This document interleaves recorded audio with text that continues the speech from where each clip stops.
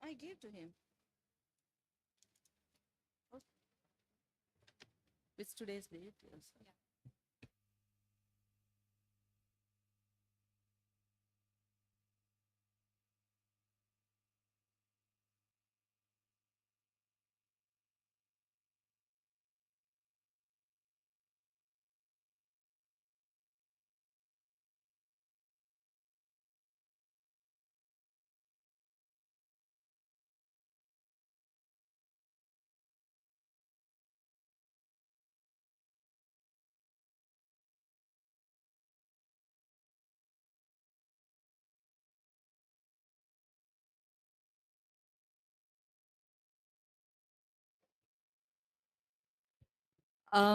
Very good morning to the distinguished guests on the diocese and off the diocese. And thank you so much again for giving this platform again to me. This is going to be my second talk from Sri Lanka. Thank you very much for this opportunity to the Director General and all the team of the organizers of VSI for your kindness. Well, the title, of course, I have included the same concept here, but I just want to make it vast, so I have made a slight changes my title, but still again plant diseases, which I'm coming from as a plant pathologist from Department of Botany, Eastern University, Sri Lanka. I'm going to talk with the inclusion of the same title. The threat of the main perception here is that the objective is to make you aware that the emergence of new diseases currently, not even in Sri Lanka, not even in India, in Asia or South Asia, worldwide, now there is a threat. Of course, while we were having the discussion during the last night dinner also, the problem is the emerging plant diseases, which is the real challenges to the farmers or to the producers in whatever the sector, including sugarcane. One of the well-known pathologists, Professor Vishwanathan, he was telling the problem is the disease still what they are facing as the challenge in this sugarcane production as well. So I just want to touch this and make you aware, being microbiologists or pathologists or the botanist, actually to give you a concern or an alarm that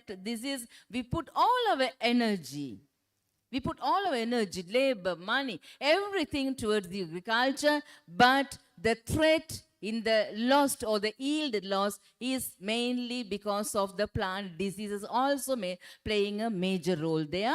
Particularly, now my concern as a pathologist, the new diseases. The pathogens can be same or the pathogens can be new, like the virus, different diseases that we get in human being. Likewise, plants also now facing the challenges of emerging new diseases. So I just want to touch that and how that make an impact on food security globally. This is the concern. So let me move on that aspect of my presentation. So if you first look at into that, simply we all do this just because of to assure the food availability to the increasing population. So this is our main concern, being the botanist or scientist. So what is the food security? That is assuring food is available to the country. Then it is accessible to the people. Though it is available, it is accessible to the people physically and financially.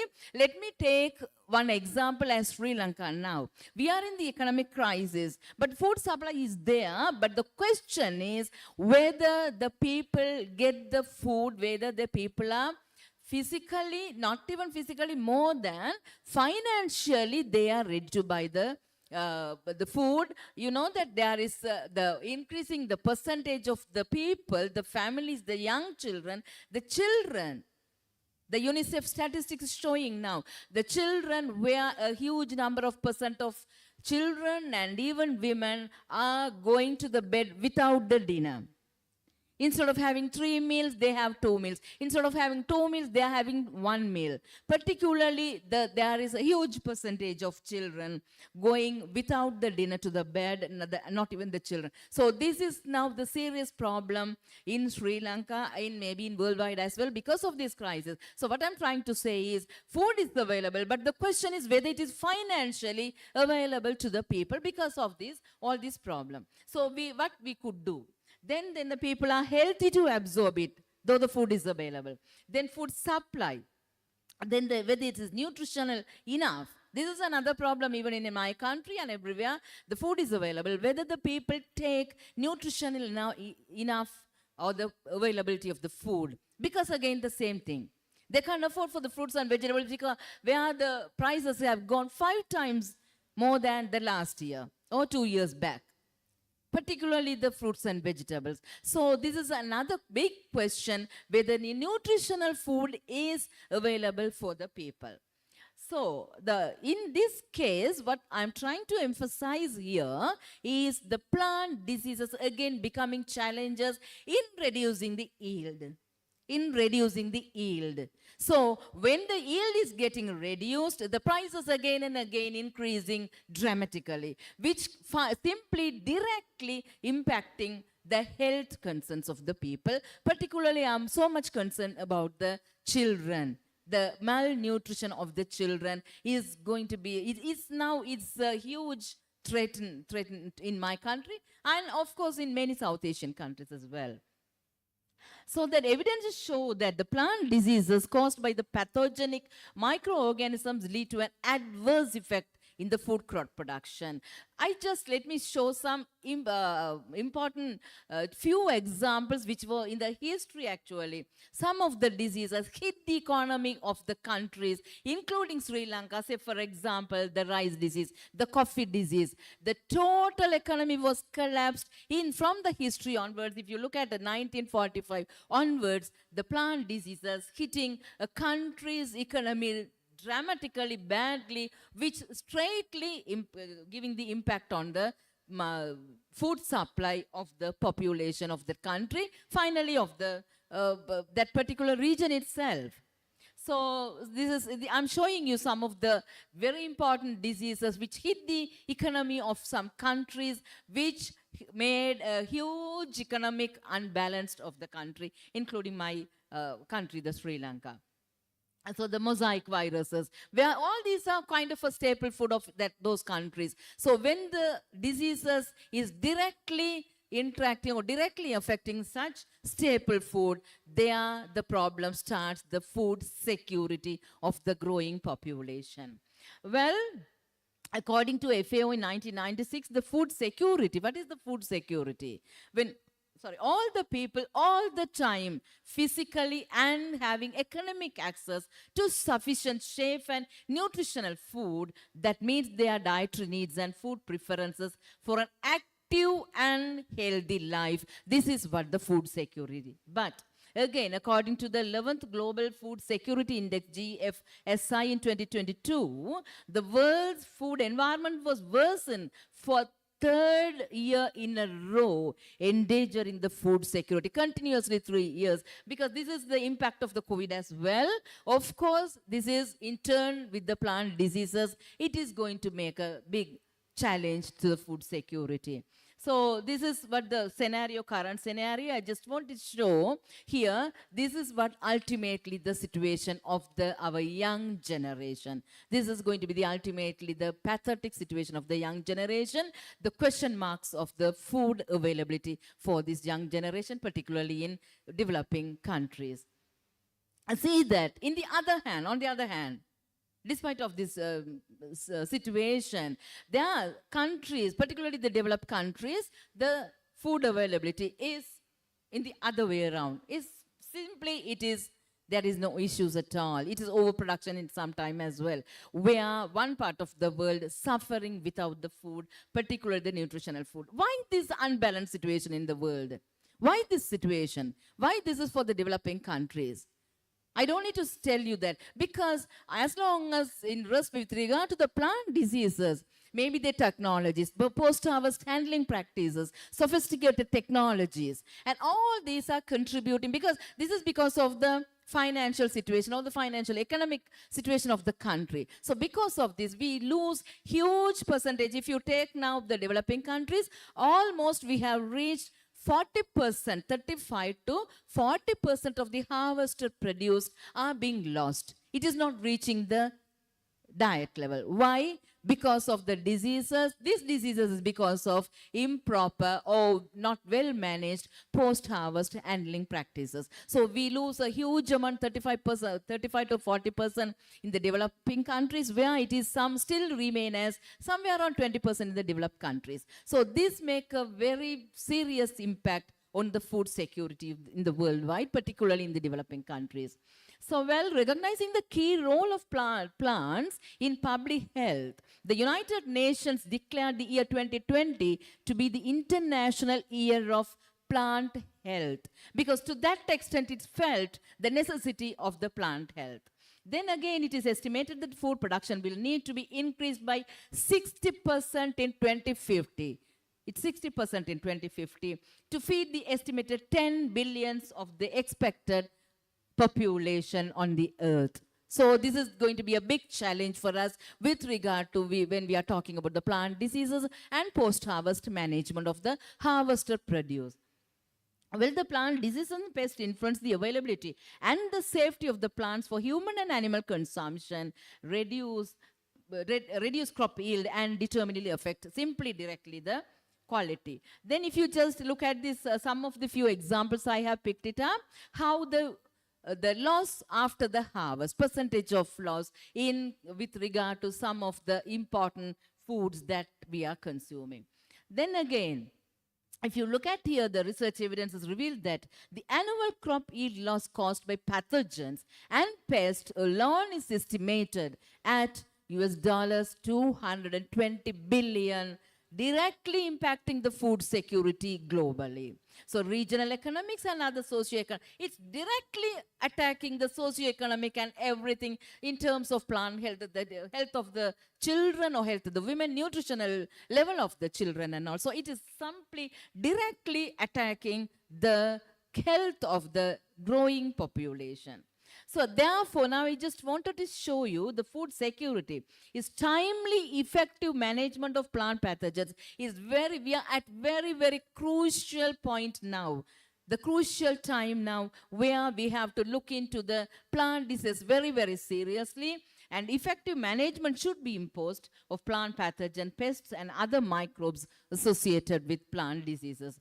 So now I just want to, with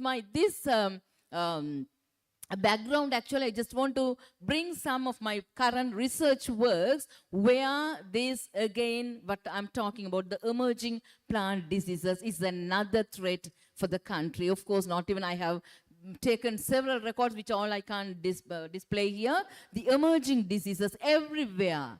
The newly establishing diseases, like in COVID. We didn't have the COVID, actually, to this level, this problem, but totally 3 years we got struck. Likewise, the plants also now facing serious challenges of the new diseases. Maybe the pathogens remain as same, or the pathogens now it is establishing the species level is going to be differ region to region, geographically, depends on the geographical pattern of the countries, and now the threat is the widespread of the newly emerging diseases. So let me pick up one simple example as an example of my current research, which is I'm now about to publish this.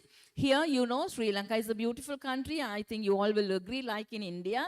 One of the major importation for the economy of the Sri Lanka is the flowers, fresh flowers. If you go to the central part of the Sri Lanka, it's like Ooty in India. It's such a beautiful, natural beauty with the flowers. Of course, that is the exporting flowers. The Sri Lanka is very famous to export the natural flowers. But when I started this study, actually, I have started to see these foliage diseases. Of course, so far, we were so concerned about the diseases in fruits and vegetables. Suddenly now we have observed the research evidence is showing within last 5-6 years, the foliage disease, the same diseases in leaves, which are directly affecting the photosynthesis, and it is simply attacking the aesthetic values of the plants and flowers. So these are one of the very, very important disease now I have picked up here as from my research.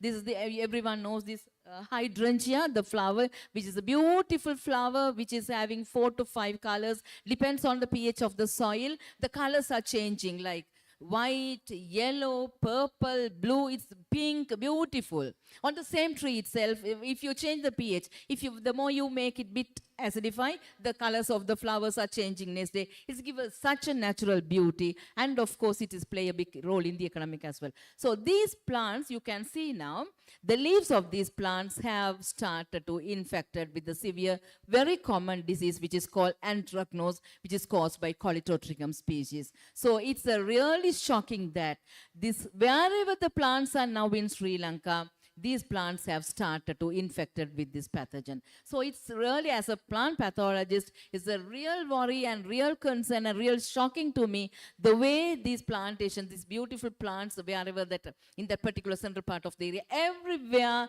these plants have been infected, which badly bringing down the aesthetic values of those flowering gardens. Of course, it is badly affected the exportation of these such flowers as well.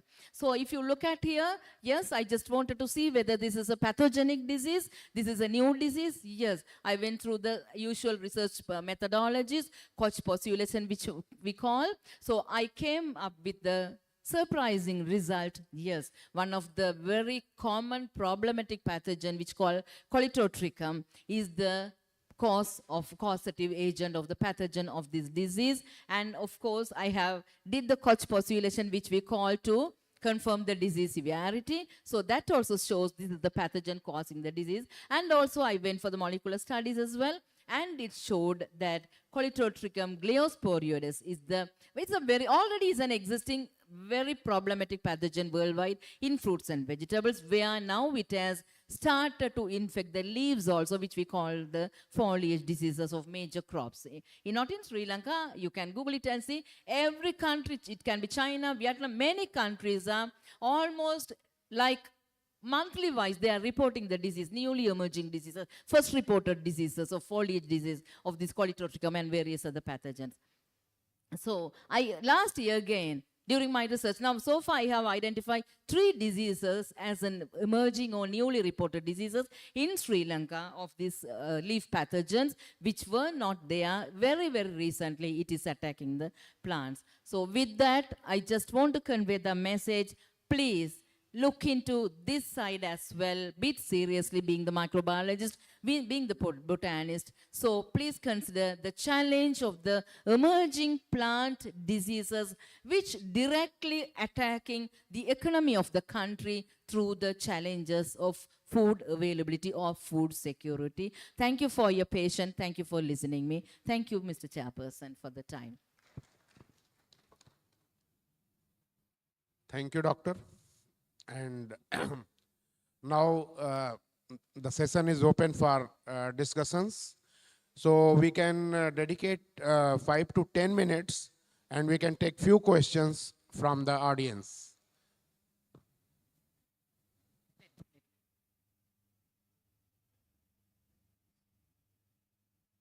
Can you give a mic to them? Can you give a mic? Somebody from organizers? Sorry.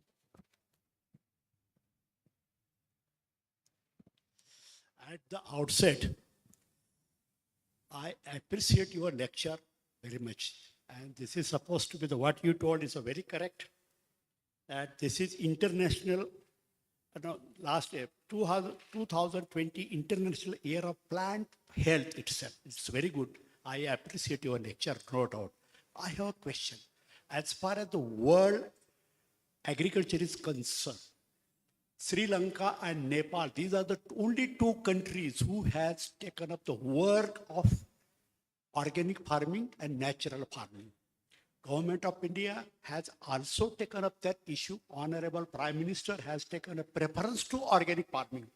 I am a chairman of Integrated Farming Research in Modipuram, UP, as a RAC chairman. There was a controversy, and people are quoting the example of Sri Lanka. There is much more failure about organic farming in Sri Lanka.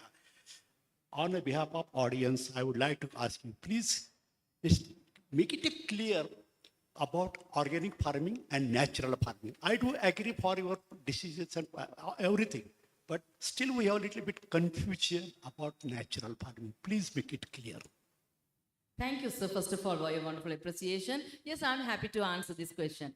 Well, sir, that organic farming in terms what we, as usual, we talk about the chemical-free farming, just simply from natural fertilizer, but it is simply, in other words, it's chemical-free because the reason is the contamination of the chemical farming or the chemical pesticides or the fertilizers has become a huge problem in Sri Lanka because it is in a beyond the control level. Because I have personally, as a botanist or the pathologist, when I go to collect the data, it's quite surprising because I did my studies in UK, my PhD, where when just give with an example I'm explaining you. In my research plants I found a small disease just starting, so immediately I just wanted to spray a chemical. My supervisor, my professor, he's just stopped. No, you can't do that. You can't do that. It is only in that bigger university in the UK, my supervisor is the only one had the certification to spray the chemical. But I got surprised. The preparation I did for 3 days to spray a small amount of a chemical. Whereas if you come to my country, you just walk by the road, everywhere the farmers are spraying day by day the chemicals, which is causing a huge pollution to the environment, and it is finally reaching our body through the food also. When this has become a serious issue because of the emerging diseases again, the cancer, kidney disease. In my province, we have established the well-established hospital for kidney, which is very famous now in Asia itself. Why is that? It was not there. Even single hospital was not there for kidney diseases. But now the government has established a hospital which is the biggest one in Asia. Why is that? There are so many cancer hospitals. Why is that? So this has become an awareness and an alarm to the government. And suddenly, only thing is they suddenly imposed, stop all these chemicals. Go for the natural farming. Go for the, organic farming. So this is what happened. I'm happy, of course, that has been initiated, but that also, since technically it is suddenly imposed there, it's brought down simply the yield of the agriculture, which again became one of the reasons for the country's economy, what we are facing. Thank you, sir. This is what actually the situation. Thank you.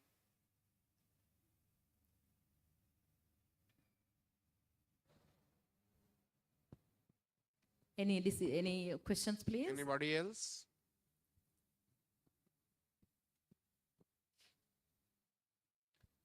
No. So, ma'am, I have a very small query. Since you are working on Coletotrichum gliosporoides, you have identified from your flowers. So, can you suggest some biological control measures for Coletotrichum? Because this is the ages-old problem for sugarcane also in the form of red rot. And we are not able, means the scientific fraternity is not able to control this disease through biological means. So do you have any clues, any idea about the control agents against? Yeah, thank you, sir. For the Coletotrichum gliosporides, so far, it is in study, actually. Researchers are going on with regard to the biological control. But with regard to many rice diseases, we have now achieving, like in India, we have been achieving these biological control methods, of course, absolutely. But for the newly emerging diseases, we are working parallelly for the biological control as well. As long as particularly talking this Coletotrichum gliosporides, we are now parallelly working with the biological control also. But in Sri Lanka so far, there is no biological control alternatives for this Coletotrichum gliosporides. But there are for other diseases, particularly for the rice disease. Yes, it is there. Thank you for nice presentation. So I think there are no questions from audience. So please Thank come you and very have a much, seat. sir. Thank you so much. Thank you very much, the audience. Thank you.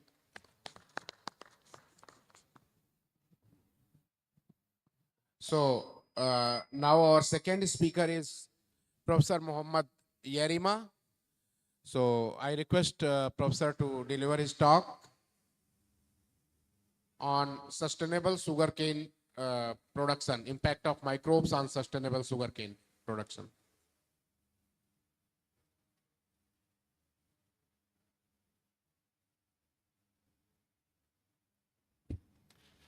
Mr. Chairman, Professor Kumar Srivastava, my colleagues, fellow speakers on the dais, distinguished participants of this conference, I stand here before you to first of all bring you greetings from Nigeria.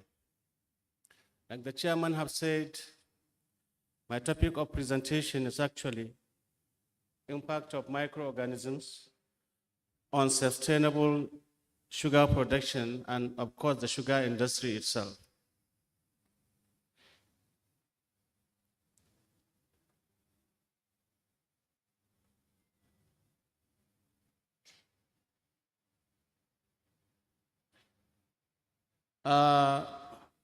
Microorganisms actually play a very important role in sugar production and the sugar industry.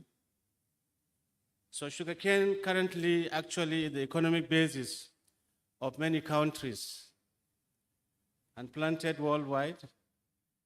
It is the most promising crops for generating clean energy and of course predicted to become the second largest source of energy in the world by the year 2030 and beyond, of course.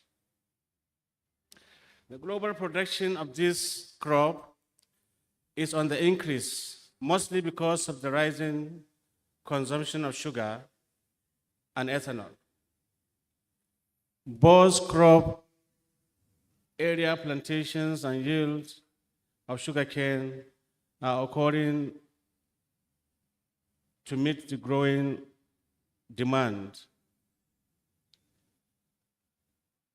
Nigeria is one of the sugar producing nations. And you can see from this map, areas in Nigeria painted green are those areas where sugar production is done in commercial quantities. We have a lot of sugar, like I'm going to share some slides with you, but unfortunately what we lack is processing technologies like India, China, and others.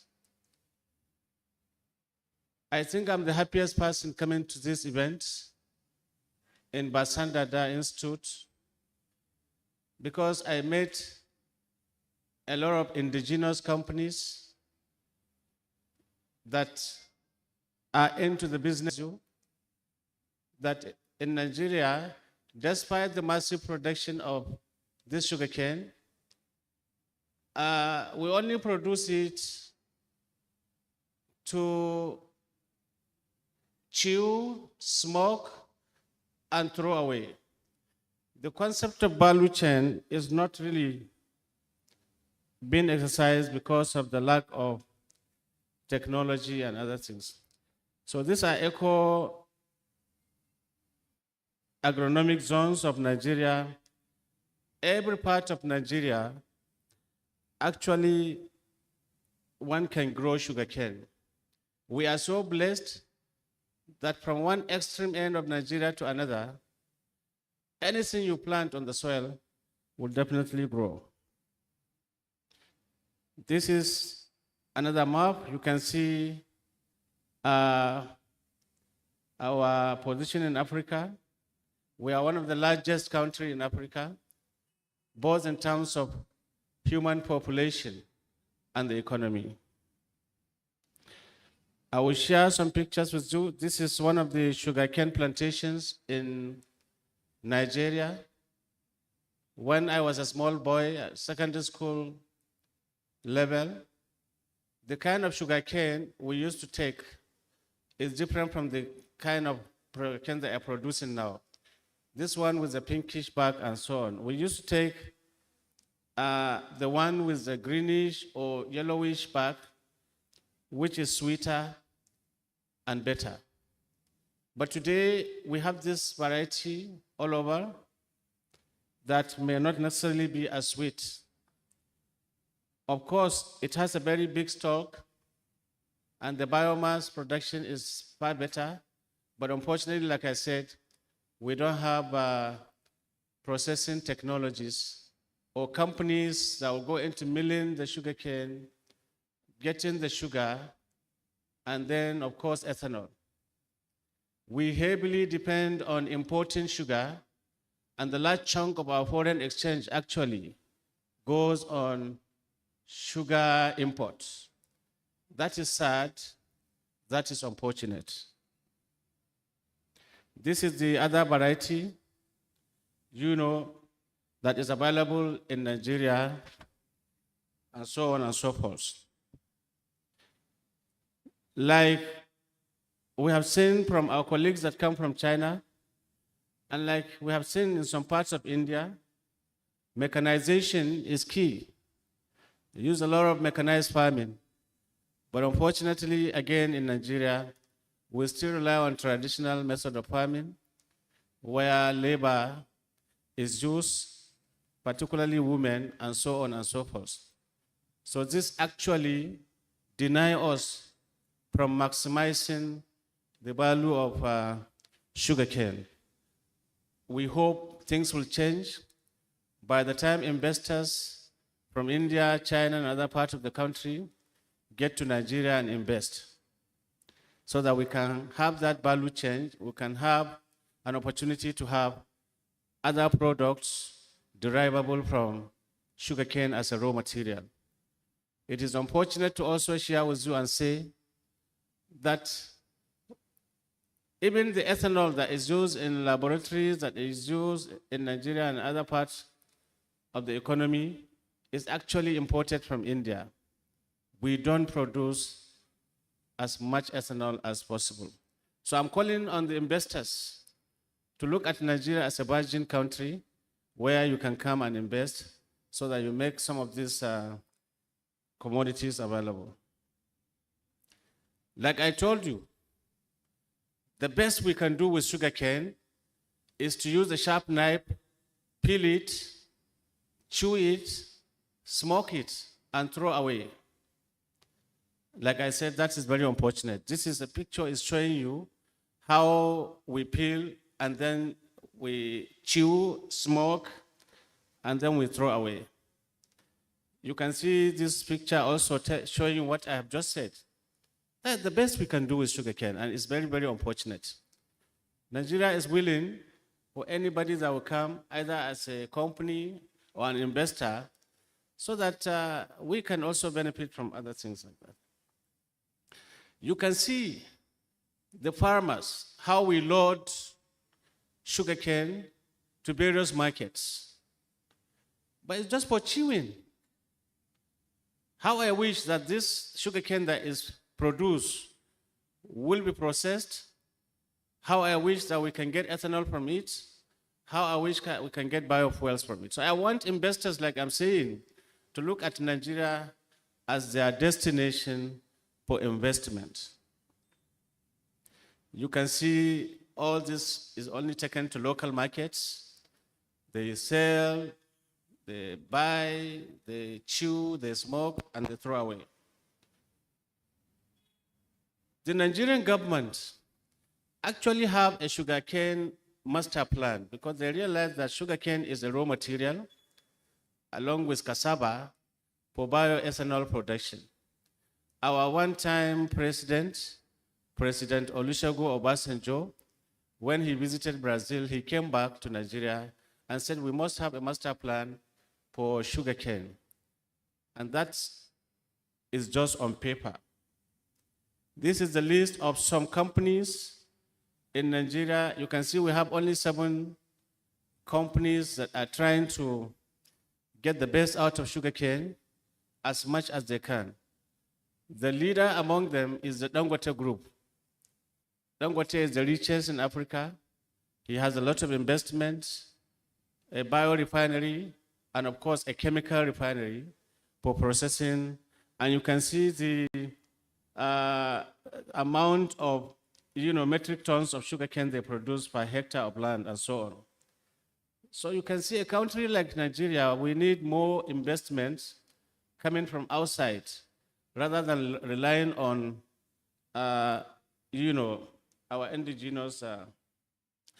Now, coming to the impact of microorganisms on both crop production and processing, it's quite critical to achieving sustainability, just like my colleague from Sri Lanka have said. Bacteria such as leuconostoc species and some acid-producing bacilli are usually found in the interior of the cane stalks immediately after cutting. These areas provide sugars, exudates for bacteria to colonize and begin to infect. Other bacteria such as Xanthomonas species and Aerobacter produces mucoids.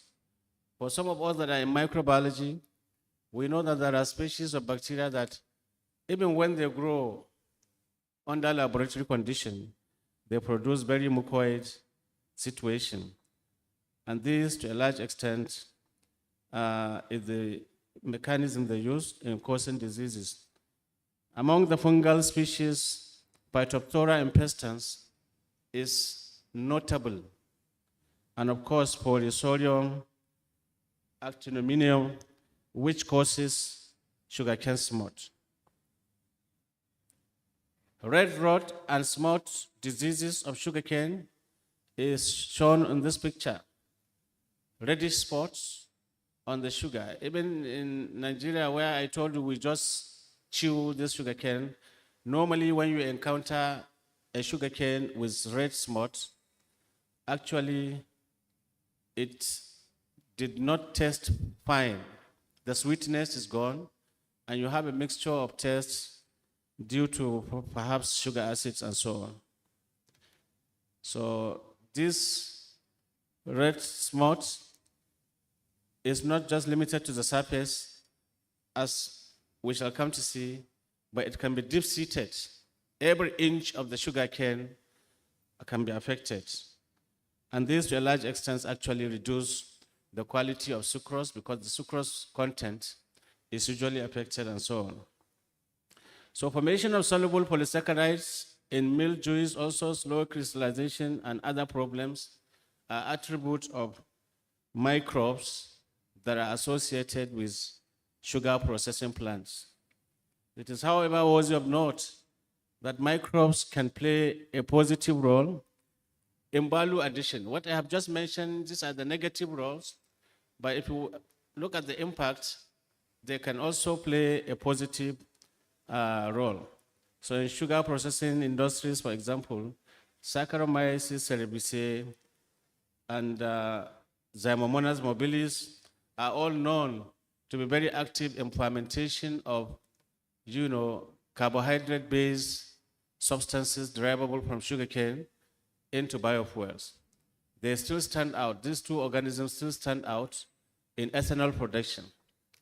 So different strains of Saccharomyces cerevisiae may be available from one region to another.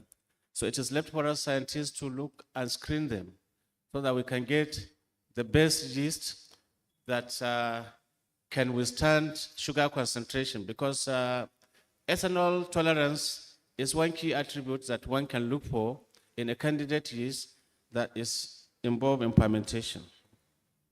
So ethanol is one chemical also with many uses. Many at times we limit the application or the use of ethanol. Here we just talk about the use of ethanol as an energy substance for energy use. But ethanol is very important in cosmetic industries. Ethanol is very important as a disinfectant. Ethanol is very important in pharmaceutical company because it is usually used as an organic extractant. to extract active substances from plants and so on. So the value chain, if you use sugarcane processing waste, the value chain is very attractive because we don't only use ethanol for energy, but we can use it for application into pharmaceutical industries and so on. And of course, in the brewing industries, ethanol is the major ingredient of wine and beer. So ethanol as a substance, can also be used as food because beer and wine, by all classification, they belong to classification of foods that is called beverages. So they are beverages actually. So now looking at both negative and positive impact microorganisms play in the sugar industry, it is noteworthy that, an evolutionary technology or tool which emanate from bacterial system again. It can be used to solve this problem of negative, or it can be used to enhance the positive problem. And this tool or technology sometimes, and in some bacteria, certain enzymes, nucleases. The technology, the tool I'm talking about is the genome editing. You could recall, apart from the traditional breeding, technique that we use, that actually is more laborious and it takes a lot of time, and the selection of whatever varieties that will come takes a lot of time, genetic modification technology was introduced. Okay, you can get a gene from anywhere, and then you introduce it into any biological system to work. But the problem, this leads to the generation of genetically modified organisms or genetically modified foods. And these genetically modified foods, we all know the kind of controversies they create all over the world. There is problem of acceptance. There is problem of cultural and religious injunctions that is not possible. Some people don't look at the science, but they look at possibility, for example, of getting a gene from a pork or any porcine, for that matter, and introduce it into sugarcane or any food. So there could be religious injunctions, especially from Muslims. Muslims don't eat pork, they don't eat porcines. So that really creates a lot of problem. There are cultural settings that are known to take certain foods only, and by the time you introduce any new thing in the name of GMOs, they really reject it. So these controversies is what led to, the use of genome editing, where restriction enzymes, are used. Genome editing is to look at the gene sequences of the sugarcane or whatever organism you want to edit, and then you now rewrite that gene, or you now trace the genetic sequence that favors infestation from the pest or from the pathogen, so that you can now disrupt that host-parasite relationship. And the moment you're able to, disturb the host-parasite relationship, then the pathogen will not be able to initiate any infection, and so on and so forth. I think this is the latest technology. Here, you are not bringing any gene from outside, through transgenesis, but you are editing, the existing gene sequence in the same organism. Happily enough, I will tell you that African Union Development Agency, which has its headquarters in South Africa, secured a project, a multi-billion-dollar project for genome editing technology in order to fight hunger in Africa. And I happily inform you that I'm a member of that team, and we are targeting more than 20 African countries who has accepted genome editing. And we are on. The project will last up to 2026, and we are going to use this kind of technologies to actually solve problem of disease in our food crops, problems of productivity, and so on. So the tool is called genome editing, like I said, or genome rewriting. Here the pathogens of sugarcane and the sugarcane itself can all be edited in order to create. So genome editing is site-specific. site-specific. That is only target sequence of the DNA are affected, and modifications are incorporated into genomic DNA using DNA repair mechanisms. For some of us that are microbiologists, we know that naturally some bacterial systems, when their DNA suffer from mutation, they have an inherent ability or capacity to actually repair that damage.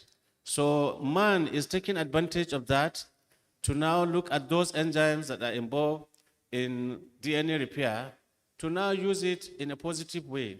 We can use the same repair to get defective gene in a crop or in an animal, in order to make good things happen.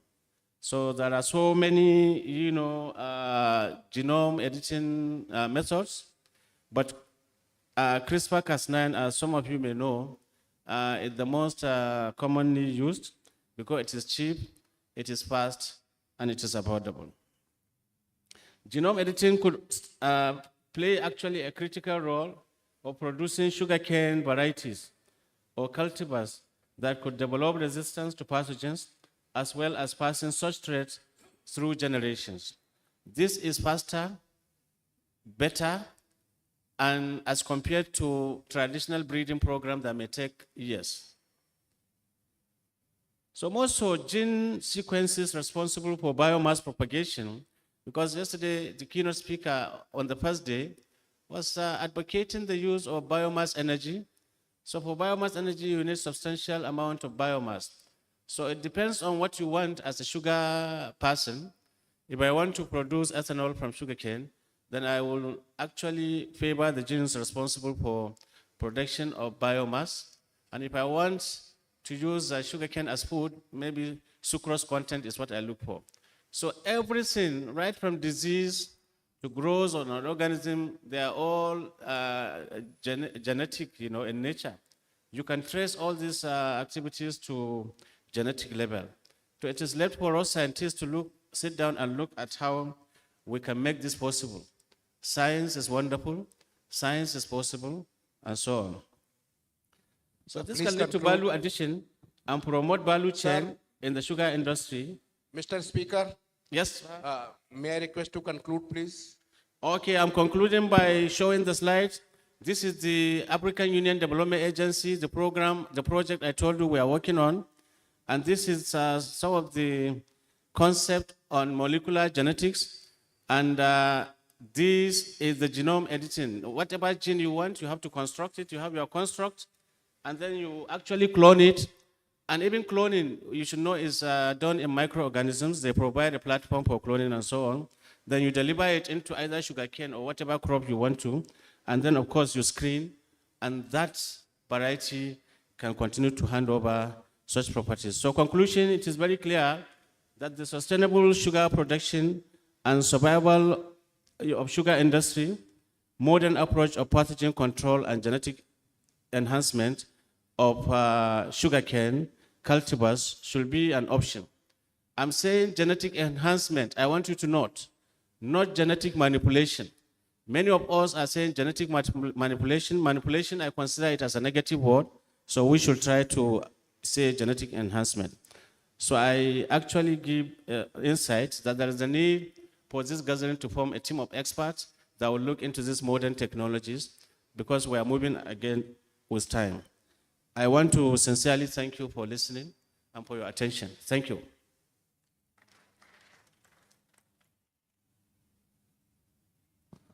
Thank you. And now the session is open for discussion.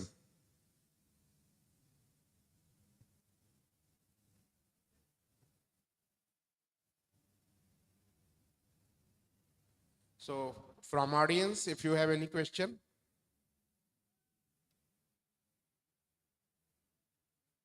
Okay, no questions, but I have few queries. Okay. Hello. Okay, somebody's there?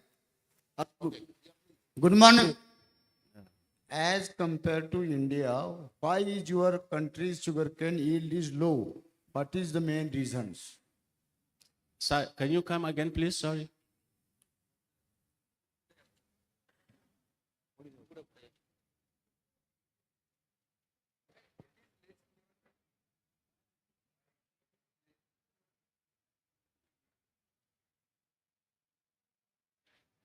Yeah, I think your question is why is sugarcane production less in my country than India, right? That is one. Okay. You see, like I told you, in my country, there are challenges. One of such is commitment on the part of government to popularize sugarcane production. Leaders in government prepare to import because a lot of money is involved. That at the detriment of local production. But I think the new government that came in last 6 months, they try to revive this policy of sugarcane, local production of sugarcane, because sugarcane is very, very expensive now in Nigeria. I mean, many families actually take their meals without sugar because they cannot afford the cost. So the president now relaunched the sugarcane master plan and policy. So the reason is basically government commitment. And now we have a commitment from the current president, President Bola Ahmed Tinubu, to actually revive that. Thank you. For increasing the per hectare yield recovery, are you adopting varietal and seasonal programs as per in India? Sorry, I didn't hear you well. Can you? Okay. Hello. Yeah, go ahead. Are you planning varietal planning for achieving the maximum yield? Varietal planning for enhancing the yield in your country as like in India. Why were you saying? Are you using the improved varieties to enhance the yield in your country as like India? Yeah, exactly. Nigeria was one of those countries that accept GMOs, so improved varieties of sugarcane. That's why I show you in the picture. The one with pink is actually more popular. So Nigeria really accepts, like India, we accept anything science in order to fight hunger and promote living. Thank you. Okay, thank you, sir. Thank you. Anybody else? Is there any precise procedure to differentiate genetic enhancement and genetic manipulation? You said I should explain any procedure? Is there any specific procedure for manipulation of genetic enhancement and genetic manipulation? Yeah, How we what can I'm saying, differentiate? what I said in my lecture is that when you alter a gene sequence of an organism, some people usually refer that to genetic manipulation. But you know, this alteration of gene sequence, genome editing, GMOs, is demand driven. It is for a purpose. It is actually for enhancement. So I caution the use of the word manipulation because I said manipulation is a negative word. So it is better to say enhancement, genetic enhancement, rather than, manipulation. So enhancement is more positive than That's why I'm manipulation, yes. Thank you.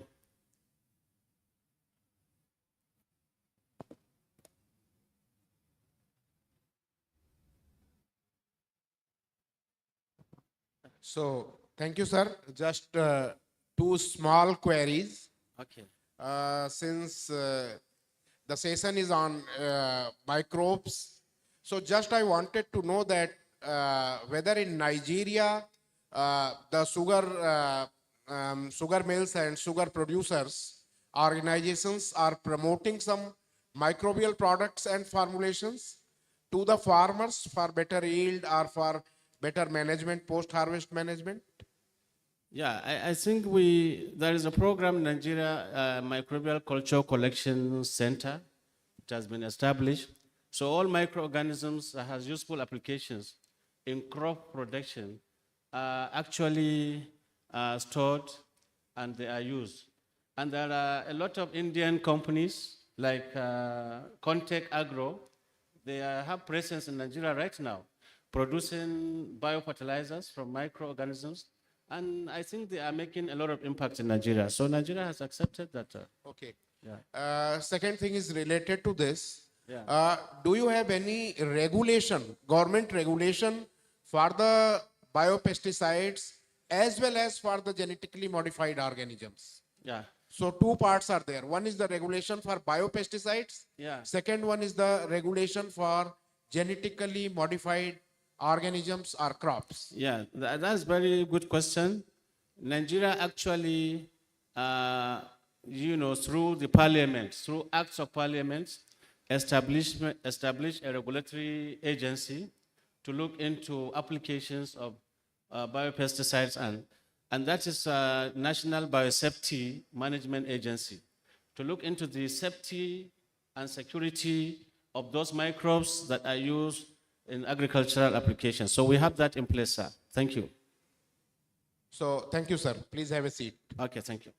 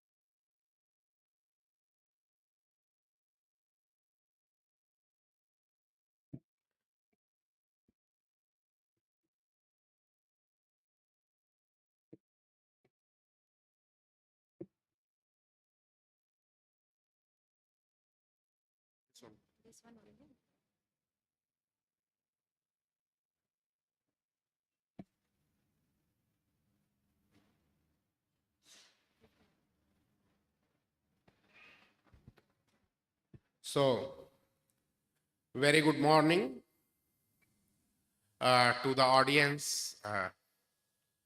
At the outset, I wish to thank the organizers for giving me this opportunity to interact with you people here in the conference. Specifically, I am thankful to the microbiology department, the faculty, specifically Dr. Sudha and others. And just I welcome some of my fellow colleagues, ICR colleagues. I could see here my esteemed chairman RSC for the farming system research and few other colleagues which I could see. So welcome you all here in very important session. And before my talk, just I wish to take a couple of minutes to introduce my institute here. Actually, I come from one institute named National Bureau of Agriculturally Important Microorganisms. This is the ICAR Institute, which deals with all sort of microbial genetic resources, its conservation, its maintenance, and its application in agriculture. So the institute is located near Varanasi in Uttar Pradesh. It's 120 kilometers far from Varanasi. And we are the custodian of national wealth. This institute is unique of its own kind, even among the bureaus. Within ICR system, you might be knowing that there are 5 bureaus, deals with different commodities like plants, animals, insects, fishes, and 5th one is the microbes, which I represent. We are the only institute in Southeast Asia who are having the status of International Depository Authority for the agriculturally important microorganisms under Budapest Treaty by World Intellectual Property Organization. So that is the uniqueness. In addition to that, we are mapping the microbial diversity of the country, not only the rhizospheric microorganisms associated with different crops, as well as we are mapping the diversity from forest, from extreme regions like mangroves, like the psychrophilic conditions like hypersalt, hypersaline conditions, etc. Here now the topic given to me is the conservation, maintenance and utilization of agriculturally beneficial microorganisms, a holistic approach to the sustainable agriculture. So since audience is like heterogeneous, what I think that in addition to microbiologists, there are the workers, researchers, as well as practitioners and students of different disciplines. So I will try to just keep myself restricted for few of the general things only, just to sensitize you, just to have a glimpses of microbes which are important and what are they doing. Uh, just the first speaker of this session has already narrated in a very beautiful manner that what the challenges we are facing uh, specifically in agriculture. So you know that there will be the expected population of 9 to 10 billions by 2050, and we have the greater responsibility to feed all those populations, not only the human populations, but our livestock, our other animals, everything which is residing on earth are directly or indirectly dependent on the plants. So this is our responsibility of judicious use of our resources for a sustainable kind of agriculture, because in our country we know that because of the uh, green revolution, that was the uh, uh, uh, demand with the time that we had to feed our huge population, and we had to become the independent food secured country. But as a side effect, or as the some of the associated effect of green agriculture was, we lost our crop diversification, we lost the health of our soil system because of the excessive use of fertilizers, because of the certain high yielding varieties, because of the plant breeding programs that favored a certain kind of development in favor of a crop. So crop diversification lost, microbes also lost with associated with those wild species, as those underutilized crops in our country. So our soils are becoming day by day becoming the imbalanced kind of soil, where the nutrient imbalance is there, where the microbiological ecosystem imbalance is there, and we presume, we hope, and we work for the restoration of those kind of soil system. And when we talk about all these things, I would like to say that the last revolution in agricultural yield was delivered by a combination of the genetic engineering, chemistry-based intervention, mechanization, and improved crop management. But what is the next? So next one may be very well come from influencing the microbial communities. Now the importance of microbial communities is being recognized by each and every sector, not only the agriculture, but the pharmaceutical industries, but some industrial interventions related to the agricultural byproduce. So now the importance has been well recognized. Now the time has come that how to channelize all those informations which we already have with us, as well as the informations which are coming with the advancement in our research programs. So multiple studies have supported that the soil microflora are responsible for greater crop yield, and indicate that even the microbiome, the plant microbiome, plant microbiota, which already reside inside the crop, they are the major players for the crop health and their capability to cope with the biotic as well as abiotic stresses. Even when it comes to environment, I think that some of the environmental scientist is also here. So when it comes to environment, microorganisms are known to help to regulate the uh, aberrations as a result of climate change. That is also there.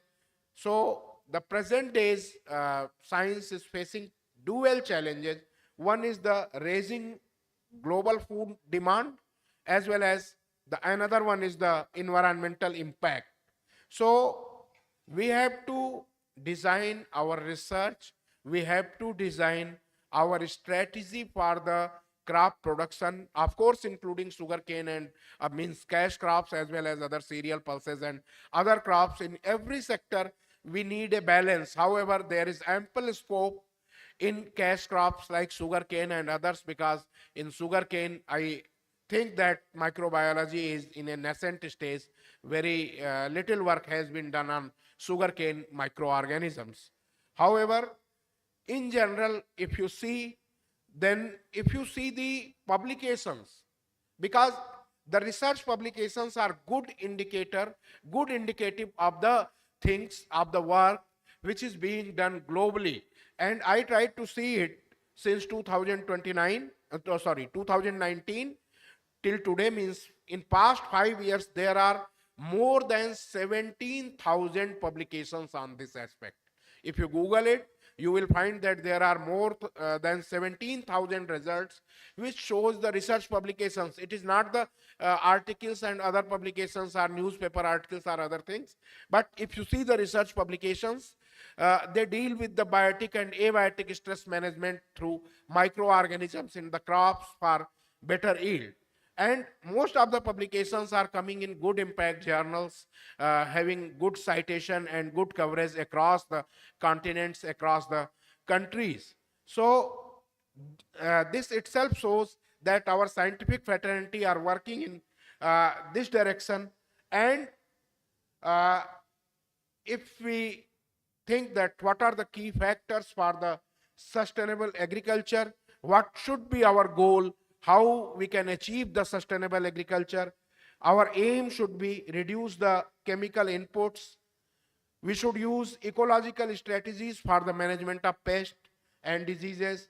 Then nutrient cycling is another important thing, to bring back the nutrients in soil, to bring back the soil fertility and soil health, and expanding the production to meet the need of growing population. So there are different ways and means for the sustainable agriculture, right from agroforestry, intercropping, crop rotation, manuring, then bioagents, conservation, tillage, and green manuring. And most of these are directly or indirectly related with microorganisms. If you see what the microorganisms are doing, they are helping in soil processes, they are helping in ecosystem functioning, they are helping in food and nutritional securing pillars. They are the major players for nutrient cycling, you know, carbon and nutrient cycling. They are the contributors for even carbon sequestration and soil carbon in the soil, organic carbon in the soil. They are players for the bioremediation, degradation, immobilization, and modification in the soil system. They are the players for other things to maintain the soil biota and soil formation, as well as plant soil interaction, etc.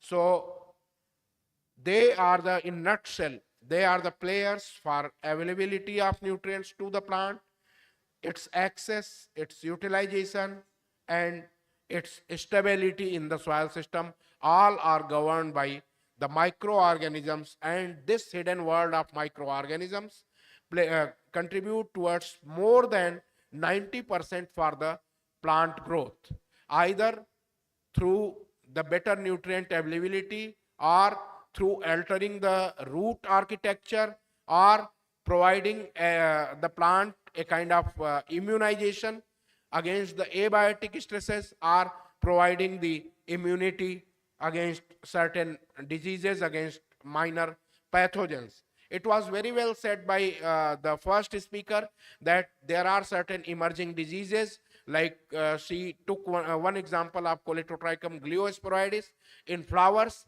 But in our country, in India, the challenges are even more. Because I will cite one example, since I could not make my presentation in that direction. The earlier program was given to me where some of my colleagues from IRI were supposed to deliver the talks, like my colleague Dr. Archana Suman and Dr. Lavalin Shukla. So I purposefully skipped the presentation which was expected by them.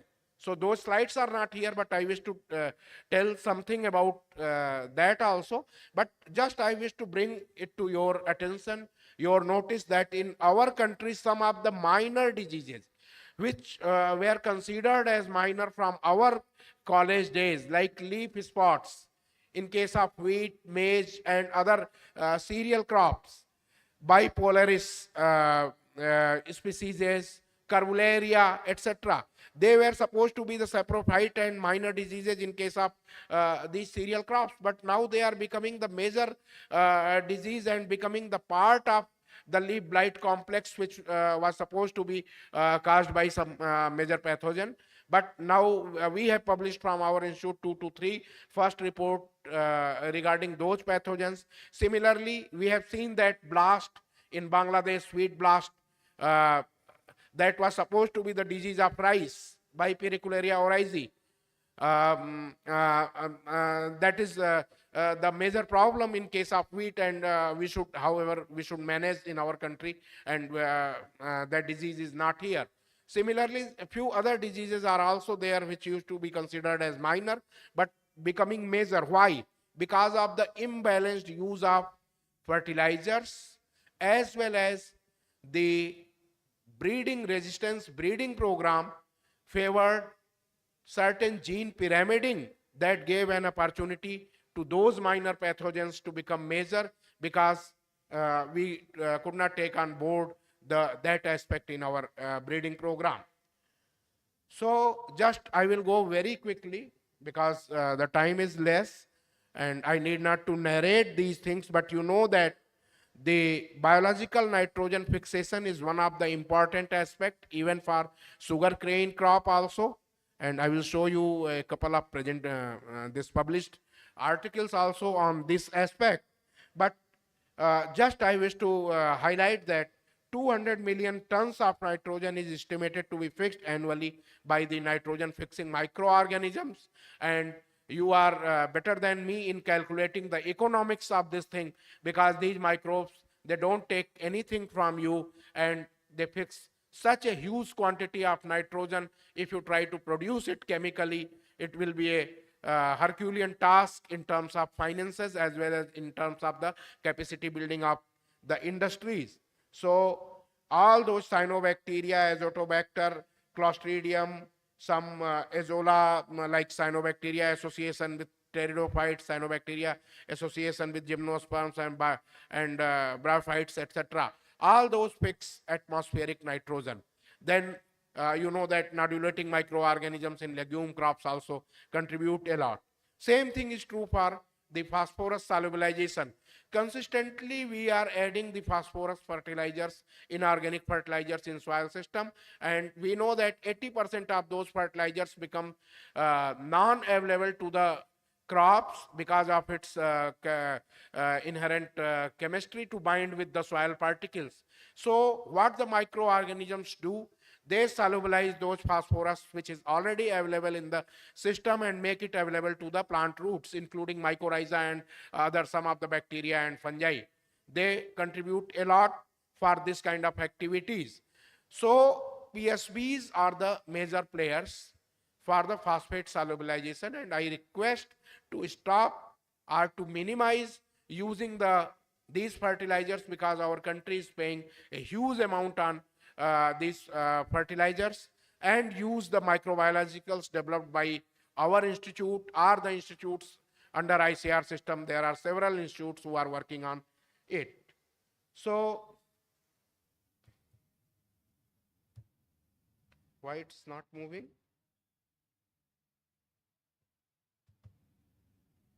Okay.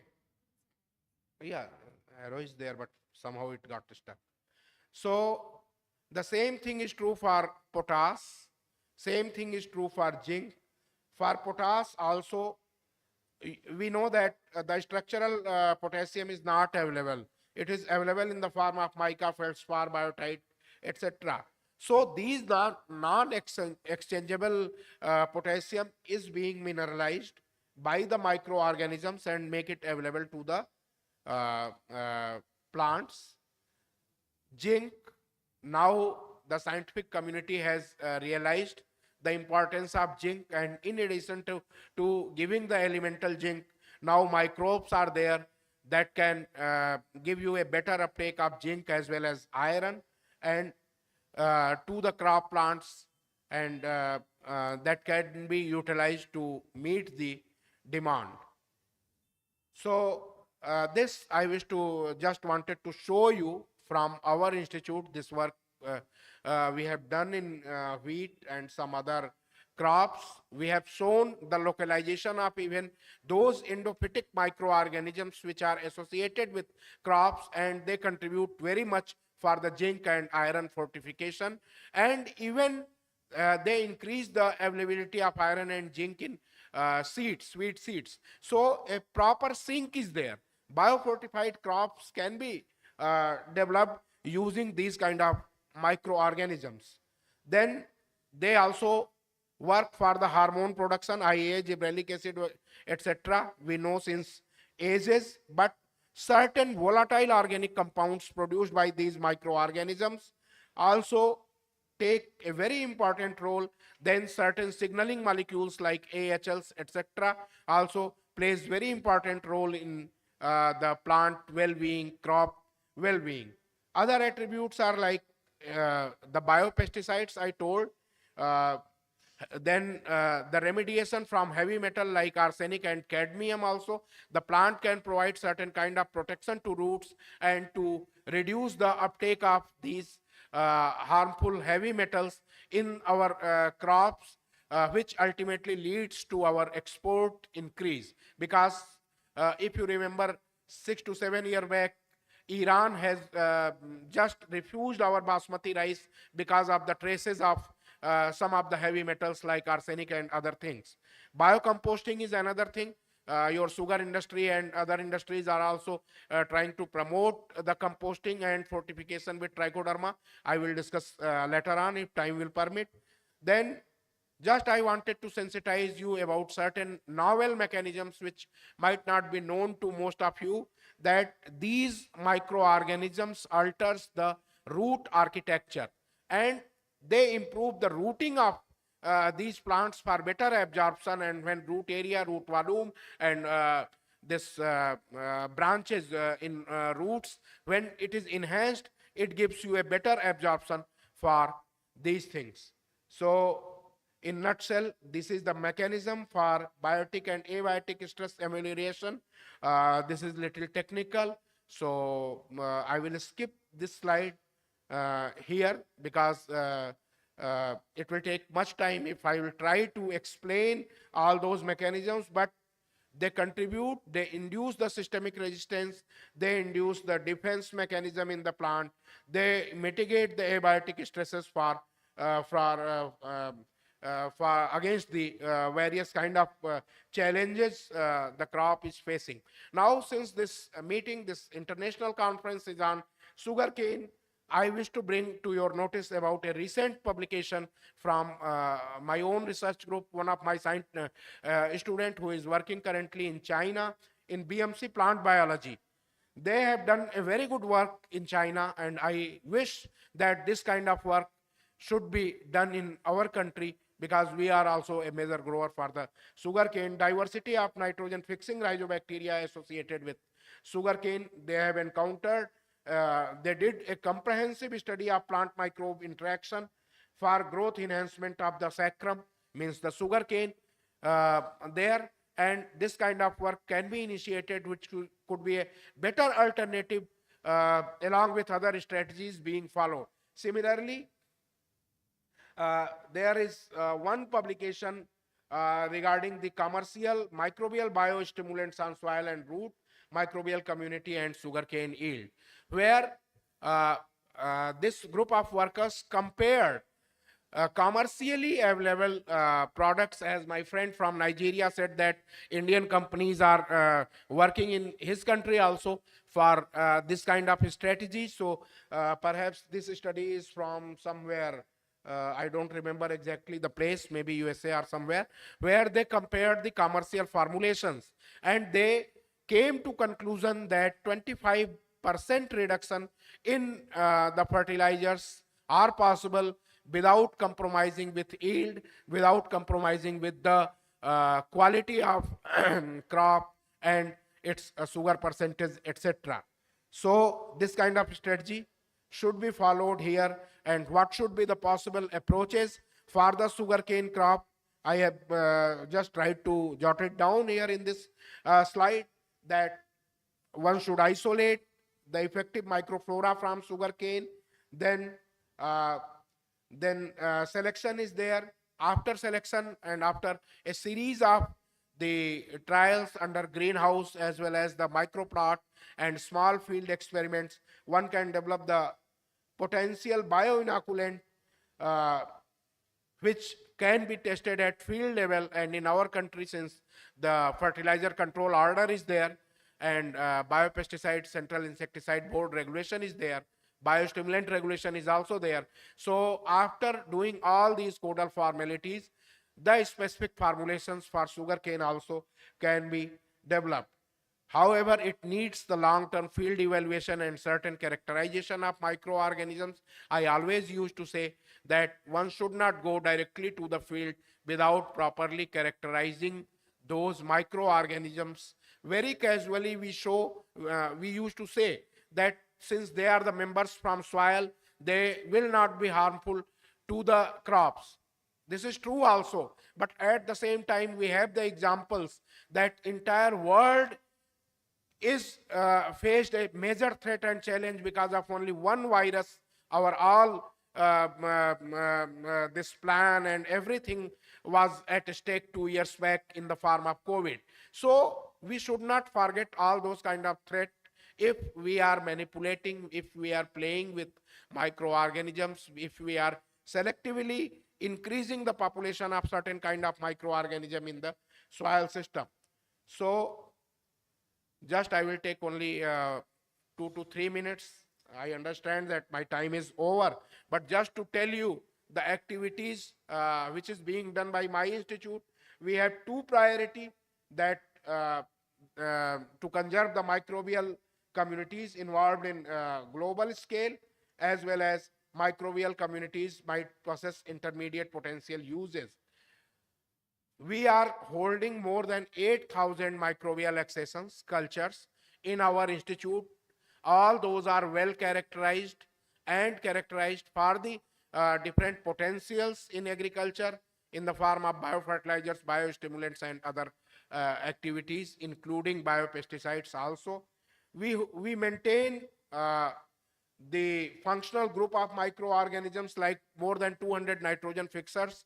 We have characterized more than 1,500 P solubilizers, more than 400 potassium mobilizers, and so on.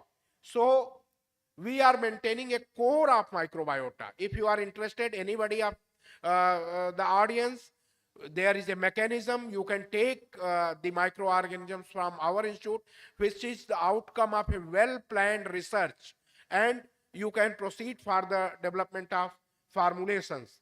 Then we are having the facility for the industries as well as the public sector organizations for the registration of microorganisms. You can register your microorganisms for a soft kind of protection to your research with the institute. We are having association with these public and private sector organizations, and I am open for the collaboration with the industries as well as with the with public sector organizations on various spheres, even sugarcane industries. I am open. I have asked sometimes to my friend also that if there is any plan, any scheme comes from sugarcane industry, we are open for collaboration for development of the solution for some of the things, like even the ages old problem of red rot of sugarcane. We can work. We have developed the certain formulations with technology readiness level 1 to 7.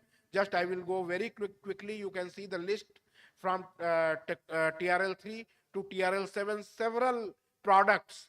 Some products are ready for commercialization like BioGrow, BioFast, BioFast Plus, BioZinc, BioPotash, BioSanjeevani, BioCompost, BioShakti, and BioShakti 2. So this kind of formulations are ready. We have validated this. I will not take further any further time. Time is running short, but these are the results. If you are interested, we can discuss later on. So I will go very quickly, and will with Uttar Pradesh government, we are working with their biofertilizer production units, 10 biofertilizer production unit, and this year we targeted to distribute 17.5 lakh packets of biofertilizer to the farmers. Same thing we want to collaborate with sugarcane industries for the sugarcane farmers. We are working for the Indian soil microbiome project, where we are just conserving all sort of microorganisms, and we are having more than 10,000 formulations, explorations from different countries. So thank you very much. Thank you. So questions are invited. If you, yeah, sir, please.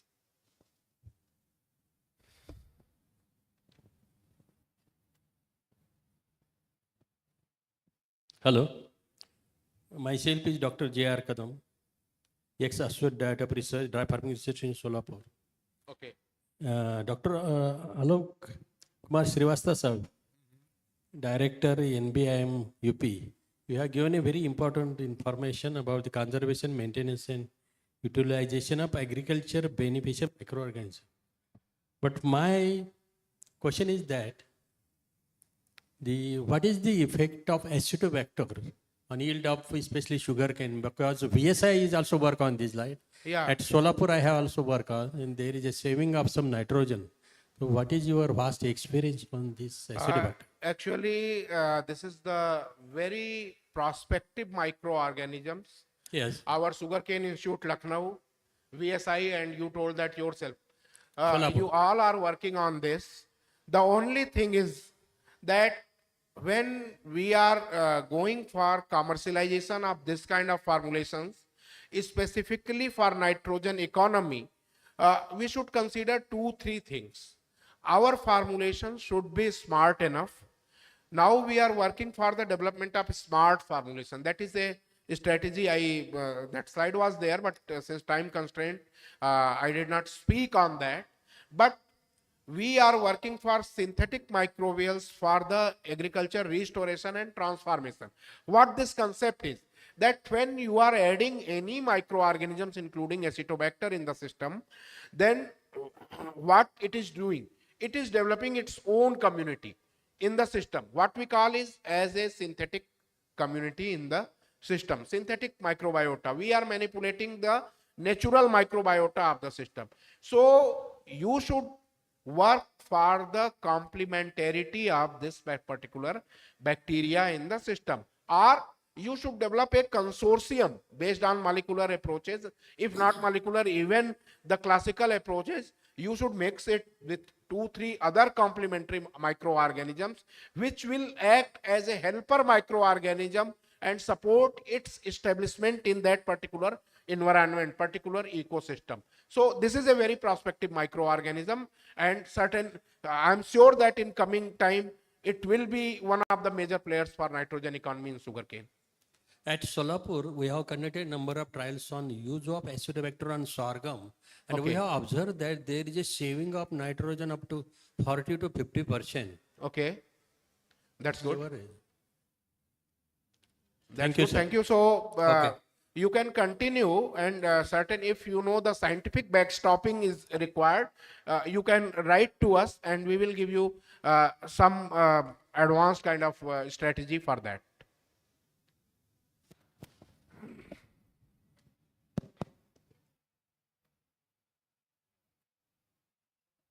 Sir, you've given a very good lecture on the microbial importance in agriculture. I am Senthil Kumar from NSL Sugars. I am the vice president. Okay. So I have some questions with regard to industrial perspective, with regard to this. So actually, if you see in India, actually in subtropical region, we are having this red rot in sugarcane. And also we have Bukka Boeing. Yeah. It is in tropical region. And also OLD, of course, it is a viral one. And also we have a lot of diseases like smut, rust, everything is there. And also with regard to insect pest, we have ESB, early shoot borer, internode borer, top borer, then white grub. These sort of insect pests are also damaging the crop. we want a specific recommendation for each and everything regard to bio control measures. That is number one. Number two, now it is the period, it is a time for this carbon sequestration, and also we are reducing the carbon emission because of global warming. And also we are getting some carbon credit also, and also it's being marketed. Farmers themselves can do carbon farming, and also they can also have economic benefit out of that. So what is your recommendation with perspective to this microbial participation in sugarcane agriculture? Okay. And Thank you. also one more point, this trash composting, and also this pressmud composting. So in market we have so much microbial consortia, and also there should be some specific thing that so that that composting can be done effectively. These are not my questions. These are, I am asking some suggestions on this. Okay.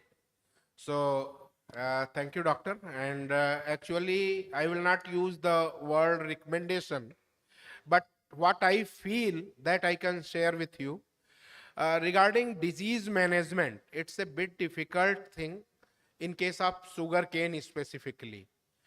Because of certain practices, it's a very long duration crop, and most of the time through irrigation and others, the red rot spread is there. That's why it is difficult to manage. However, some progress has been done by our Lucknow and Coimbatore Institute.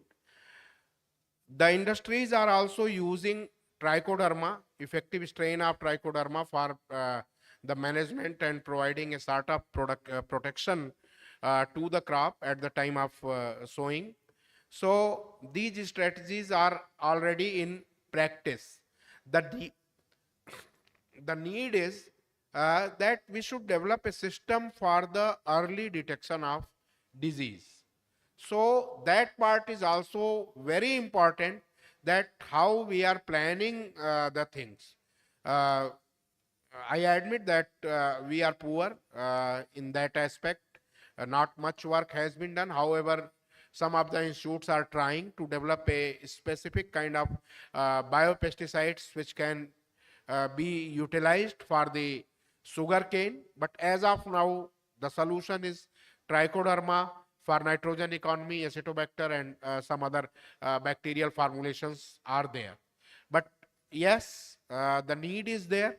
Your second question was also related to the management, like the fertilization. For that, we have effective microorganisms, but it is not commercialized yet. So very soon we will be in the position to offer you a solution for some of the nutritional requirement of your crop. Regarding waste management, yes, we have the rapid decomposers which is available. If you utilize that, you can considerably reduce the composting time of your waste. There is a package of practices for that, and my institute is working for that. A group of scientists is there, so you can contact, you can write to us, and we can develop that kind. We can provide you some of the effective microorganisms that can fortify the final product after composting, as well as that will shorten the composting time. But in nutshell, since now the sensitization and awareness is there for this particular crop, use of microbiologicals for this particular crop, so I expect some fruitful progress in coming years, maybe 2 to 3 years. Thank you.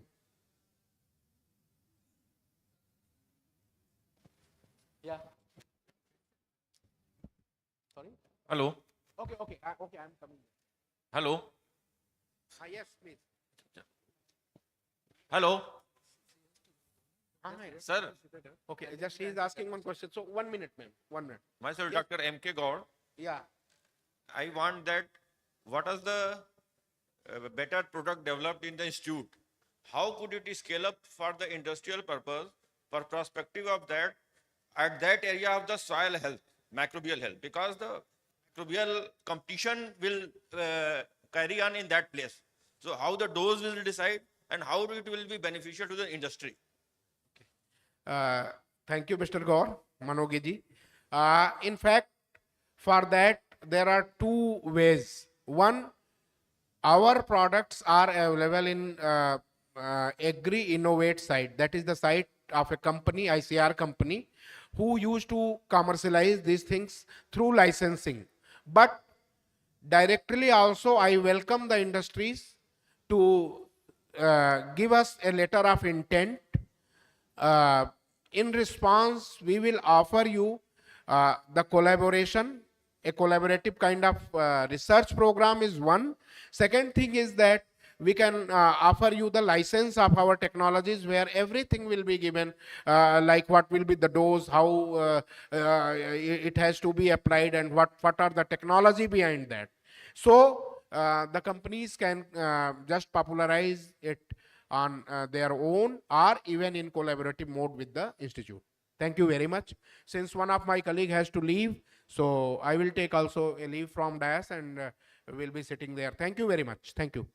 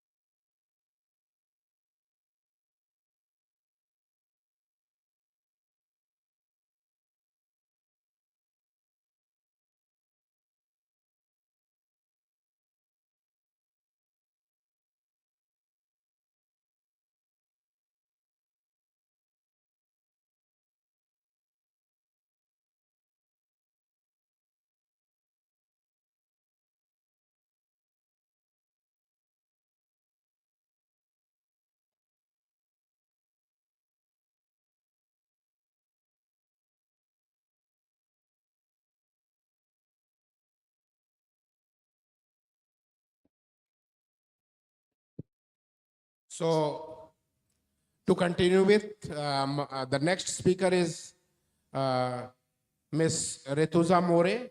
She will be speaking on recent development in agriculturally beneficial microorganisms. And since we are running out of time, I request ma'am to just finish, if possible, within positively 15 minutes. So, Dr. Sir, I have one question for you. Excuse me, sir. I have one question for you. I'm in micropropagation of tissue culture plants through in my lab. I'm interested that do you have a technology to use endophytes for imparting any immunity or resistance against red rot to sugarcane plantlets at tissue culture stage? Actually, specifically for sugarcane, we don't have, not yet. We are having the endophytic formulations, EndoBio 1, which works very well for tomato, for other, some of the vegetables. So we have to test. If you are interested, we will make some small trials on sugarcane, and I'm sure that because we are having a good repository of endophytes.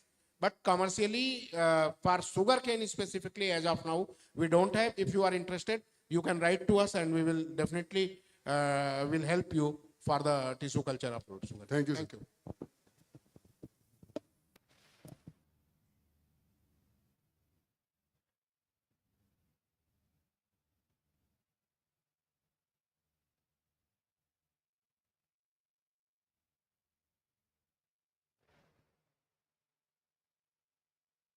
Very good morning to all of you. Respected chairperson, all scientists and dignitaries on the dais, and my dear friends and scientists from all over the world. Today's my topic for the discussion is recent trends and future outlook in microbial byproducts and their metabolites for sustainable agriculture. From morning we are discussing about the microbes, their role in the agriculture and their metabolites too. I will throw some more lights on the same aspect. So, microbial byproducts and their metabolites, they contribute lot to the soil and plant health management for sustainable sugarcane agriculture. So, as you know, microbes driving the force for sustainable agriculture. They are the main force for the sustainable agriculture because without intervention of microbes, not a single molecule of any elements is recycled in the nature. So, these microbes are exploited as biofertilizers, biofungicides, biopesticides, as well as bioweedicides too.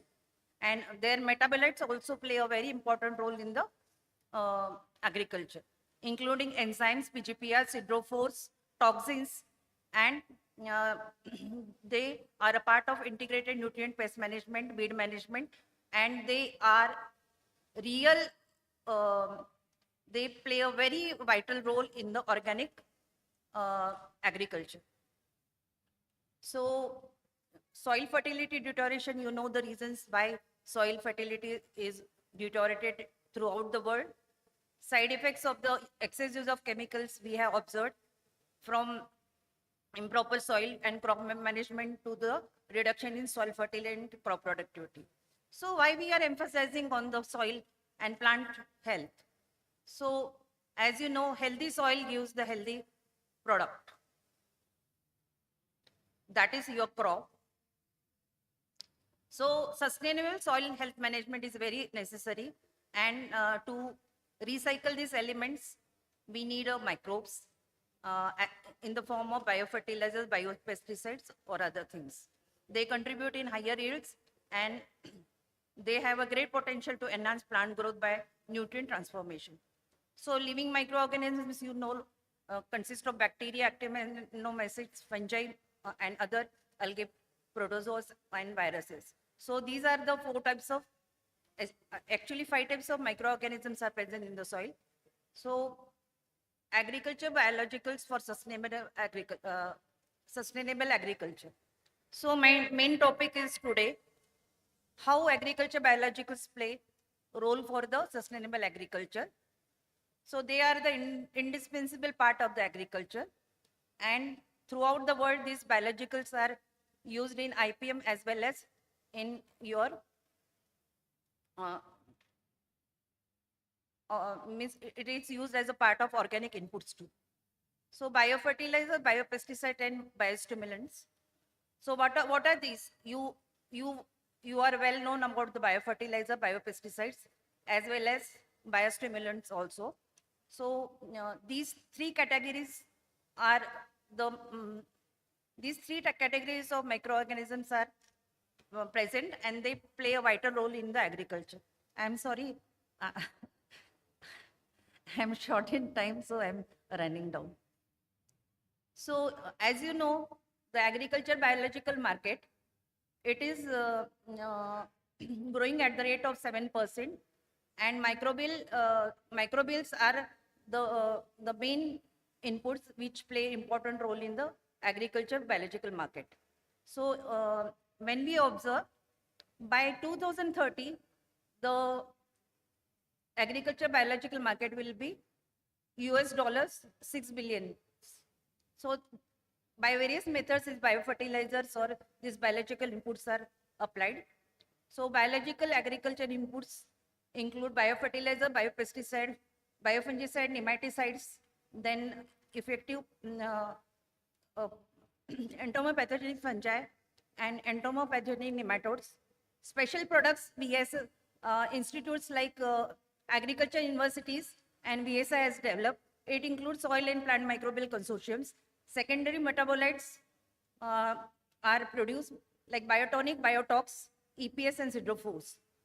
Humic produced by the microorganisms. Even microorganisms can give very shiny nature to your vegetables, your fruits, and all, and they produce some biofilms. With help of that, post-harvest management can be done. So decomposing culture, just now somebody asked about the decomposing culture. Decomposing culture is used in sugar industry, especially for the conversion of all waste. So, what are the driving factors for global market? Increase in production of horticulture crops is associated with the synthetic fertilizers. And what are the restricting factors for the global market of agriculture biologicals? Lack of well-defined regulatory guidelines. From morning, we are talking about the guidelines of FCO. We are talking about the guidelines of CIB. We are talking the guidelines of biostimulants. So lack of these well-defined regulatory guidelines for agriculture biologicals hamper the market growth. So when you see the global market, the agriculture biological market, biofertilizers, biostimulants, and biopesticides, they are growing at the rate of 15%, 12.8%, 11.65%, and 9.38%.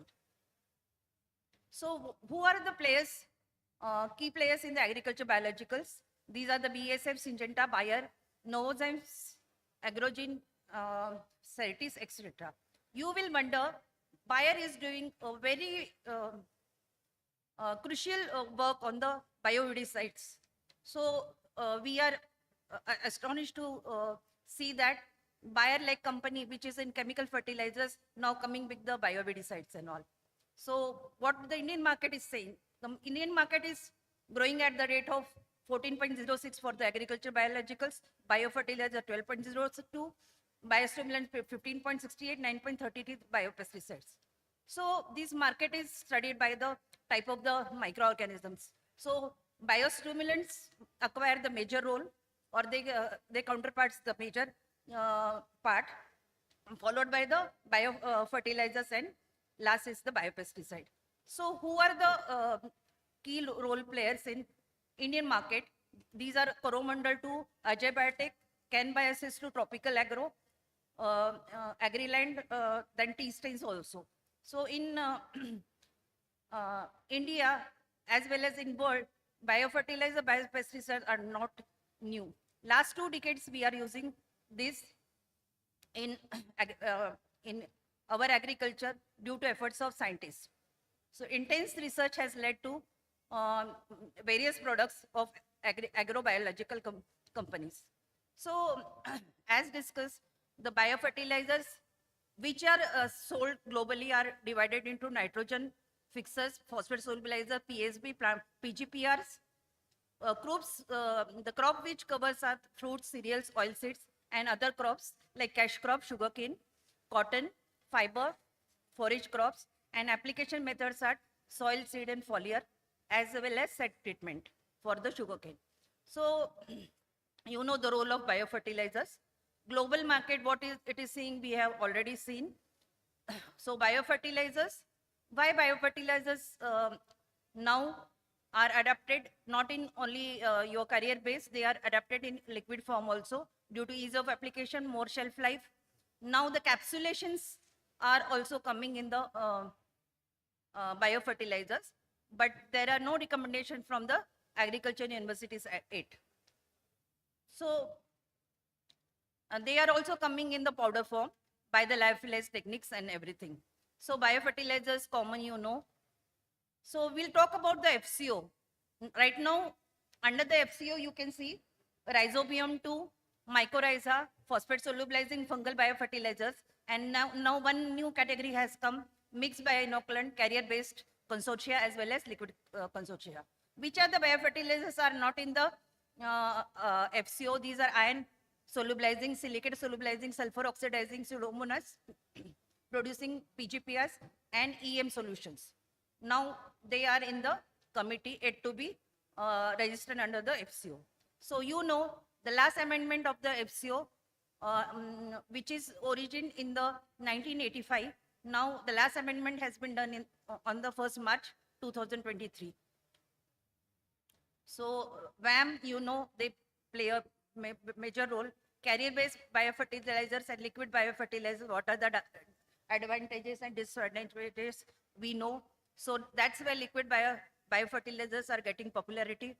So what are the recent developments? Somebody was asking about the sugarcane. In sugarcane, we have nitrogen fixing bacteria like Azotobacter rhizosphaerium. But now the era is of the endophytes. Endophytic nitrogen fixing bacteria. Vasantara Sugar Institute has developed a consortia of this microorganism, and application of this at the rate of 1 liter per acre, it will it will save or provide the recommended dose of fertilizers. It is a recommendation from our joint agroscope. It will save 75% nitrogen. So for each microorganism, including potash mobilizing bacteria, your silicon solubilizing bacteria, as well as sulfur oxidizing microorganisms, Vasant Dada Sugar Institute has got a recommendation from the joint agroscope. It is a committee which comprises of all the 4 universities. So Indian market, you can see the biofertilizer, it's growing day by day, year by year. So what are the biopesticides? Biopesticides include all categories, right from biofungicides to bacteriophages. Bacteriophages are the viruses which eat the bacteria. There are herbicides, means bioweedicides. Application methods, you know, and the crops covered are sugarcane and vegetables. So what are the advantages of biopesticide? We all know there are some regulation internationally also, right from Codex. Codex is a committee which deals with the food security in all. So what should be the norms of the food, especially your sugar? Sugar comes under the Codex Elementary. So there are other IPPC norms also. So biological control of biopesticide, we know there are aphids, whitefly, white grub, leafhopper is there. We can control it with the whitefly is there. We can control it with the trichogamma carisophylla. Then lady beetle also is used as a biological control agent. So for the white grub, you can use the entomopathogenic fungi or entomopathogenic nematode. EPN is getting popularity day by day for the control of the white grub. So besides the microorganisms, there are secondary metabolites are there, which are also called as toxins. These are exotoxins and endotoxins. They play a very important role, right from your Coltricum fulcatum. Just now somebody has mentioned. In UP also, for the sugar varieties, we are getting the problems of red rot diseases. So pocaboing, wilt disease and all. So these endophytic nitrogen-fixing bacteria, they produce endophytes and they control these diseases. In the future, application of biofertilizers as a antimicrobial substances will be there. Direct application of these toxins from the lab to the land will be the future of the these toxins, which falls under the category of secondary metabolites. So you know, biocontrol agents are there, bacteria, bacillus is there, BT is getting, you know already it has very popular in the industry. It also plays important role in leptospirosis insects. Then viruses are there, fungi are there, protozoa are there, rickettsia is there, and nematodes are there. But still we are playing only with the bacteria, fungi as a biocontrol agents. So there is lot of scope in using all these things in the control of the pests and diseases. So biocontrol agents like Pseudomonas fluorescens, right from the blast to root rot, and Bacillus thuringiensis, it controls the various pests. Trichoderma harjanium plays a very important role in soil-borne diseases, right from your Collotrichum to the Fusarium. And you can see the Bavaria is there, Metarhizium is there, Verticillium is there. Vasant Dada Sugar Institute has developed a BVM, Bavaria Verticillium Metarhizium, as a consortia for the control of not only white grub, but other borers also. So some viruses are there, which also play important role in controlling of different pests, including shoot borer. So there are CIB registrations for these bio control agents. So if you are going for the old strains, which are produced by the, which data generation has been generated by the various institutes, like Bangalore, there is a horticulture institute in the IIHR Bangalore, Cotton Research Institute. There will be a registration of solid biopesticides, right from Trichoderma viride to Bacillus. If you are going for the new registrations, including the liquid biofertilizers, it will take 3 to 5 years. More budget it will require because we need data of 2 years, 2 locations, and lot of toxicological and other data is required. So liquid form registration is done by few companies like Panacea Biotech. They have their own liquid formulations and they have got the registrations for the same. All in public domain, these strains or these formulations are not open. So you know about the Pseudomonas fluorescens. It is also very good, having antifungal properties. Bacillus is there. Then Trichoderma viride, as you know, it plays a very important role in an antifungal agent. Bavaria bassina as a pest control. Verticillium licani, Bacillomyces, Metarhizium, and some viruses. These are registered and they have come under the CIB registrations. So when you see the biopesticide market by the crop, more is applied to the cereals and very less is applied to the oil seeds. So we can see the Indian market. Again, bio-insecticide is used more. As you know, there is a more pest and disease infestation, as well as there is a equal demand of the biofungicides. You can see more demand of the biofungicide due to collotrichum and all. So Indian market is also growing. By 2029, it will be a major. So in weeds also, there are some, we can control the weeds with the help of microbes as well as their endotoxins, because some pathogens cause diseases to the weeds and these weeds can be controlled by their toxins. So mycotoxins are the major toxins which are produced by the microorganisms. So we'll talk about the biostimulants. In biostimulants, we have a PGPR. Then again, there is a registration by the Ministry of your Agriculture. And now the India has come to the form G3. Means we have already crossed the form G1. We are filling the form of G2. And now there is a provisional form of G3 by the Ministry of Agriculture, and it will be valid up to 22nd of February 2024. So again, new guidelines will come for the biostimulants. Without any registrations, you cannot sell anything in the market. So global biostimulant market, you can see it is growing, and microbial amendments. So this part is also important. It is accounting to the 14.42. So organic farming, then fruit and vegetables demand, and the soil fertility. Example is Punjab, where more insecticide and pesticide use. We need a biopesticide, biofungicides over there. So you cannot imagine only for the cash crops. More biopesticides, all agriculture biologicals are used in floriculture and horticulture.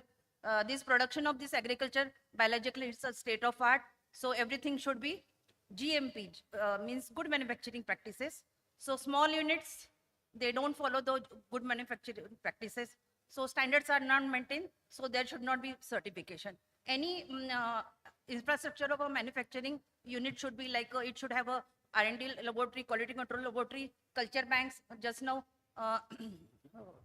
Alok Srivastava sir has mentioned, not only we have ATCC, MTCC, NBAM is playing a major role. Then in Chandigarh, we have MTCC, and in Pune also we have some industrial important microorganism. It is called as NCM in the, this culture bank is in NCL. So any manufacturing unit should have all these facilities. So research and development is the key source for your development of new products, transferring these technologies from lab to land. So there should be a very good laboratory with the manufacturers. Quality control laboratory should be there. Soil and plant testing laboratory should be there, because once we know about the status of the soil nutrients, then only we can apply the recommended doses.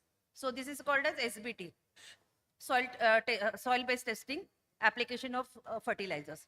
So you can see the seed fermenters are there. So you can see the 20 KL capacity fermenters are there. There is a manufacturing of biologicals over there. You can see the utility services. You should have a greenhouses, polyhouses.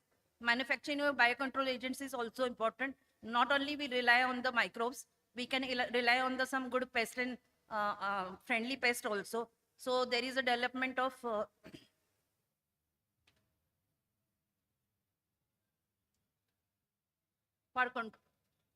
for controlling the top borers and all, we require biocontrol agents. There is a development of the trichogamma, maybe chilonis or other.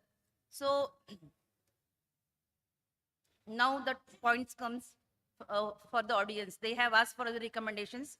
Vasindhara Sugar Institute has recommended rhizobam liquid binoculant at the rate of 1 liter per acre, acetobacter 1 liter per acre, azotobacter 1 liter per acre, rhizophospho 1 liter per acre, consortium of agriculture beneficial microorganism. Thereof, there is a consortia. It is 4 liter per acre. Nitrogen fixing endophytic bacteria, which are nitrogen fixers. These are PGPR producers, as well as they are endotoxins producers. So just now it is recommended to use at the rate of 1 liter per acre. Potash mobilizing bacteria at the 1 liter, sulfur oxidizing bacteria at a 2 liter per acre, silicate solubilizing bacteria at the rate of 1 liter with the bagasse ash at the rate of 5 kg.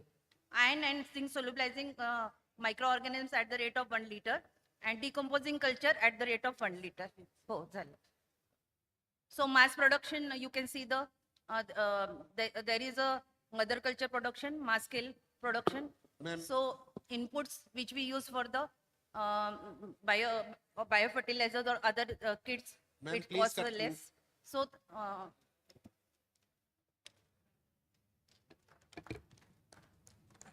Thank you very much. And since we are running out of time, I request to keep your questions with you and we can discuss it in the break, since next session is getting delayed and I have been informed by the organizers that we should conclude this session. And if you have questions, we can discuss it in break or in lunch session. Thank you very much. With this, in this session, we had 4 presentations you have seen. All are very informative and focused one. Like the lady from Sri Lanka, then Nigeria, then from myself and Retuja ma'am. We tried to just give you the glimpses of the microbial world associated with different crops and specifically for sugarcane. I am happy that Madam has shared some very beautiful information of the work which has been done by this institute. So with this, thank you very much. I hand over the dais to organizers. Thank you. Hello. All presentations are very nice and informative. Now I request Dr. Kadlak sir to give the memento to Dr. Alok Shrivastava as a token of honor and gratitude.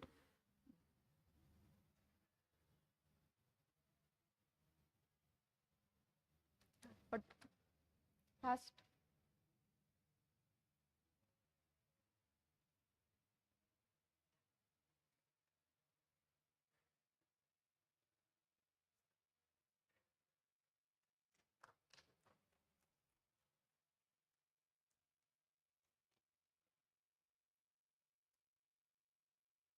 Now I request Dr. Shrivastava to give memento to Dr. Erima.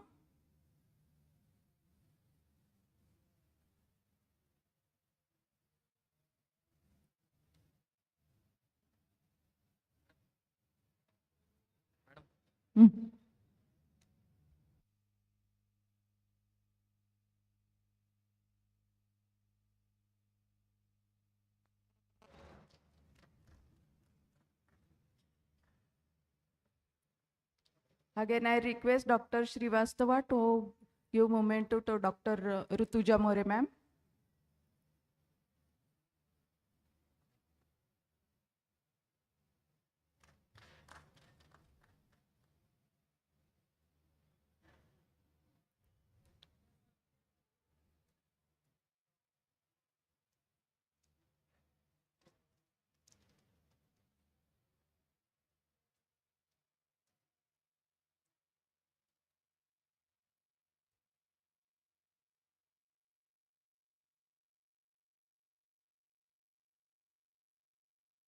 Now I would give thanks to Chairman Dr. Srivastava, Speaker Dr. Chandrakanta, Dr. Erima, and Dr. Rutuja ma'am. And now I declare that this session is closed, and next session will be start after 10 minutes of tea break.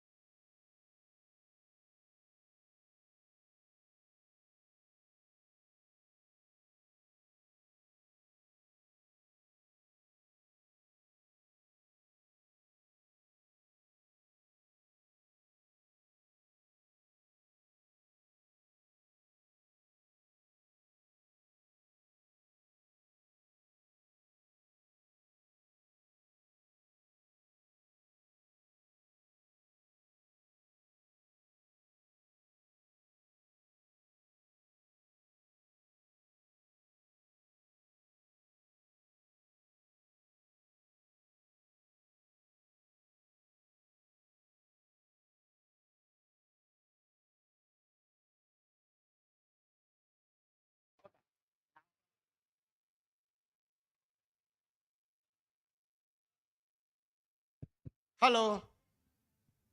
Hello, my testing. All delegates are requested to come inside the hall. We are going to start session number 6. I request to all to occupy the seats. Hello. We are late by half an hour. I request all the delegates, participants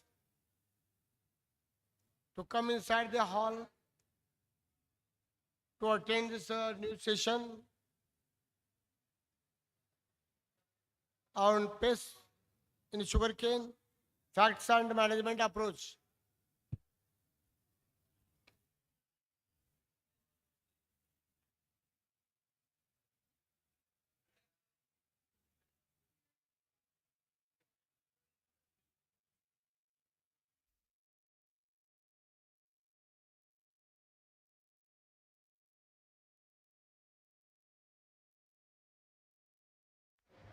Hello. Our delegates are requested to occupy the seats, to come in the hall. We are late by half an hour.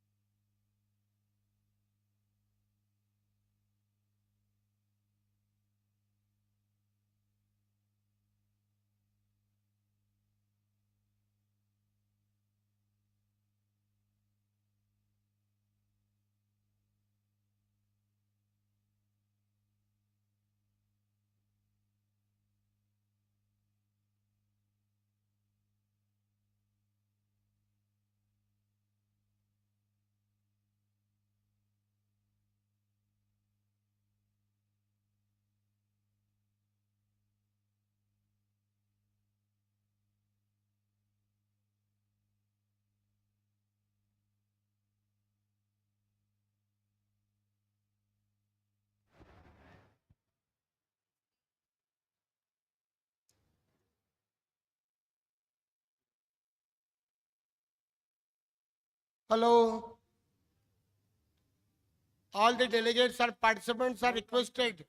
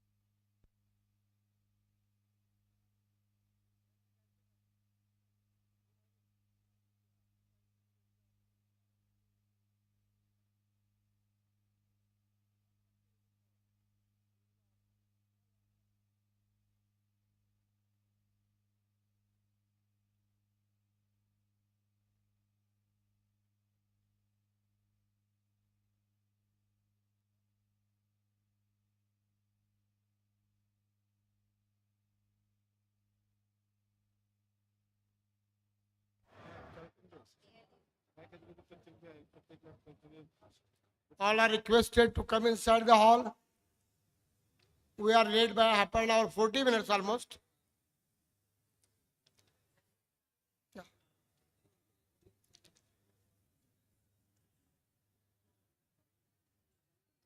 Timing ठरवून त्या टायमिंगला सगळे आले की सुरू करून टाकू.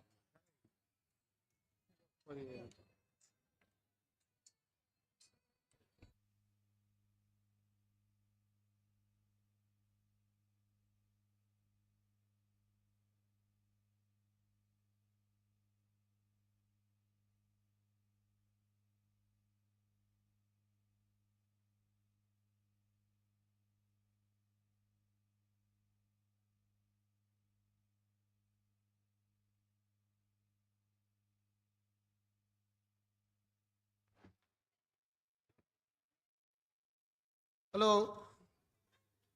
All the delegates are requested to come inside the hall. I request Chairman of the session, Dr. Z.P. Patel, to come on dais. Other speakers, Dr. Viswanathan, Dr. Sushil, Dr. Gobel, and Dr. G.P. Rao. I request all of them to come on dais, please. And Akuba, your seats, please.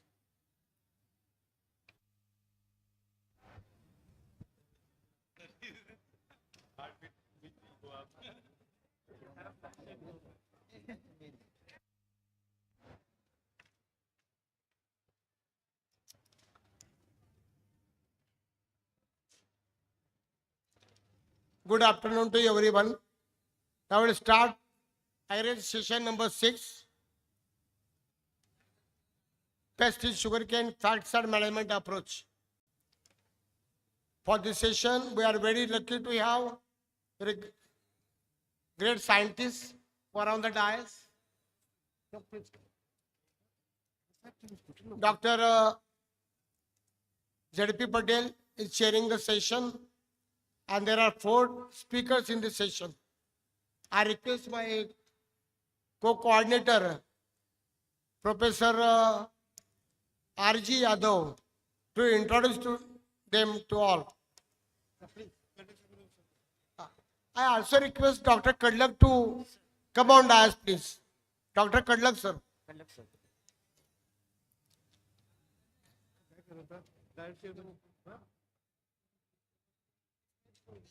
Sir नंतर केलं की येते दुसरी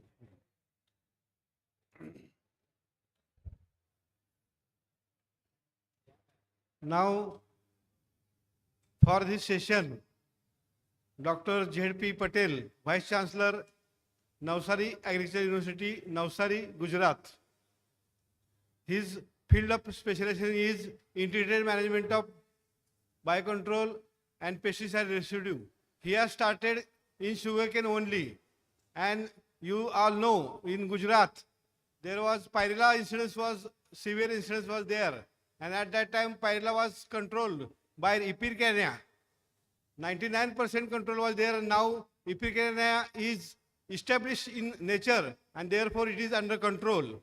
And he has experience of 42 years, and project operated 10, and he has published 3 books, and national awards 2, and total publications are 47.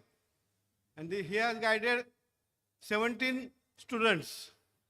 Major achievements: developed and commercialized Nauroji Stone House in fruit fly trap, and crop pest map in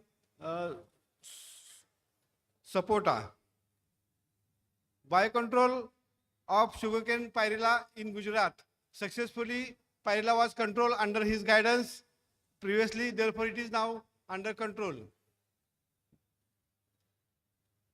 Our first speaker is Dr.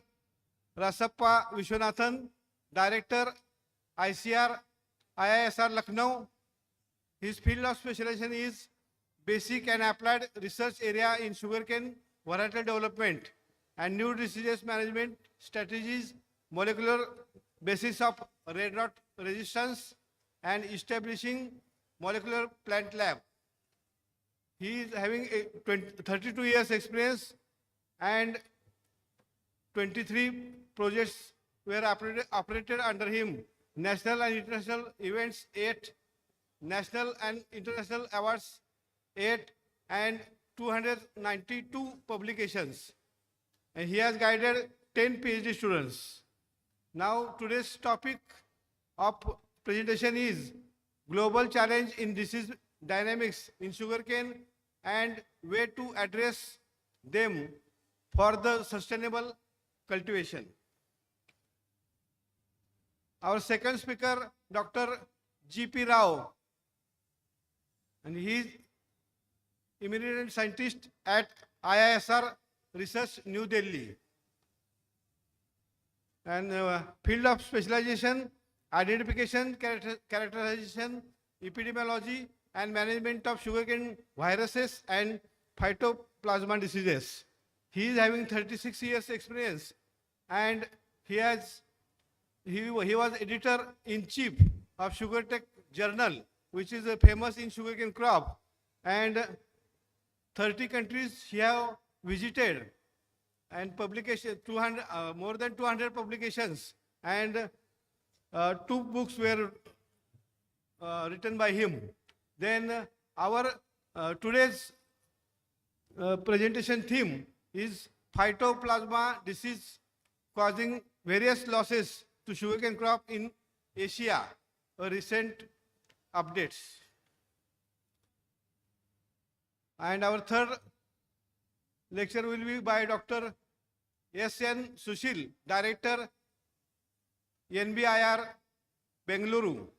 His field of specialization is biocontrol, then IPM, biosystematic, lag culture, apiculture, plant quarantine, investigation, pest management, plant protection, regulations, and policies. He is having 29 years experience and 2 patents. Number of technologies developed by him, he has developed 20 technologies and 372 publications, and he has written 12 books. The today's topic of presentation is safe guiding sugarcane cultivation from biosecurity threats through plant quarantine regulations in India, challenge and way forward. And our fourth lecture will be by Dr. Gobel, Senior Entomologist, CID RAD, Research Unit Agro Ecology and Sustainable Intensification of Annual Crops from France. His field of specialization is integrated pest management and biocontrol of major insect pests on various crops like sugarcane, rice, millet, sorghum, and cotton. He is having 34 years experience, and currently he is chair of technical program committee with ISSCT. Then national and international awards, he is having several awards and 200 publications, and he has guided 30 students.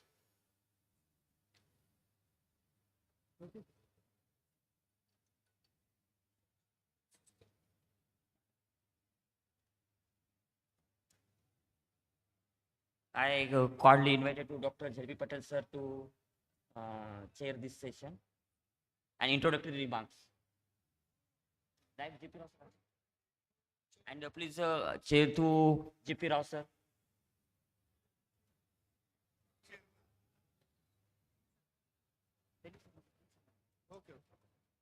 Now I am hand over this to chairman of this session.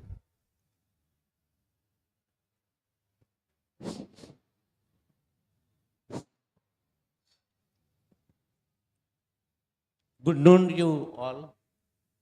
Actually, I was to speak good morning, but now it is 12 o'clock. So it is good noon to all.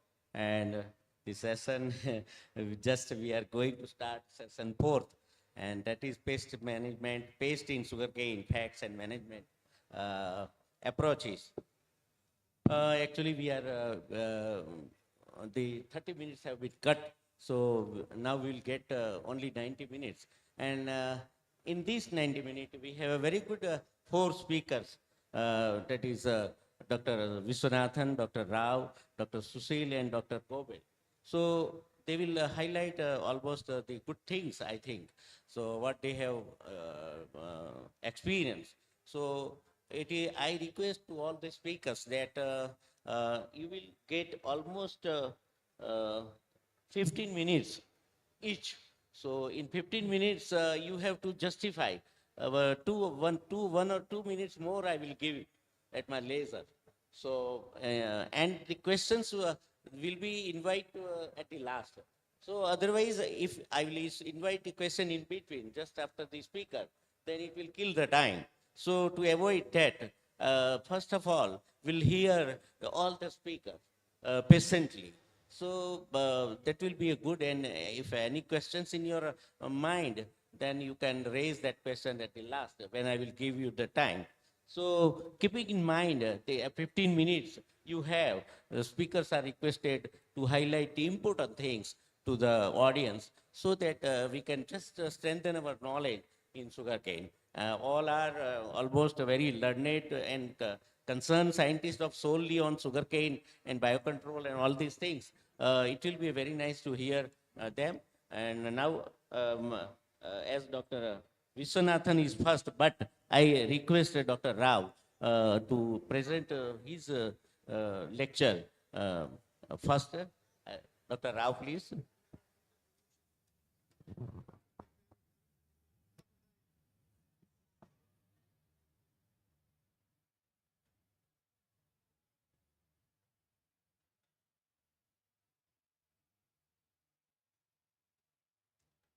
Again, good afternoon to everyone. Mr. Respected Chairman, my colleague speakers, distinguished delegates, and other participants.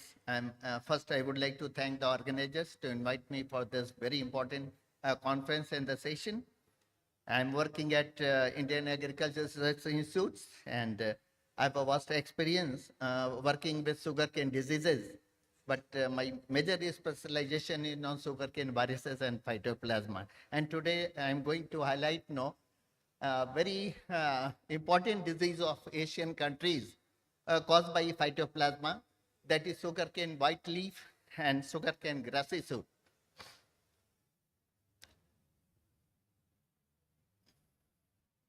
You know, phytoplasma, just like in India, we have very other major diseases are fungal diseases, red rot, smut, poka boing. But and not only for India, for all over Asian countries, fungal diseases are the major problem. But for the last decade, we have been observing that this phytoplasma disease is also becoming very, very important in several states in India and other continent of other countries of Asia. So I am going to highlight phytoplasma. There are, you can see there are three major diseases, but to grassy shoot and white leaf, they are the same. Just by their in different name in Thailand, China, Vietnam, they are because of the symptom, they are very much recognized as white leaf disease. But here in India, is a very peculiar symptom, a grassy shoot, there is no tiller formation, just like a grassy shoot structure. That's why we have been recognized and called it as a grassy shoot disease. And beside this, we have another important disease, leaf yellows disease, which we know. The sugarcane, grassy shoot, and white leaf, they belong to the same group of phytoplasma. And you can see the distribution on the basis of symptom. Most grassy shoot disease symptoms are recorded in India, Bangladesh, Nepal, Pakistan. However, the white leaf disease has been very, very common in the fields, sugarcane fields of Thailand, Sri Lanka, Vietnam, Myanmar, and other Asian countries. However, the sugarcane leaf yellow disease actually is a very complex disease caused by both biovirus and phytoplasma. Earlier, only in 1990s, sugarcane yellow has been discovered from Hawaiian countries in US. And then in other countries also, several scientists, they reported the occurrence of white leaf disease, yellow leaf disease. But in after 5-6 years later, scientists from South Africa, they observed that besides virus, phytoplasma is also associated in most of the sugarcane yellow leaf disease associated symptoms. So then we have reported this yellow leaf yellows disease in not only in Africa, but Cuba, Australia, Egypt, Brazil, and now we have been being regularly reporting from other countries. So it is again becoming very important. And there is Ramu-Easton disease, first reported in Papua New Guinea. And it is very, first time it is very, very confused some scientists reported virus, some scientists reported phytoplasma. So it is not only caused by a phytoplasma, but virus. But no, tenuvirus is mostly found associated with the disease. You can see the symptom, very, very peculiar symptom, as I told you. You can see this grassy suit-like structure in India. That's why it is given the name grassy suit structure. However, in other countries of Asia, it is 100% chlorosis of leaves. That's why given the name white leaf disease. This is the distribution you can see. And very interesting, last decade, other than Asian countries, we have also observed occurrence of sugarcane white leaf disease in African continent. So it is again very important and challenging. Now we have to, and it is causing very severe losses. So that's now it is my request and plant protection group to very, very careful for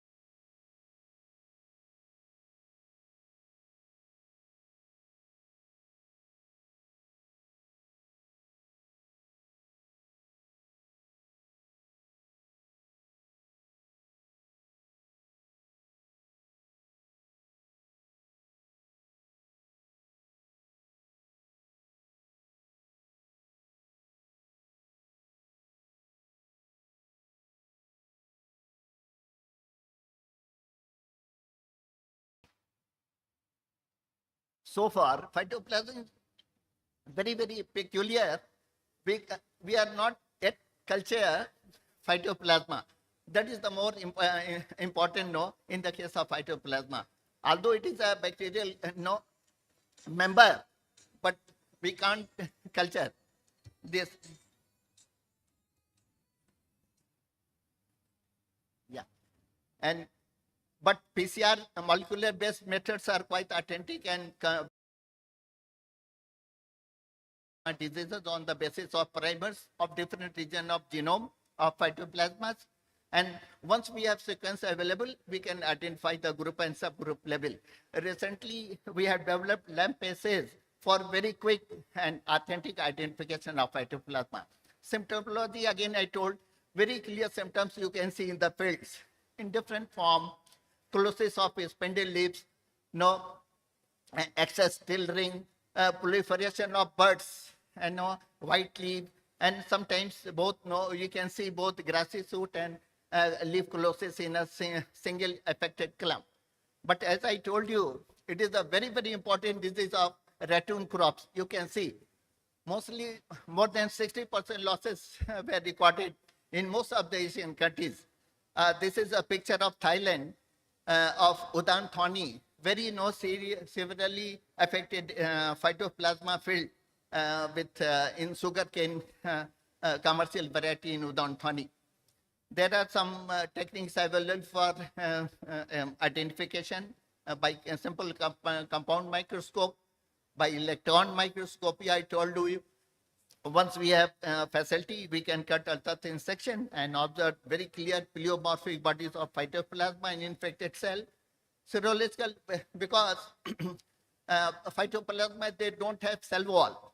So what scientists, they develop membrane proteins, this polyclonal and monoclonal antibodies against membrane protein, and that is working very well. Again, but it is time taking, so it is not is recommended for number of this identification for number of samples. Only genome assisted tools are nowadays being utilized, and they are very well defined DNA protocols for extraction of phytoplasma, either from the plants or from the insects, which are natural vectors of phytoplasma. And there are already universal primers are available, which can, on basis of 16S ribosomal gene, and we can identify the phytoplasma. It is very but it is a little tricky in the case of phytoplasma, because titer is not, you can't judge the titer of phytoplasma. So for that, if you have real-time PCR, that is the best for quantification of phytoplasma, this infected cell. So real-time, for resistance also, we can utilize real-time PCR assay for the quantification of phytoplasma. I mean, grading resistance of different commercial varieties. Besides 16S ribosomal gene, now full genome sequence is available of several phytoplasmas, and now we can also target different multilocal genes for the identification. And in the case of sugarcane, grassy shoot, we have already developed primers for different multilocal genes. You can see the list here, which can be utilized for very successful identification of phytoplasma, either in the plant or in insects. And then for subgroup analysis, the USDA scientists, they have developed a very good computer simulated program, I5 classifier tool. Once we have sequence available for 16SR gene, that is a length of 12-15 base pair, you can utilize this tool for subgroup classification of phytoplasma. Very, very easy, free. Is available online. And on this basis, we analyze hundreds of samples showing a grassy shoot and white leaf, and we found they are very, very similar, 99 to 100% similar. Not much genetic diversity exists. That's why they are the both in Asia, whether it is sugarcane, grassy shoot, or white leaf, they are caused by the single strain of phytoplasma. Very recently, we have developed LAMP assay for identification. Here, there is no need of this PCR system, and simply room temperature, with the help of different set of primers, we can identify the phytoplasma. Is being utilized now. That is the challenge. I told you, still there is no successful culture of phytoplasma. But there is a recent progress from Italian and Argentina and Mexico. They have developed some culture media. You can see the component, and they got little success of culture of phytoplasma like bodies. You can see. But so far, sugarcane, we are working. Once we get success, then it can be very utilized by grading resistance for sugarcane commercial cultivars. On the molecular tools, I told you we analyzed hundred of samples from different Asian countries, and we found again they are very, very similar, whether it is sugarcane, grassy shoot, or white leaf. And yellow leaf disease, it is not belong to 11th group, it belongs to the first group, calcium phytoplasma stereos group. As I told you, not much genetic diversity exists between sugarcane, grassy shoot, and white leaf disease. Luckily, in very recent years, we got success in whole genome sequencing of sugarcane, white leaf, and grassy shoot disease from India and China. So now we have more and more knowledge about genes involved in the genome. And in future, we can utilize this information for resistance and identification purpose. Epidemiology is very important because they are causing very serious losses. So we must know the spread sources, natural spread sources in nature. And for this, we have recorded several insect species that are only leaf hopper and plant hopper. They are reported to as a natural vector for sugarcane phytoplasma disease in Asia. And the maximum spread we recorded in the month of July, onwards of monsoon in India, and where average humidity is ranging between 25.7 to 22.9. So this again, we are collecting all different environmental parameters to see the relationship for spreading incidence of phytoplasma in different months, in different areas. Besides how it is transmitted in nature, sugarcane, is vegetatively propagated crop. It is very well transmitted by set transmission, mechanical transmission through cutting, harvesting blades in different countries, and sap-sucking insect, that is leafhopper. I have listed here, you can see. We have recorded more than dozen leafhopper species which are recorded to be natural vector of phytoplasma, causing this white leaf and grasses. So in India, we have reported Diltocephalus vulgaris, Meges protecta, Cophna and unimaculata. Thailand is a major, Thailand sugar is again white leaf. If we talk about white leaf, it is very, very serious losses causing pathogen in Thailand. And two important leafhopper species, Matsumira tetrix and Yamo tetrix, has been reported. These are the real vectors which is very commonly available in most sugarcane commercial areas, cultivation areas. And these are the major problems for spreading from healthy field to infected field to healthy field. So a lot of studies has been done by our colleague Hanbu Singh from Thailand.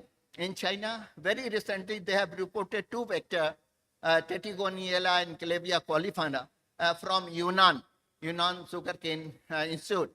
And it is being spread in, recorded in several fields from Yunnan. Sri Lanka, again, Miratetix and Deltocephalus menai, another species of Deltocephalus has been reported. Sri Lanka, again, is in Asia, number one, we have India, Thailand, and Sri Lanka. These are the three important countries where really this is a very, very important disease and very serious losses have been recorded every year. And Vietnam using Matsamira tetrix has been reported. And besides insects, weeds are also playing very important role in a natural transmission of phytoplasma from sugarcane to weed and weed to sugarcane, vice versa. And in this connection, we have recorded two natural vectors from India, cannabis and Sphalanthus. These are list of species of vector. Already I told you, in India, we have recorded more than 4 or 5 insects. However, 3 have been recorded as natural vector. From Thailand, these are the two major species, which are the very, and this is, both are very common in all fields and causing, playing a very important role as natural reservoir of phytoplasma. So for control, we have to think how to manage these insect vector in field for minimize the incidence of phytoplasma. Then this is in Sri Lanka, Deltocephalus melanis. And to again a very intense, this sugarcane phytoplasma, this strain is very, very common to other phytoplasma strain reported from India, from not only from sugarcane, from coconut, erica nut, spear rot, oil palm, rice orange leaf disease, bamboo witch's broom, and other fruits, japota. So that is again very important epidemiology we have to see because their strain is more than 95% no, in future, no, they can be a pathogen of these crops also. In most cases, we have recorded mixed infection, which where losses are much more. We recorded sugarcane grassy shoot with viruses, sugarcane grassy shoot with fungi, fungal pathogens where losses are recorded much more. The second important pathogen is leaf hallow's phytoplasma. I told you, you can see the symptom. There is no very peculiar symptom allowing it of mid-leaf areas, but sometimes no different patches also has been recorded. You can see irregular patches on leaf lamina in different commercial cultivars from India. And when we collected, we found either sugarcane leaf virus or sugarcane leaf yellow phytoplasma, or sometimes mixed infection also. You can see variety of symptoms we have been observed. And my friend Dr. Viswanathan, he only concluded that this particular sugarcane leaf yellow is again very, very important in deteriorating most of the commercial varieties. So again, we have to look, no, that by its epidemiological significance of this disease. Dr. Rao, please Yeah, conclude within 2 minutes. Yeah. So already we have characterized sugarcane yellow. We have also developed primers, and we identified that it belongs to another group of phytoplasma. But in sugarcane leaf yellow phytoplasma has been reported from other countries also besides India and Asia. You can see Cuba, Australia, Mauritius, USA, and Brazil, where another groups has been reported. So it's again very, very important. Another vector has been recorded for vector Saccharomyces cerevisiae from Cuba, which belongs to first group of phytoplasma. Management is again very important. We have no, because vectors are involved, but no, it is not easy to control vector under open field condition. But we have to work on, we already insecticides are being used, but the most applicable management approach is resistant, no, variety approach, and we are working on that. So far, there is no grading scale for, no. Now, once we culture the this phytoplasma, we can develop some protocol grading scale for successful, no. So some vector approach already we have been utilizing, but again, no, as far as environmental concern is there, we have to think for biological controlled approach. Several drones are being applied for wide application of insecticide in Thailand for management of leafhopper vectors. But hot water is very effective in India, and recently in Coimbatore, they have developed a very good system, is the STD, mechanized spraying of planting material of sugarcane, set treatment device, very, very handily, friendly, and very, very popular, becoming very popular, not only for phytoplasma, for other fungal and viral diseases. So it's already available now. You can go on SBI website and have detailed information of this treatment approach. Very, very applicable for farmers and factory for control of not only for phytoplasma, for other important diseases. And Please, they recorded, please. yeah. Please. And so other tissue culture approach has been used. So thank you so much for, sorry for little time constraint, I couldn't explain. And as you know, we are organizing another international conference in Vietnam. You all are most welcome in the city of Quy Thank you so much. Thank you.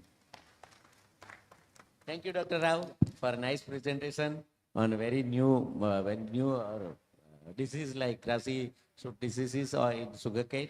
And now I request Dr. Viswanathan for his lecture on global changes in disease dynamics and sugarcane and ways to address them for the sustainable crop. Please.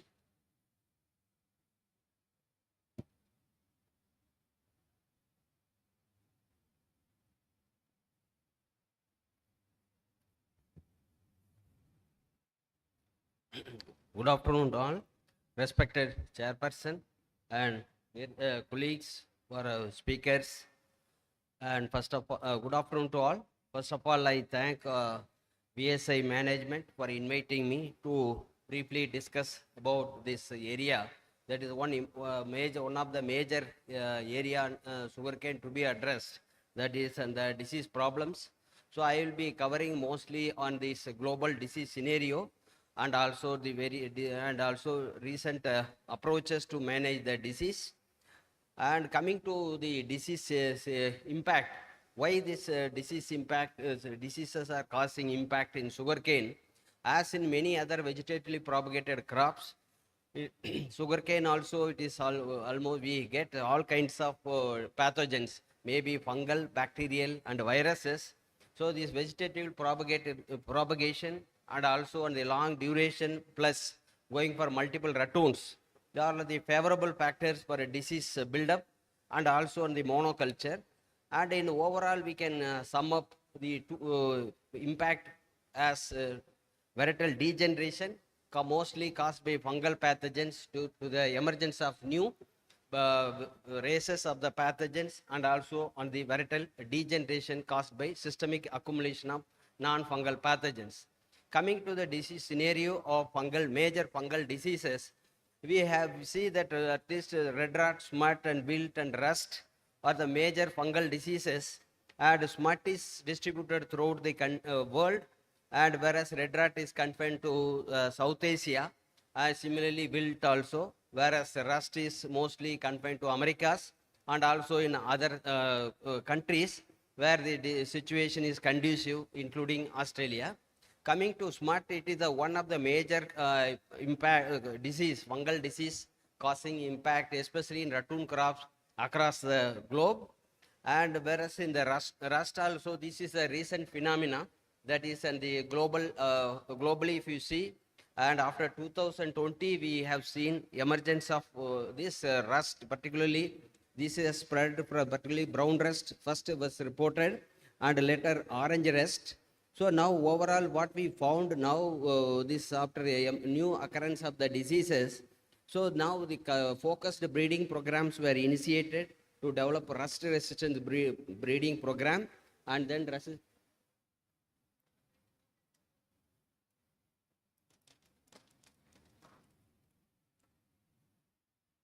so in that they have been successful in breeding rust both for brown rust and orange rust resistance. By that, the sustainable clones in the field has been reduced. So this is how, but overall, the further we can say, but still the inoculum pressure is very high. So there is also the judicial use of fungicides also recommended. So that's how, in particular in the USA, that the fungicides are being sprayed using that through aerial route. So that is a need-based application of the fungicides. It is again dictated by the monoculture of a particular variety. And coming to the bacterial diseases, we have many bacterial diseases in sugarcane, and especially ratoon stunting disease it occurs throughout the world. And similarly, leaf scald disease, red stripe, and gumming diseases. Among the ratoons, impact is very well known, and where you can see this impact caused by ratoon stunting disease in the center. So there, we don't see much of the external symptoms, but due to the disease, the cane growth is stunted. And actually, detailed studies are being taken up at different countries, from Australia to Brazil, Argentina, and other countries. And they are following a simple dot plot assays to detect the bacterial pathogens, so that seed programs are all being strengthened with for ratoon stunting disease as well as for leaf scald diseases. And that's how now it has been reported from Brazil that like RSD, leaf scald is also occurring almost throughout the country. And coming to the yellow leaf disease, this is the one major fungal viral disease has been reported throughout the world and causing havoc across the countries. And especially Indian scenario also, we are seeing a severe occurrence of the disease. And we can see this, we have also recently reviewed, and then this is occurring across the country, also in the country. And actually the new dimension why has come, why the disease is becoming so severe.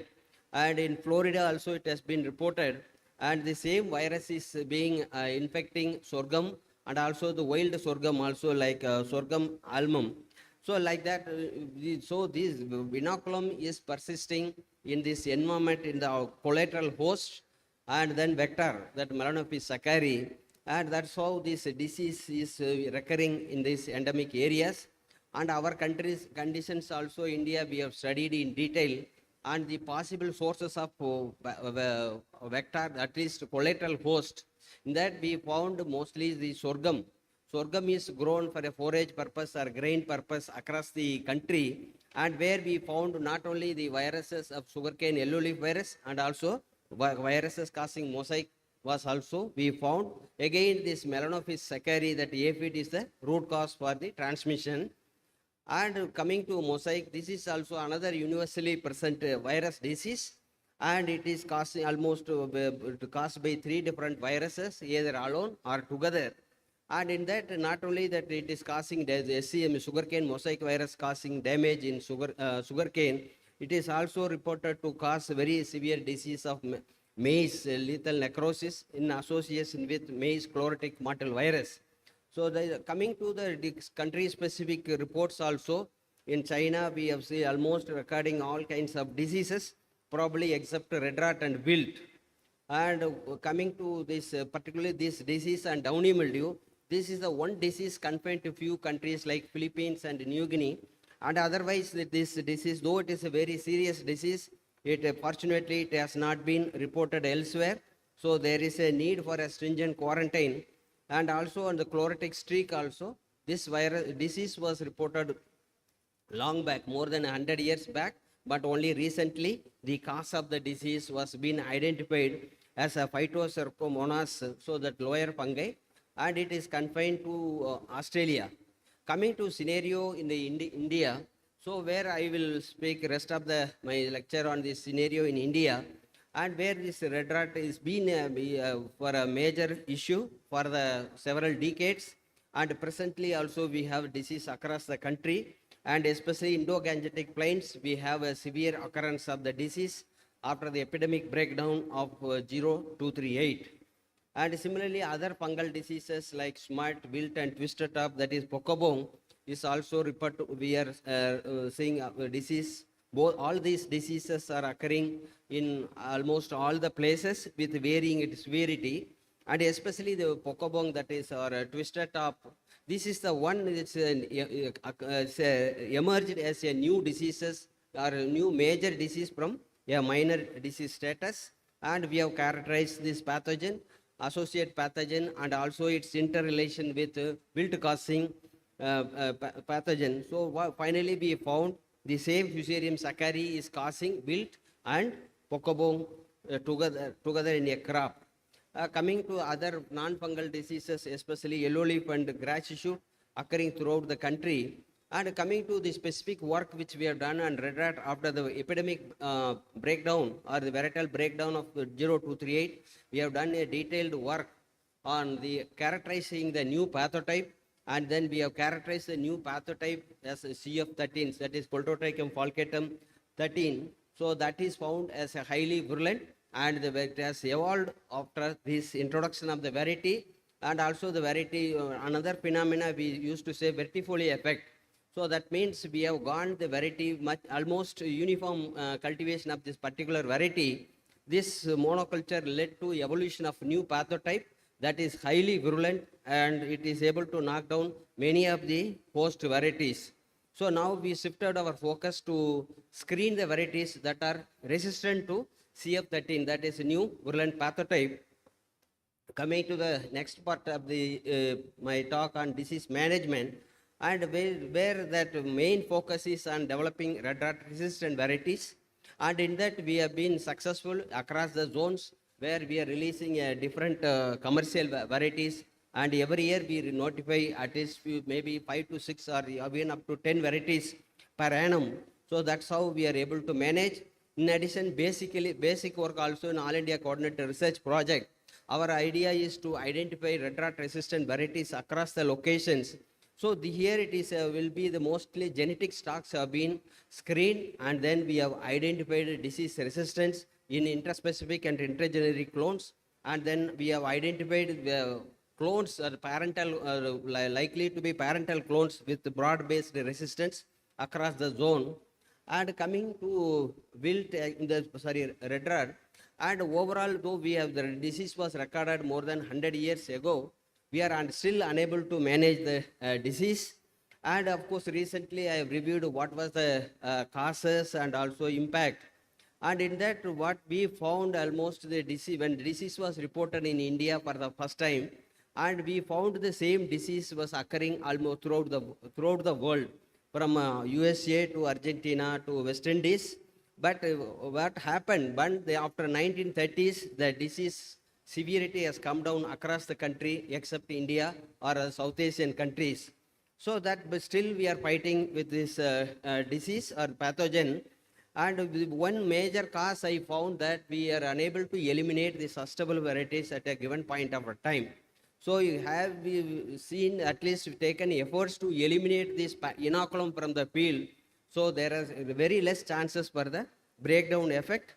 So that's how we are losing the many elite varieties like 0238 and many other varieties.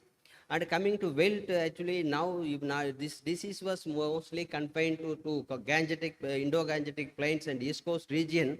But now we are also seeing the disease in the tropical region, and a severe occurrence of the disease has been found. So here also the focus is on developing resistant varieties. And there we also go for resistance based on the occurrence of disease in a parental clones, in a natural conditions or in the artificial conditions. So they are being evolved, that is we are assessing for wilt resistance also in the All India Coordinated Research Project. And also we evaluated completely on the all the parental clones were screened for wilt, and then we found recently we reported on this what is a source of resistance or the category of resistance in our parental clones. But unfortunately actually we found many of the popular parental clones are susceptible to wilt. And this also we are also seeing that breeding blocks. This is the scenario recently. You can see if you go to any breeding trials, especially advanced varietal trials, you will see this scenario. And almost with this one way we are eliminating the materials which are susceptible to wilt also. That you can see that is some of the clones are tolerant, and the wilt susceptible clones are totally eliminated by this natural infection also. Of course, I skipped this grassy shoot or yellow white leaf disease. But just I want to give one emphasis on this disease management, and hot water treatment is being followed for several decades. I will just have a couple of slides and how we are we really being successful in managing the diseases through hot water treatment. And several kinds of hot water treatment units have been developed, and systematically single buds are being used and treated to manage white leaf disease, or full canes also, entire canes also being used.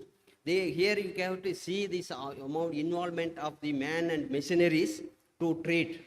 And then that's what this idea is, that whether really are we being benefited with the hot heat treatment. And it has been, work was started long back, decades back, with hot water, hot air, moist hot air, and also aerated steam. And people have reviewed in different occasions. And most of the cases they couldn't control the diseases.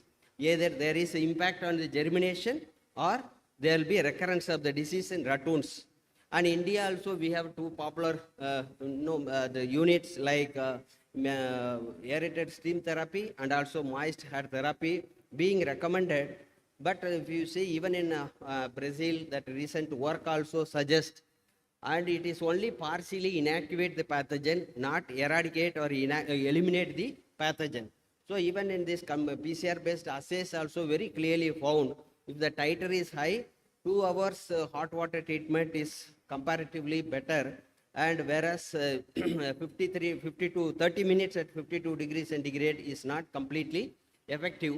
So this is how that we found that that hot water treatment or any other heat treatment systems are reported against many pathogens, including fungal pathogens, but they only inactivate. Hence, the disease occur in the ratoons, but viruses are totally not inactivated. So that means it is not effective against viral pathogens. But other negative impacts is on germination, and also we need to handle the seed canes with different levels and places. Huge cost in the heat treatment process by way of power, labor, and equipment, and they are partial or no control of the target pathogen in the field. So that's why this I am just talking the next part, that non-fungal diseases, all the caused by the varietal degeneration, that is due to systemic accumulation of fungal pathogens. It is not a new phenomena. It has been reported earlier also as yield decline. and it was deliberated during different ISCT meetings. But now what happened that after that there was no discussion on that. But we have taken up studies, detailed studies being conducted for last 25 years at IIS by SBI. So there we have Conclude within 2 minutes. Yeah, I'll be concluding, sir. So this is the impact now coming to the really what is happening, what is the degeneration, how the industry has to address this thing. This is the scenario of degeneration caused by OLD, and it is also in subtropical region also we see this is how the phenotypic expression is there when the virus load is severe or RSD is severe, and then that's how it is, and the crop stand is totally affected. And even in the varietal resistant trials also, you will see that poor establishment due to varietal degeneration. And this has been demonstrated clearly in this particularly CO8032, where we eliminated the virus through meristem culture, clear stand of the higher. That's how we restored the yield of this particular variety. You can see what you see is all rejuvenated seed with a very high yield, and this has been achieved in different locations, where you can see that in the field conditions you can see where there is healthy seed programs are there or where it is not. So it is how that it has been very clearly demonstrated. It is taken to the field but not completely implemented. So and we have to adapt this practice, and this is also the mechanized set treatment also we are suggesting for the nurseries to improve the vigor of the settlings. So once the settlings vigor is there, then this is how we see the enhanced productivity, and this is the approach being successful on varietal rejuvenation, and how we have successfully in managing the disease under field conditions. And this is how the commercial units in a factory, so they taken up this being taken up across the country, especially in the tropical region. So we rejuvenated this particular variety, and also apart from that, we also taken up a post resistance, also to identify OLD resistant clones. And overall, I would like to conclude that still fungal diseases are occurring across the countries, and host resistance is the major way of managing the disease. And also we have to go for the alternate, at least new approaches also. But the varietal degeneration is the one which is occurring across the country, and at least we have realized its impact. But this is being adapted selectively, maybe in parts of Maharashtra, Tamil Nadu, and few pockets in Andhra, and it has to spread across the country. And also that this large scale seed chain we have to promote to harness the benefit of the varietal potential of all the elite varieties in the country. Thank you, sir, for giving me this opportunity. Thank you once again. Thank you, Dr. Viswanathan, for a nice talk on the global changes on sugarcane disease and its impact and strategy to manage that such type of disease. Thank you, doctor. Now I invite Dr. Susil for his talk on safeguarding sugarcane cultivation from biosecurity threats through plant quarantine regulations in India, challenges and way forward. Thank you, sir. A very good afternoon to everyone.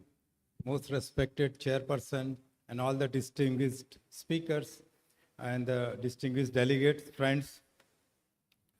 At the outset, I must say thanks to the VSI organizers for giving me this opportunity to share my views on the allotted topic on safeguarding sugarcane cultivation from biosecurity threats through plant quarantine regulations in India. What are the challenges and the way forward?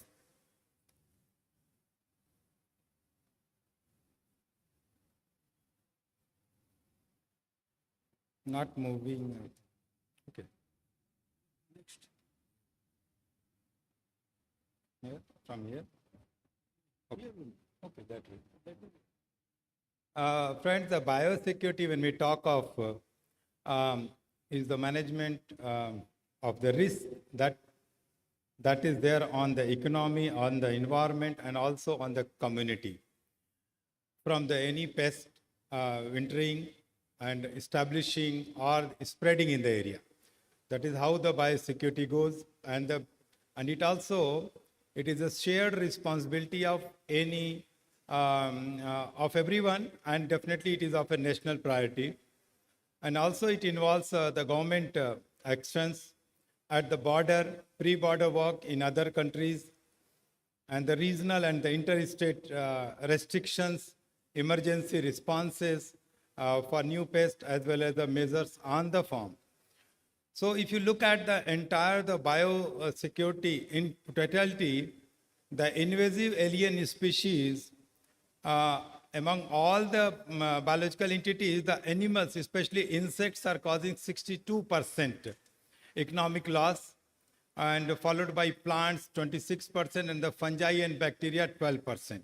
It is in the sense of the invasives, which comes from one country to other country. And what is the reason behind this is because of the increased travel, also the increased trade and commerce, and also the global warming to some extent, and the climate change. That is all we are witnessing during our service period only. The pests which were very minor now becoming the major. So there is a quite a reason would be, one of the strongest reason is the climate change and the weather change. When you look at the impact of invasives, the world scenario, which the result published by the Intergovernmental Platform on Biodiversity, what is the report rather, in 2023, that says that 60%.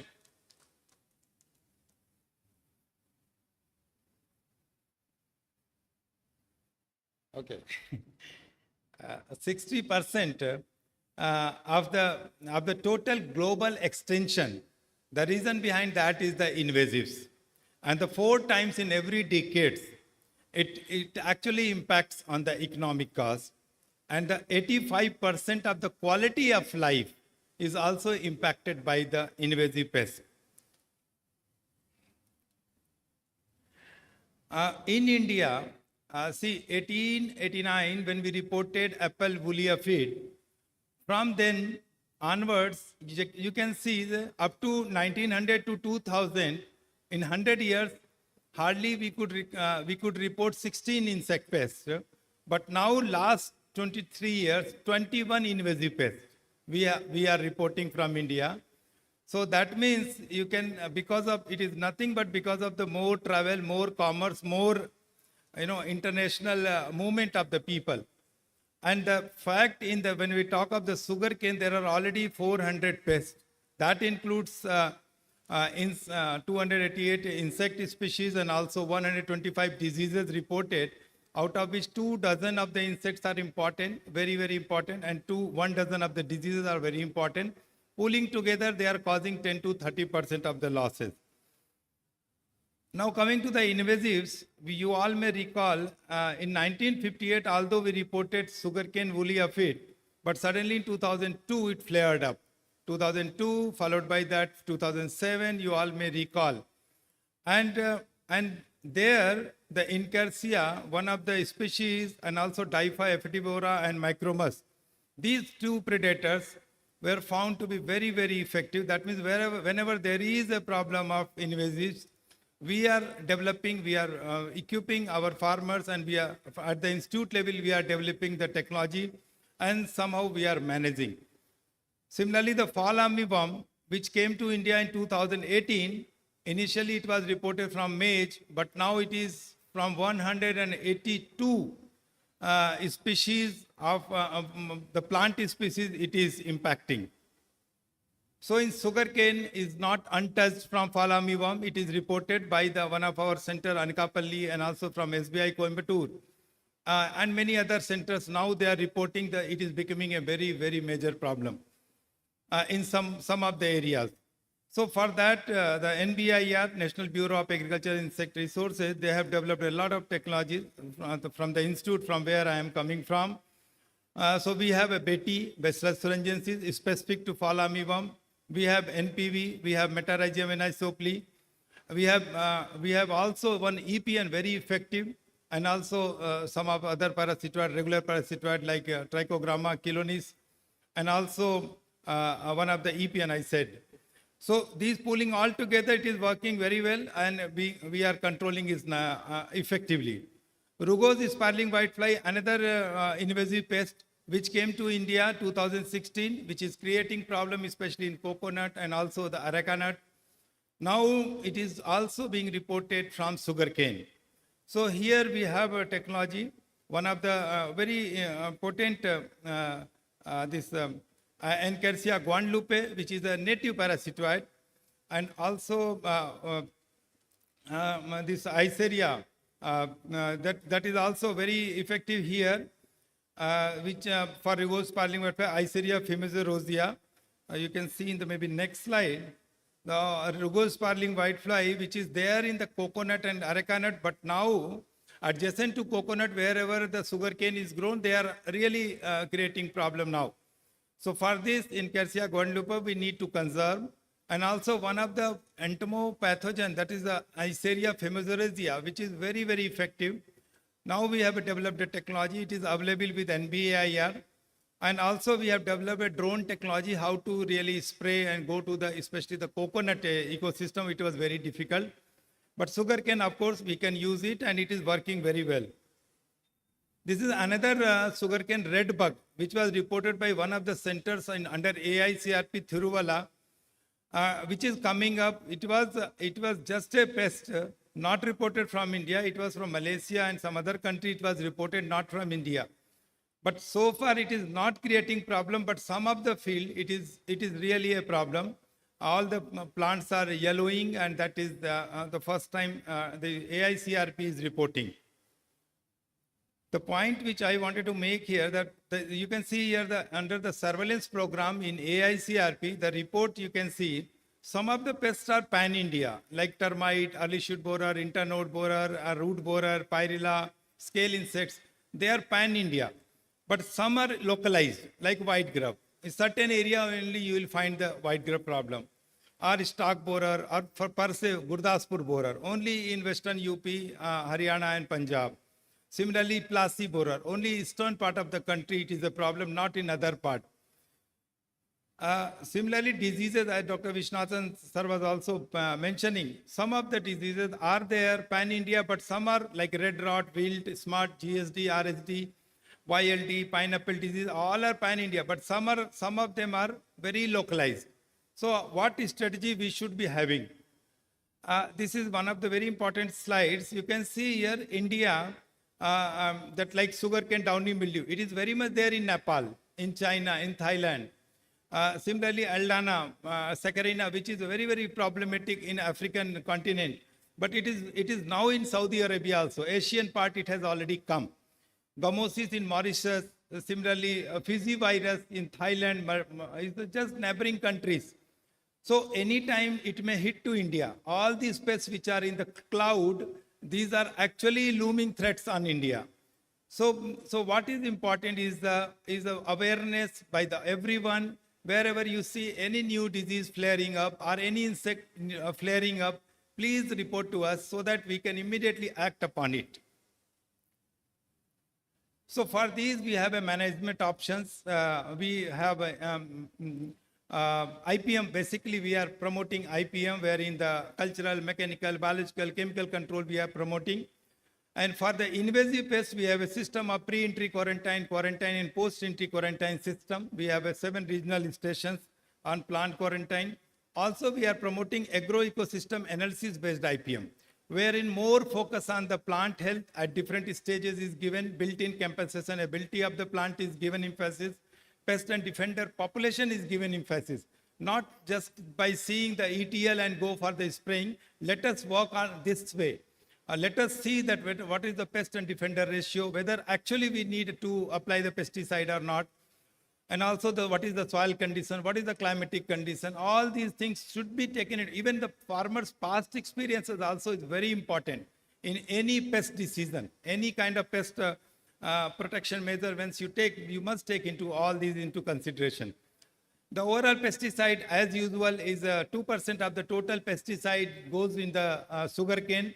Of the total 64 metric ton, 1,000 metric tons of insecticide which is being consumed with various crops, 2% goes in sugarcane.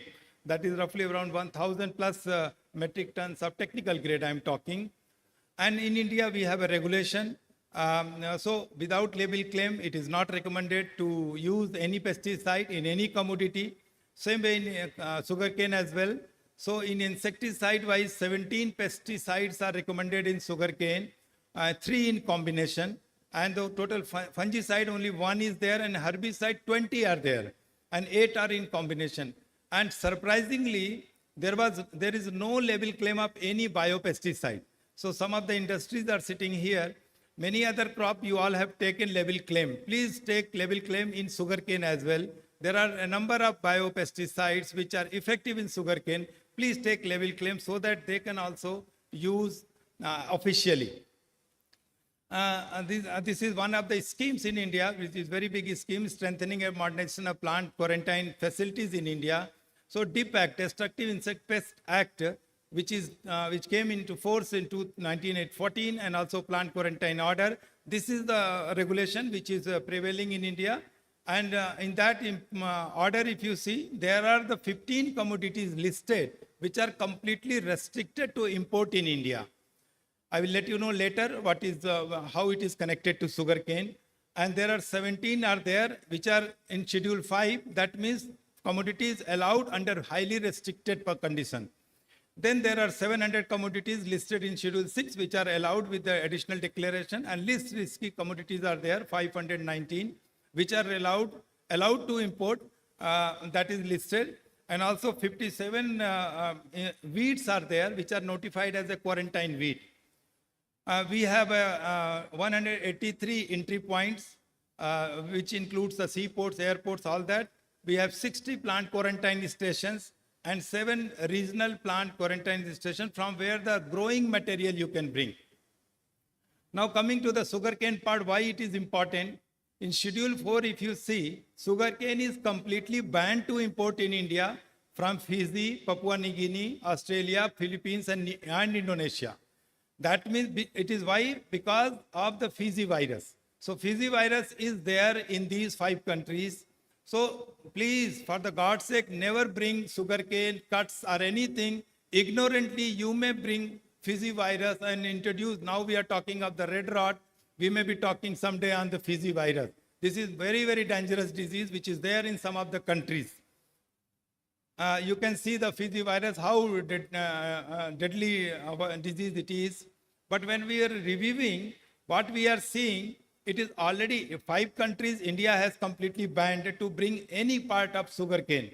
But there are 8 more countries where Fiji virus has already moved in. So these are what are the countries? Vanuatu, New Caledonia, Samoa, Tonga, Madagascar, Thailand, Malaysia, such countries, it has already come.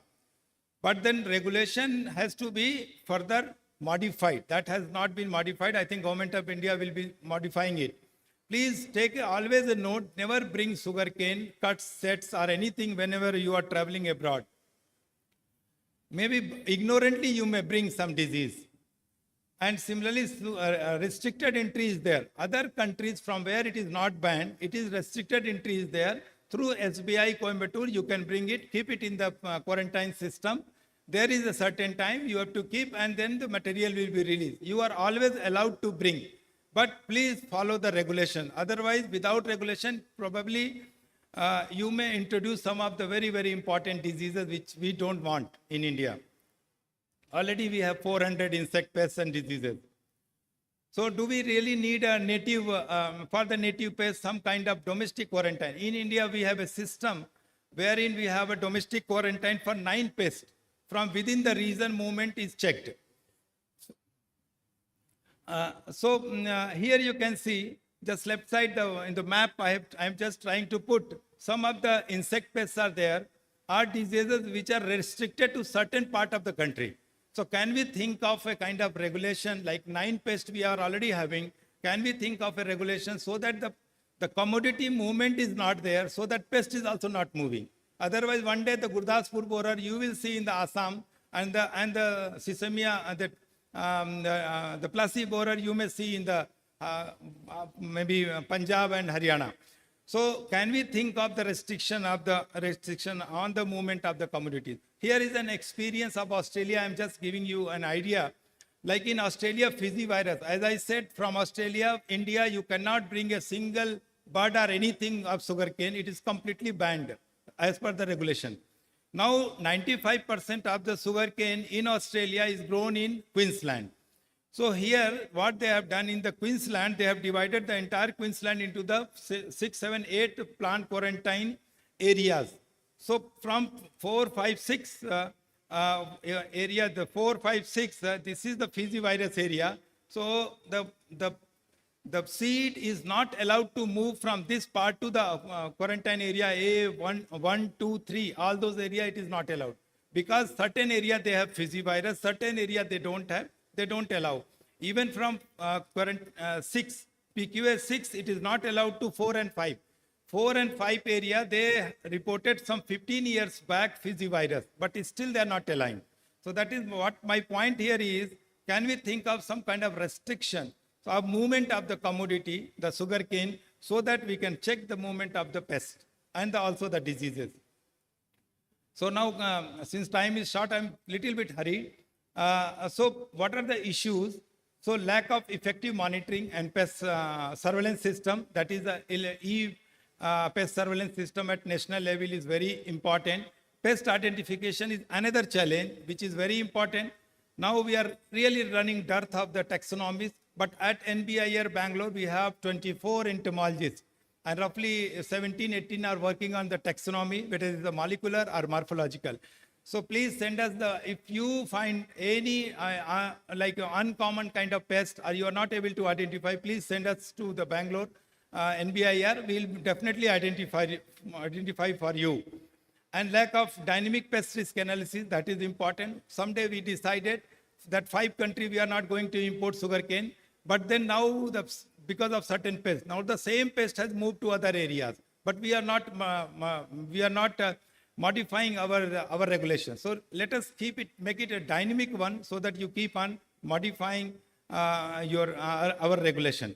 Also the coordination between SAU, state government and central government. Strict baggage check is not there. As per the custom order, the baggage check is allowed, but as per the Destructive Insect Pest Act, baggage check is not allowed. So only the custom order, custom people have to allowed for the baggage check, and once they will find any primary agriculture product, they have to refer it to the quarantine. So that is the kind of regulation problem. So that also need to be worked out. And the domestic quarantine. What is the way forward? This is my last slide, sir. So e-pest surveillance and special emphasis on the border area. As I said, you in the beginning, just 1 minute. So in the border area, so as I said, there are certain pests already knocking the doors of the India. So border area surveillance is very important. Revision of PQ order on regular basis. The robust diagnostic tool is now required. So sometimes back we did a lot of quarantine, restrictions, but we can think of developing some very easy diagnostic tools so that we can allow the things. And also domestic quarantine, as I said, for checking the pest movement within the country. Quarantine station need to be more equipped. We have 60 quarantine stations in India. We need to make it more equipped. Label claim expansion to many other pesticides which are very effective, we know, but there is no label claim in sugarcane. That also need to be worked out. And also strict inspection of the baggages at the international airports. That is also very important. With these few words, thank you so much for giving me opportunity. Thank you, sir. I tried my best to complete in time. Thank you, sir. Thank you, Susil, for a nice completion of your topic. And now I request Dr. Gobel from France to deliver a talk on his rethinking crop protection by mobilizing natural pest regulation and agroecological practices in sugarcane agroecosystem. Okay, good afternoon all. I hope you are not too tired and hungry. But anyway, I would like to thank VSI for inviting me, and I'm very happy to be here. So what I'm going to talk to you is about the rethinking the crop protection by mobilizing natural pest regulation and agroecological practices.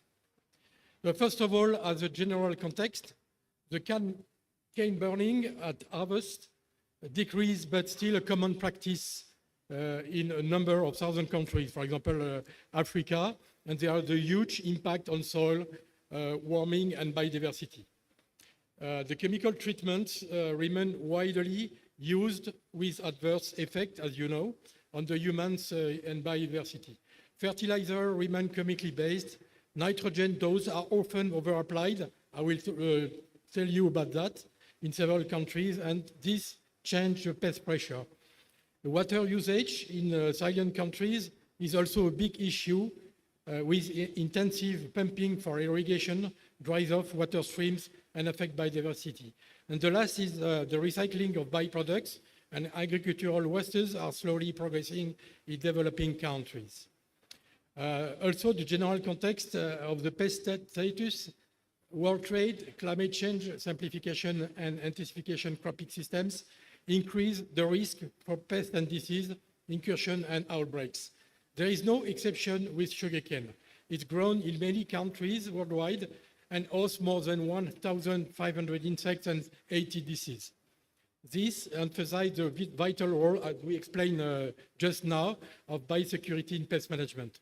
The expansion of sugarcane areas for biofuel and other production can change also the pest status.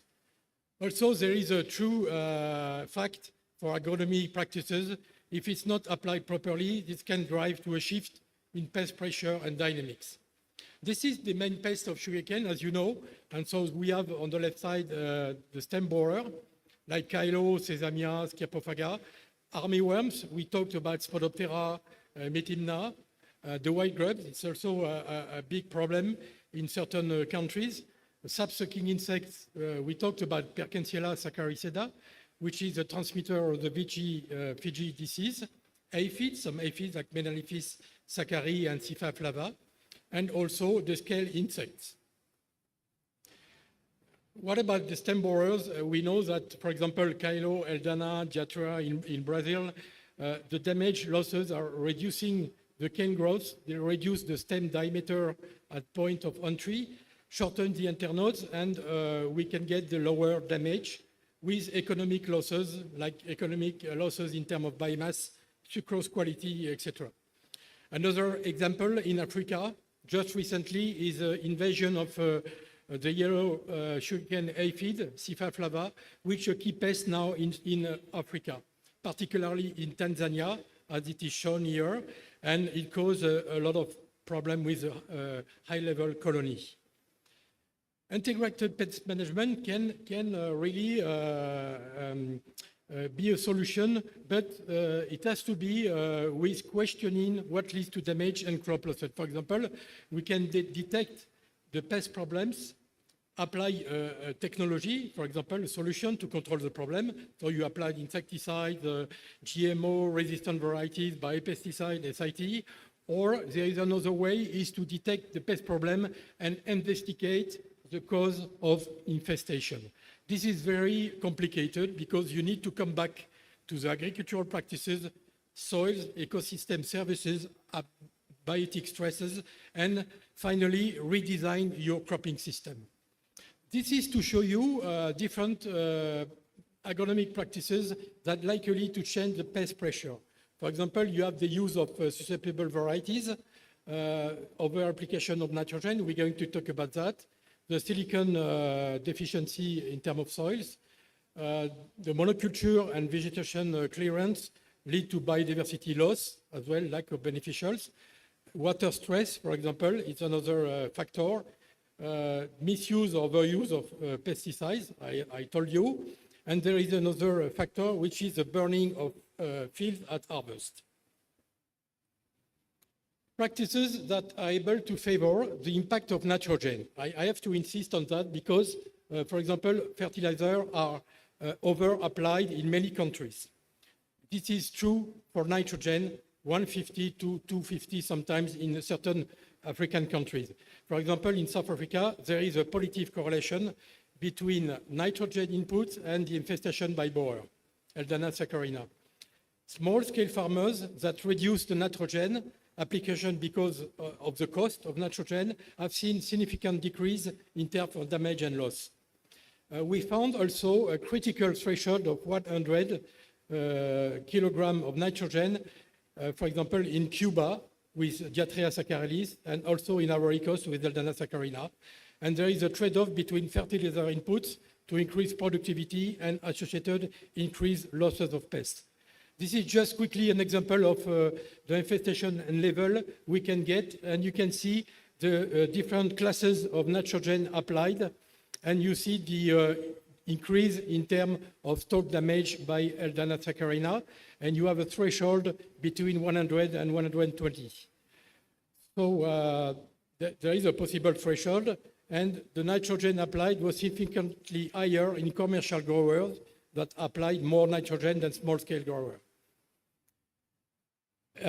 Nitrogen have been reduced since then in most sugar areas in South Africa. Another impact is in Côte d'Ivoire, in Ivory Coast. As you can see, we did an experiment with different doses of nitrogen, and you can see that the internal board is just increased with the level of kilogram of nitrogen bring to the soil. Another factor important is the silicon in the soil. What impact on borer population? For example, in South Africa, I take this example because I spend a lot of time in South Africa. 60% of soils in South Africa are sandy, acidic soils, typically SE deficient. Sugarcane, as you know, is a good accumulator of SE like maize and rice. Silicon reduces transpiration rate and conductance from stomata of leaves, and there is a positive effect of silicon in more apparent SE accumulating plants under various abiotic, for example, stall stress, drought, and biotic stresses. In general, silicon significantly reduces larval performance in borer damage in sugarcane. And we have a result from South Africa, from Chad, and Indonesia. And this is an example in South Africa, for example, that we tested the silicon on borer damage, and we saw the difference between untreated and treated with 10 tons per hectare of silicon. The same in Panama. I had a PhD student working in Panama on Diatria tabanella, and we saw a reduction in terms of damage when we applied a silicon treatment compared to the control. And one interesting fact is the difference between the head of the mandibles of the larvae, the state of mandibles. If you applied nitrogen, you will see a stuff of wear of mandible. The state of mandible will change a lot compared to a state of mandibles if you have nothing, non-applied any silicon. So silicon acts like a physical barrier along the stalks, preventing borer from penetration. Another important fact is the cane burning of sugarcane. This practice before harvest has a huge impact on the environment, as you know, biodiversity, and we have to explain that to the farmers and the industry via field discussion groups. For example, in Réunion, where I worked for 10 years, the ban of cane burning in high infested area has reduced borer damage by 50%. Which is very important because if you stop burning, you will see the beneficial insect coming and control the borer. This is just quickly an example. There is a lot of spiders in the soil crawling, and with the burning, you will destroy everything very quickly. Vegetation clearance as well has a major impact on ecological services like natural pest control, pest regulation by parasitoids like Trichogramma, Cotysia, entomopathogenic fungus, predation by ants, by spider, different kinds of predator. What solution? We currently at CIRAD test some innovative cropping systems for resource and biodiversity preservation in collaboration with farmers without pesticides. So it preserves water, it increases organic matter and carbon storage in the soils, control pests and weeds by installing what we call the push-pull system, repel and push, attract and kill, and attract predators in different systems. So you can mix sugarcane with different companion plants. We call that companion plants, which could be at the edge in the middle, etc. So it's Canavalia, Mucuna, Arachis, Crotalaria, etc. So we can dream about this type of things that I saw in Vietnam, helping farmers in restoring functional biodiversity in and around sugarcane fields by planting flowers, shrub, grasses, companion plants, etc. This is very interesting because this plant, Tithonia diversifolia, which is the Mexican sunflowers, attract a lot of parasitoids and predators that are able to control aphids, stem borers, etc. And in this case, for example, in Tanzania, we have a project to promote beneficial arthropods for the control of yellow sugarcane aphids. And we've got different rock beetle, spiders, ladybugs, 61%, very important predator of aphids, the cirf, long-legged flies, etc. Now, just to finish my talk, I think I'm on time. The new tools for farmers to work with, to guide them for better crop management. We talked about that already, but we can use equipped drones for infrared camera to measure the local temperatures and health of cropping systems, for example, and detect the crop stress that can be linked to pest damage as well. This is important for us. And by combining GIS and prediction models to better manage sugarcane production and crop protection, this can be included applying trichogramma and topagogene by using drones. What is the take-home message? I would like to tell you something very important. Like today at CIRAD in Europe or many countries, we try to put more agroecology and ecosystem services in our crop protection strategy. Because, as you know, pest status can change rapidly in the context of simplification and intensification of sugarcane agrosystems. Conditions to avoid high infestation should be observed at any time. This includes the conservation, biological control, very important. All agricultural practices, as you know, that favor pest infestation should be assessed, revised, and adjusted. For example, nitrogen, pesticide use, silicon, etc. So we need to take care about that. Another very important topic is the habitat management and plant diversification. I talked about, told you about the push-pull, the trap crops, the companion plants, etc., should be used to attract natural enemies and other beneficial to increase pest control. And we have some good success about that.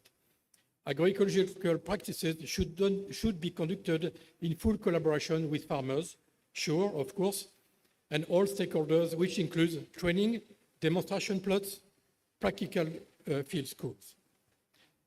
And I would like to thank you very much for listening. And this is a photo taken at VSI, not very far from here. The sugarcane, I saw these flowers along the sugarcane field, very interesting. And I saw a lot of pollinators, Hymenoptera, etc. So this is a good example of what we have to do for the future. Thank you very much.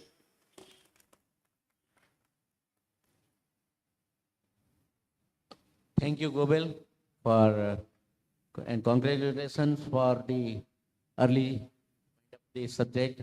Very nice. We'll speak from there. Yeah.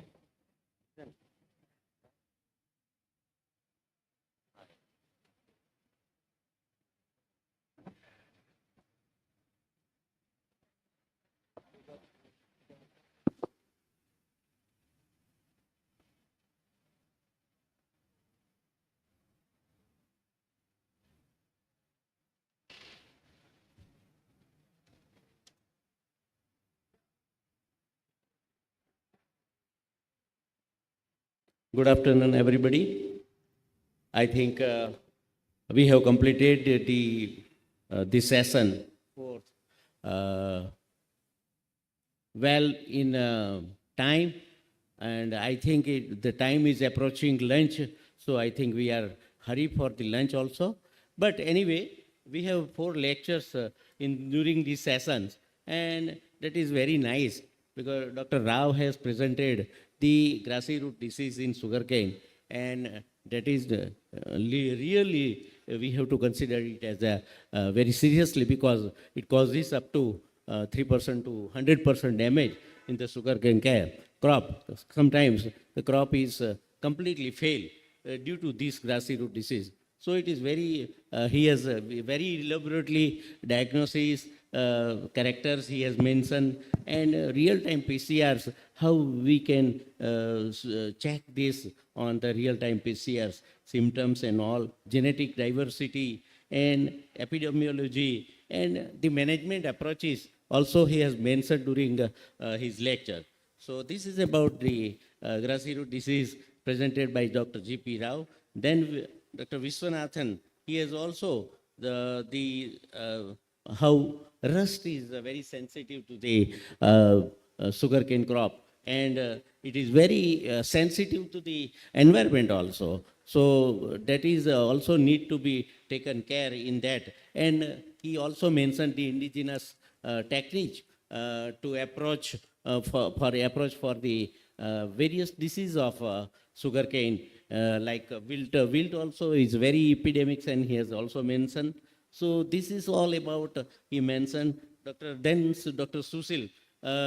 Seriously, we are really in our country becoming lethargic so far. Our planting crop materials we are transporting from one place to another. And if we consider the invasive alien pest, then we have to be controlled.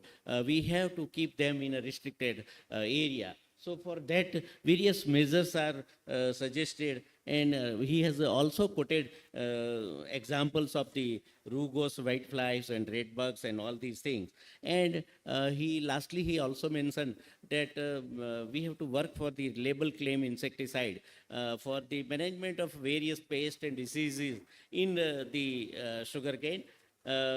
So this is about his lecture, and Dr. Gobel from the France also, he has how natural pest regulations can be maintained in the field.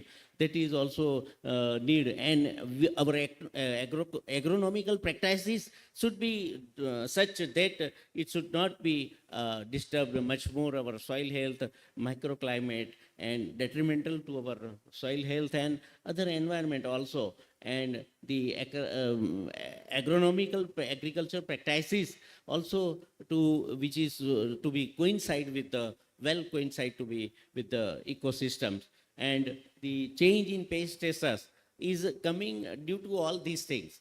So whenever there is a change in the temperature, change in the agronomical practices, there will be the status of the pest and disease also a change of what he has mentioned. So in all, I can say that the four lectures are very interesting. I congratulate all the four speakers of this session. And as an entomologist, I will add one or two things to you being an entomologist and pathologist. See, we are working for the integrated pest management. We are working with the integrated disease management, and we are working with the integrated pest and disease management.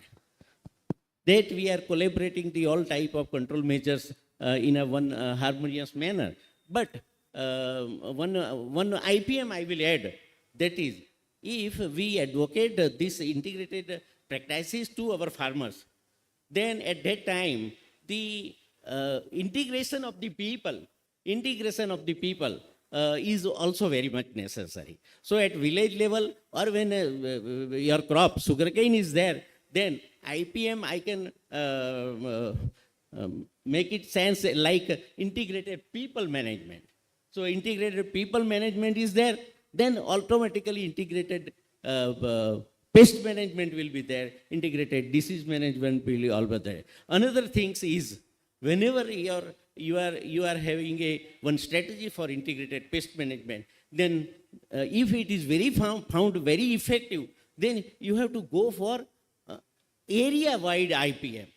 So that is another terminology, because if you want a result, if your farmers want to realize that effect of the technology, integrated pest management, integrated disease management, then area-wide application need to be advocated to our farmers. Because, see, my service started with the sugarcane in 1980s. So at that time, sugarcane pyrilla was a very severe in Gujarat. About at that time, I don't much remember, but 40 lakhs of aerial spraying was done at that time. So at that time, I came to Maharashtra and I plucked leaves having a Epiricania parasites cocoon. Truckload of parasites I was taking, and I sprayed in Gujarat. And within 4 or 5 years, see, pyrilla escaped. So that was the magic result. And I can quote also that this is one of the successful example of biological control in Gujarat or in India also. So that is the effect of area-wide management. Another thing is I have 30 years worked on the fruit fly in mango, chiku, cucurbitaceous crop. In that also, I prepared, I designed, and I got patented one trap, Nauroji Stonehouse fruit fly trap. If farmers slowly adopt it, you will not find result. But if whole the village adopt it, you will find result. Because the fruit fly can fly up to 90 kilometers. So that is the magic of that. We have to take advantage of that habit. So once I took trial installing fruit fly trap in 10 square kilometer, 10,000 traps, and I got a result, magic result. The 30 to 40% damage of fruit fly causing in mango and sapota came down to 3 to 5%. So that is the area-wide management strategy. In India, we are not generally doing that. We are only one farmer in one village adopting your technology, so your result is not visible. And farmers are not also seeing that. So these are my two things which I want to share. I'm very thankful to VSI and my co-chairman Pawar, then Jadhav and Dr. Ganesh Kodgire. I also thank them and thank you very much for sharing me this stage. Thank you. Sir, I have few questions. Can you please reply?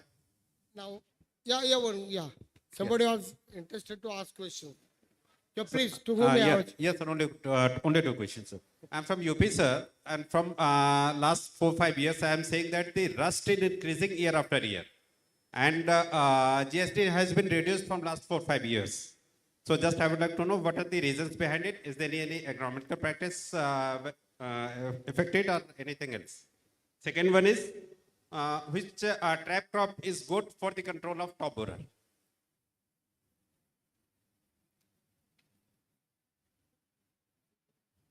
Both the pathologists have already flew away happily, and I am not in position to clarify your question. I think Dr. Pawar will. Pawar.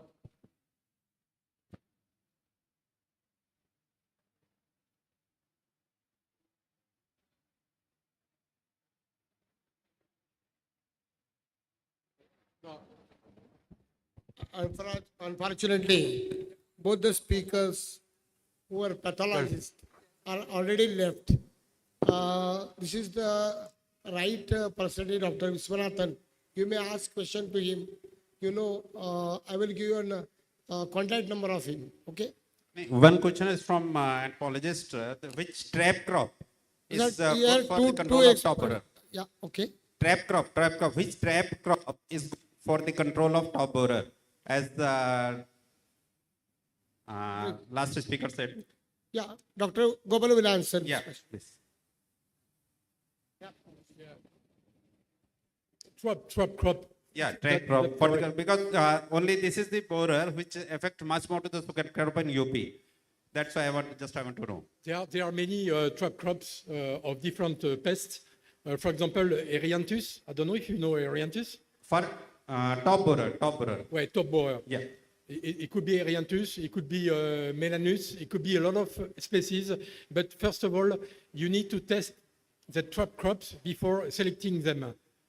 But we know that there are trap crops interesting to attract the pest. They lay eggs and they will be killed on this plant. You can be killed. For example, maize as well. Some borers are more attractive by maize than sugarcane. So if you treat the maize with a BT, Bacillus thuringiensis, for example, you can kill the borer before he passes into sugarcane.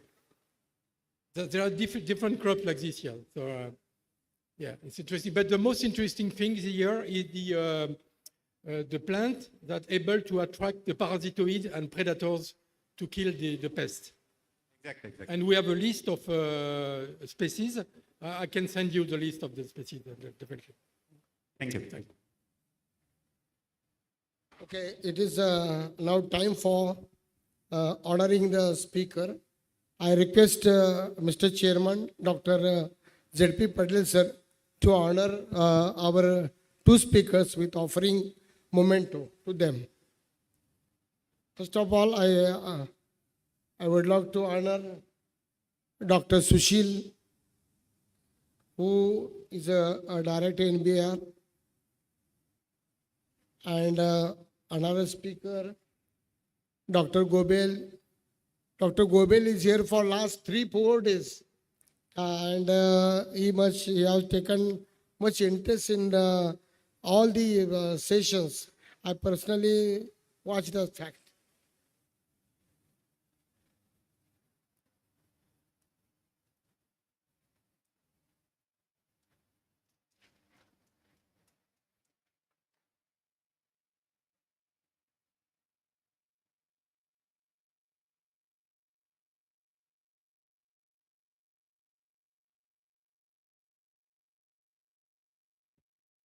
After that, I request Dr. Kadlak sir to honor Mr. Chairman.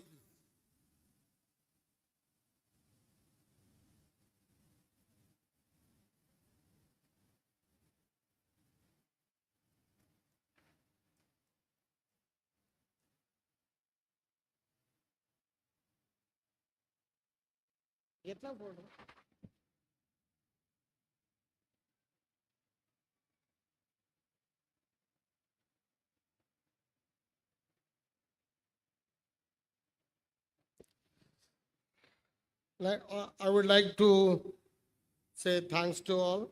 First of all, Mr. Chairman, Dr. J.P. Patel, who chaired the session. I am very much on behalf of VSI and as a coordinator of the this session, I thanks to Dr. J.P. Patel, sir. We have a sports speakers in the this session, Dr. Viswanathan, Dr. G.P. Rao, Dr. Sushil, and Dr. Gobel. Thanks to all of them for their nice presentation and presence here. Thanks to all. I also thankful to the delegates because till the 1:40, the session was supposed to end at 1:30, but they are here. Thanks to all the delegates and my co-coordinator and rapporteur for the smooth conduct of the session. Thanks to all.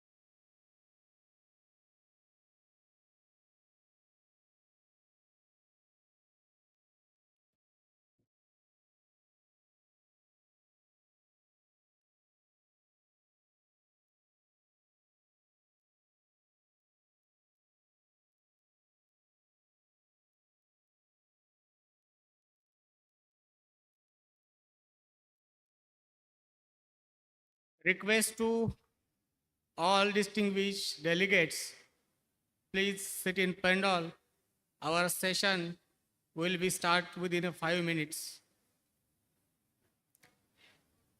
सर्व प्रतिष्ठित प्रतिनिधी, कर्मचारी, शेतकरी यांना विनंती आहे की त्यांनी पेंडॉलमध्ये बसून घ्यायचं आहे.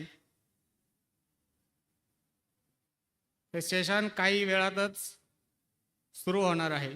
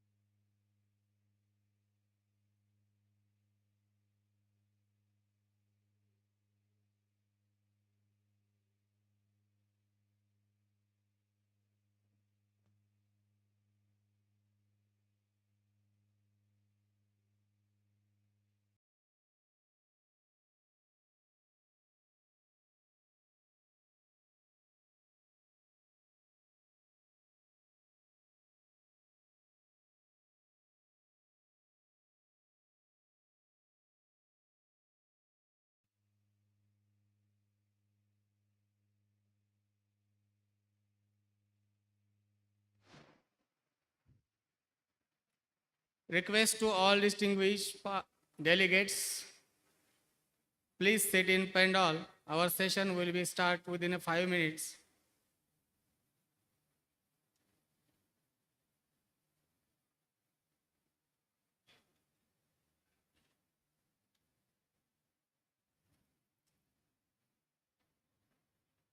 सर्व प्रतिष्ठित प्रतिनिधी, कर्मचारी आणि शेतकरी बंधूंना विनंती आहे की त्यांनी पेंडॉलमध्ये बसून घ्यायचं आहे.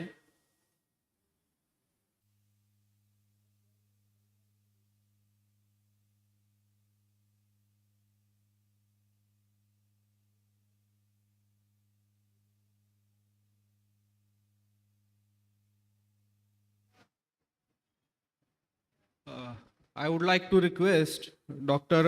Arjun Taide sir to come on the stage. I also request Dr. Mohammad Ahmad sir to come on the stage.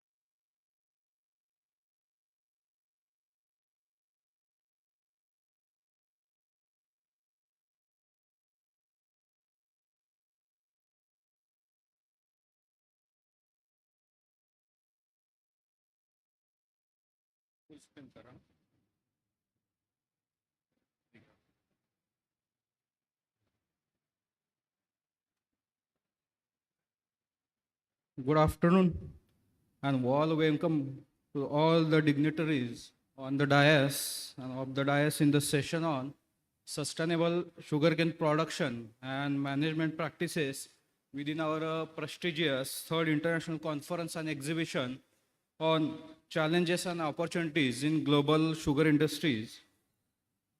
Sugar industry is the only industry which contributes 17% of total production. But the climate change has emerged as major challenges to agriculture, and there is an urgent need to speed up our effort to evolve climate resilient management practices. Need to improve resource use efficiency for maximum profit gain. There will be endless opportunities in sugarcane agriculture because cane is the need of tomorrow, so the efficient and timely interventions bring the sugarcane farming to the new heights. In this regard, the discussion will going on in this session. So I request all to actively participate and exchange our ideas with an open mind. Before I further proceed, I introduce the esteemed individuals on the dais who will leading and sharing their knowledge, insights in this session of our third international conference. Firstly, I honor to introduce our esteemed chairman, Honorable Mr. Deshmukh sir. He grew up in an agriculture family and graduated in geography, economics and statistics from SP College, Pune. Subsequently, he completed his master's in entire geography from University of Pune. After having served as a lecturer in Nauroji Wadia College, Pune, he joined the government of Maharashtra to the Maharashtra Public Service Commission as a deputy collector in 1969 and had holds several sensitive and challenging posts. He was the Secretary, Department of Agriculture and Horticulture, Department of Cooperation and Marketing, and left an indelible mark in every position he held. In 2005, he joined the Vasantdada Sugar Institute as an officer on special duty and thereafter as a Director General from 2006 to 2022. During his stint as a Director General, he was instrumental in developing world-class infrastructure at VSI, collaboration with national international research organizations, and acquisition of development of land for VSI agriculture farm across the state. The institute is now recognized as a frontline research organization at the international level. Thereafter, from October 2022, he is working as an advisor to the institute. I'm glad that he has recorded the remarkable journey of Vasantdada Sugar Institute and its role in bringing about a revolution in sugar cultivation in India. So, after a brief introduction of our chairman, so I move towards our distinguished speakers, Dr. Arjun Taide. He did his PhD from Vasantrao Naik Marathwada Krishi Vidyapit Parbhani and working as a cotton and sugarcane agronomist for more than 28 years. He has significantly contributed to research, teaching and extension. He published more than 50 research papers in national and international journals, popular articles, and served as a consulting editor and reviewer on many international and national journals. He received several national awards for his contribution as a sugarcane agronomist, and currently he acts as a head division of crop production at Central Institute for Cotton Research, Nagpur, India. So we moving to the next speaker, Dr. Mohammad Ahmad J, working as a scientist at National Remote Sensing Center, ISRO, Department of Space, Government of India, Bangalore. He did his MSc in agronomy and MTech in remote sensing and remote sensing specialization application in agriculture. His contribution in agriculture, drought assessment and monitoring, crop condition assessment, hyperspectral database satellite, as well as ground-based crop species identification and nutrient content estimations, ED covariance flux measurements. He published more than 25 reports and research articles and working more than 17 years in the field of geospatial application. So, and one of our host speaker, Dr. A.D. Kadlak sir, he has obtained his PhD from IRI, New Delhi. He had 37 years of experience in different posts in his career under MPKV Rahuri. He significantly contributed for preparation of GPS GIS-based soil fertility map in 10 districts of Western Maharashtra for precise fertilizer management, developed software for soil test based STCR fertilizer recommendations, conducted more than 270 field demonstrations of STCR technology, released 21 STCR yield target recommendation, organized soil testing training program of Agriculture Department, KVK scientists and NGO, and much more. He executed 6 ad hoc research projects on various aspects of soil nutrient like sulfur, silicon, potash, and quality assessment of sludge with press mud compost. And currently, he is working as a principal scientist, Division of Crop Production and Protection at VSI Pune. So, with this short introduction, I hand over this session to our chairman, Honorable Deshmukh sir, for further proceed.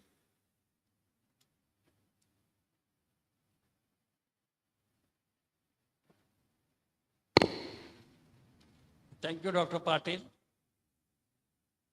Now we are going to commence this very important session on the agronomical aspects of sugarcane cultivation. We have esteemed speakers with us, as already introduced by Dr. Abhinandan Patil. Dr. Taide is an agronomist. He has long-standing experience. And climate change is the key issue. He is working on it. I know him for several years. Now from Coimbatore, he has shifted to Nagpur. And I expect him to speak on this very relevant subject. What is happening? I'll give the background to Dr. Taide. The average yield of the sugarcane is almost stagnant for more than a decade. Talk about the Maharashtra alone, our yield is around 84 tons per hectare. That means about 31 to 32 tons per acre, which is not improving. Personally, my observation, I am a sugarcane farmer for generations, from my generations. And even if you have a good seed, and if you don't practice the proper cultivation methods, then how can they increase the yield? So, of all the faculties, I don't say they are less important. This faculty of agronomy is very dear to the farmers.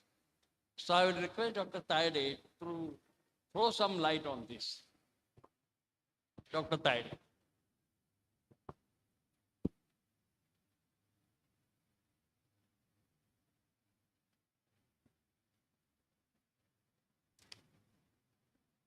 Yes, slide move कर दीजिए.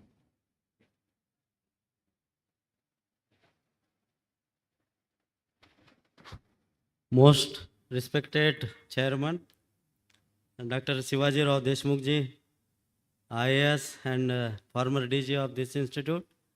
And I know sir since from 10 years. And he used to visit Coimbatore and he is a very keen observer and already he has outlined the topic why agronomist and this climate change and all these things are required to the farmers. Then distinguished speaker sitting on the dais, Dr. Kadlak Saab, then Dr. Mohammed, and the faculties from VSI and all dear participants. I welcome you all, and my topic I will deliver on the climate smart agronomic intervention for improving the sugarcane productivity, profitability under tropical Indian conditions. Specifically, I choose this topic because I was thinking that my fellow Dr. Shuklaji is from subtropic, that is from Uttar Pradesh. He will cover the North India. I will cover from Maharashtra to Telangana, Tamil Nadu and Karnataka and all these tropical states. So that is why it is a very specific topic related to this tropical Indian condition. I work in Sugarcane Breeding Institute for last 10 years, and specifically on agronomy, we have developed a very good technologies. As sir already told that in my presentation also, I will mention some success stories of the farmers also, how they have achieved.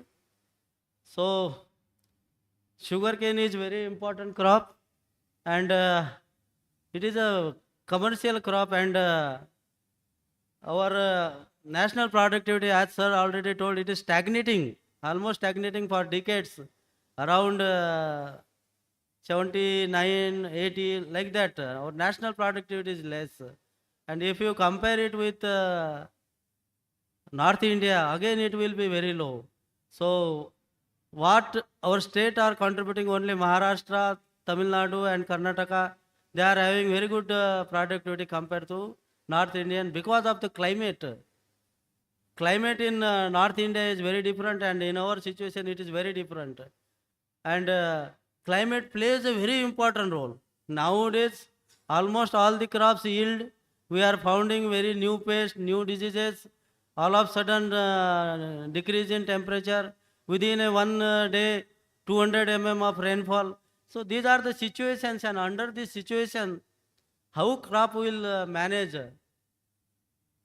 So the response of crop to the climate is very dynamic, and that too, when I was working in sugarcane, sugarcane is a very special crop, and it requires a very different climate set. It is not uniform for all the four state. It is 360 days crop, 363 1 year crop. In Maharashtra, many farmers, they are taking this adsali crop of 18 months old. So from different seasons, it is passing, winter, then summer and rainfall. So different situation, crop is facing different scenario, and how it is managing. In very brief, I will tell you. Then all you know that sir also told that now climate change is there, and how it is influencing our agriculture. So as per the IPCC data, our Indian scenario, almost we are nearing to the 1 degree centigrade temperature hike, and that is specifically attributed to the greenhouse emission gas. Whatever greenhouse gases are there, mostly carbon dioxide and many other gases are there, they contribute to increase in the temperature. And by the end of this 21st century, we are expecting, these are the projections of the IPCC and some scientists, that our temperature will increase likely to by 4 degrees or 4.5 degrees, and we will face heat waves. Already we are facing heat waves. This Pune is known for cool climate, but after coming here, one of my friend, Dr. Vishwanathan, he was telling, third day I could not sleep. Coimbatore and Lucknow, it is totally different environment. We expected that Pune will be very cool and we will sleep very well. But now Pune temperature is also somewhat changing. So heat waves are there. And if you take the example of sugarcane crop, sugarcane is a very responsive crop, climate resilient crop in reference to the temperature. So for sugarcane, the growing season should be warm. It is a tropical crop, and it requires a very good sunlight. It is a specifically C4 plant, all you know that, and it is having very high photosynthetic efficiency. If you see the theoretical yield, it is around 450 ton per hectare. So theoretical yield is very high.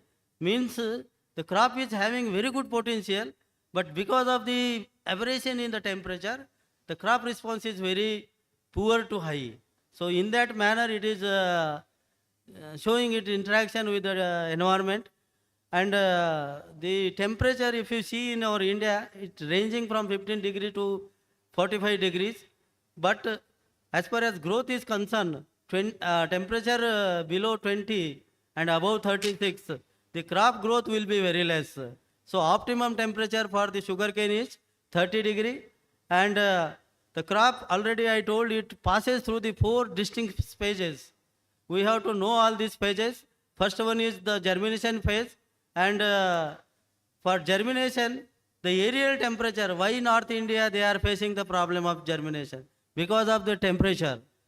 For germination, we need minimum degree of 26 to 30 degrees centigrade and soil temperature of around 23 to 28 degrees centigrade. Then only your germination will be very good. Why we are planting our sugarcane crop in the Suru planting means onset of the year, January planting. In Tamil Nadu also they are having, now Pongal they are celebrating, we are celebrating Sankranti. So they are doing the Pongal planting. So this is the reason why the optimum temperature regime is available for the germination during the germination phase, and the activation and sprouting is the major activity in sugarcane. Then comes to the next stage, that is from 60 to 150 days. And the water requirement for these all 4 phases will be different. For germination phase, very less water is required, 300 mm.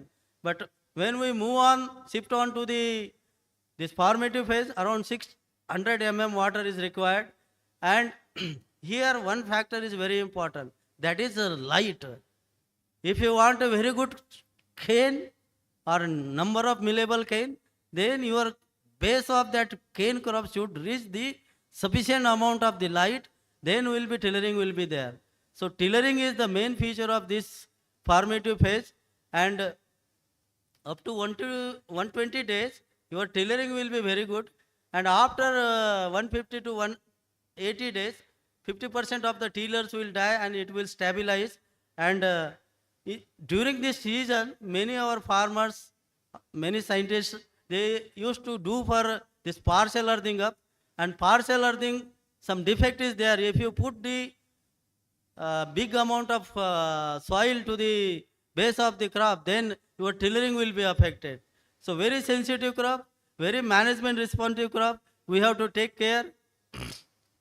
This is a formative space. See how this light is there, and because of the good light, you will get a very profuse amount of the tillering. And as I mentioned earlier also, it is a very photosensitive phase, and during this phase, almost 400 to 900 hours of sunshine is required for good amount of this tillering. And one of the important effect of the temperature, usually what happens, farmers, he won't have time and he will delay his planting after March. What will happens after March planting? So temperature is a major key factor impacting the tillering. If temperature is above 32 and 37, and it will increase. In Maharashtra, March-April temperature will be more than 40. So if such temperature is there, in that case, the retardation of tillering will be there. You will not get a good number of NMC. And for having 100 ton of the your productivity from 1 acre, at least you need minimum 40,000 cane in 1 acre of the area. Very simple calculation, agronomic calculation. And 2 kg cane means near you will get around 80 ton. If 2.5, then you will get 100 ton. And many farmers from this region, I appreciate, Suresh Mane is there and many groups are there. They are calling me and they are sharing their success stories. Sir, we harvested 100 ton per acre. Sometimes their yield will go to 135 tons also. So it is because of the timeliness of the operations. That is why agronomy is important. Climate is important. And we have to manage all our operation in that way. The next stage is grand growth stage. This is a very important, and during this stage, if you see the water requirement, it is around 1000 mm. If drought is there, so what will happen? Drought will shorten the internode length and your cane yield will be drastically reduced. So we need good amount of rain, and maximum cane elongation will be there in this phase, and canopy closure will be there in this phase. And likewise we have to manage our crop. And the last but not least, it is one of the most important phase, that is ripening stage, जिसमें हमारा sugar cane का sucrose का accumulation होता है. The ripening stage is very important from the point of view of recovery. Our recovery is not going beyond 10. This is the reason why our sugar production is less. But we are fortunate, Maharashtra people are fortunate. If you go to Kolhapur, Sangli, Satara, there we are getting the recovery of more than 11. Why? It is because of the climate. Climate is there. In Kolhapur area, if you go, very good recovery. If you go to the Tamil Nadu, your recovery will be 8. It is because of the temperature. And during ripening phase, climate should be very cool. The skies should be very clear. There should not be very frosty season, and temperature should be near 18 to 20 degrees. These are the requirement. As I told, this is a very important crop, and it shows its reaction according to the phases and according to the temperature. If some variation is there, if some abnormality is there, then our crop has to face and our yields are less. So this is why the climate is very important. And see, this is the example of our Maharashtra in Kolhapur. We have faced this problem of the extreme events of the climate. The changes in rainfall pattern we are observing. When I was in Nagpur, I shifted to Nagpur in cotton. When I joined, I received so many friends from my pen. Are you safe? What happened? Because in Nagpur, 250 mm rain in one day. So because of that, entire Nagpur was flooded with water because of the poor drainage. So this is why this climate is playing a major role in our agriculture also. So shift in climate, this rainfall is also there. If the well distributed water is there over a period of 50 to 60 days during the period of the crop, then it will act as a irrigation. If 200 or 250 rains will be there, what will happen? Most of the rain will be washed away through runoff. Only 30 to 40% rain will be effective rainfall, and it will not be utilized by the crop. So this type of scenario will be there in near futures, and they have expected more drought also. So almost we are facing the 2 droughts in a decade. In 10 years we are facing the drought. In Marathwada they have forced that farmers should not grow the sugarcane. It is because of the drought. Water is not there. All you know that in Latur they have supplied the water through train. So in that condition still farmers are sticking to the sugarcane. It is because of this is the only crop that pays to the farmers. It is not like a cotton. I am cotton scientist. But I will tell you that the cotton is the most climate resilient crop. It will give crop to the farmers, it will give yield to the farmers, not to the extent of 150 ton per acre, but it will give around 80, 60, 70, if some variations is there. So this drought will be there, and this is the data for the perusal of all our audience. I have shown how the drought will affect almost our area during this 15-16. Entire Tamil Nadu, it was a very high area. Now they have also come down to 1 lakh hectare. Karnataka also severely drought. Maharashtra also severe drought.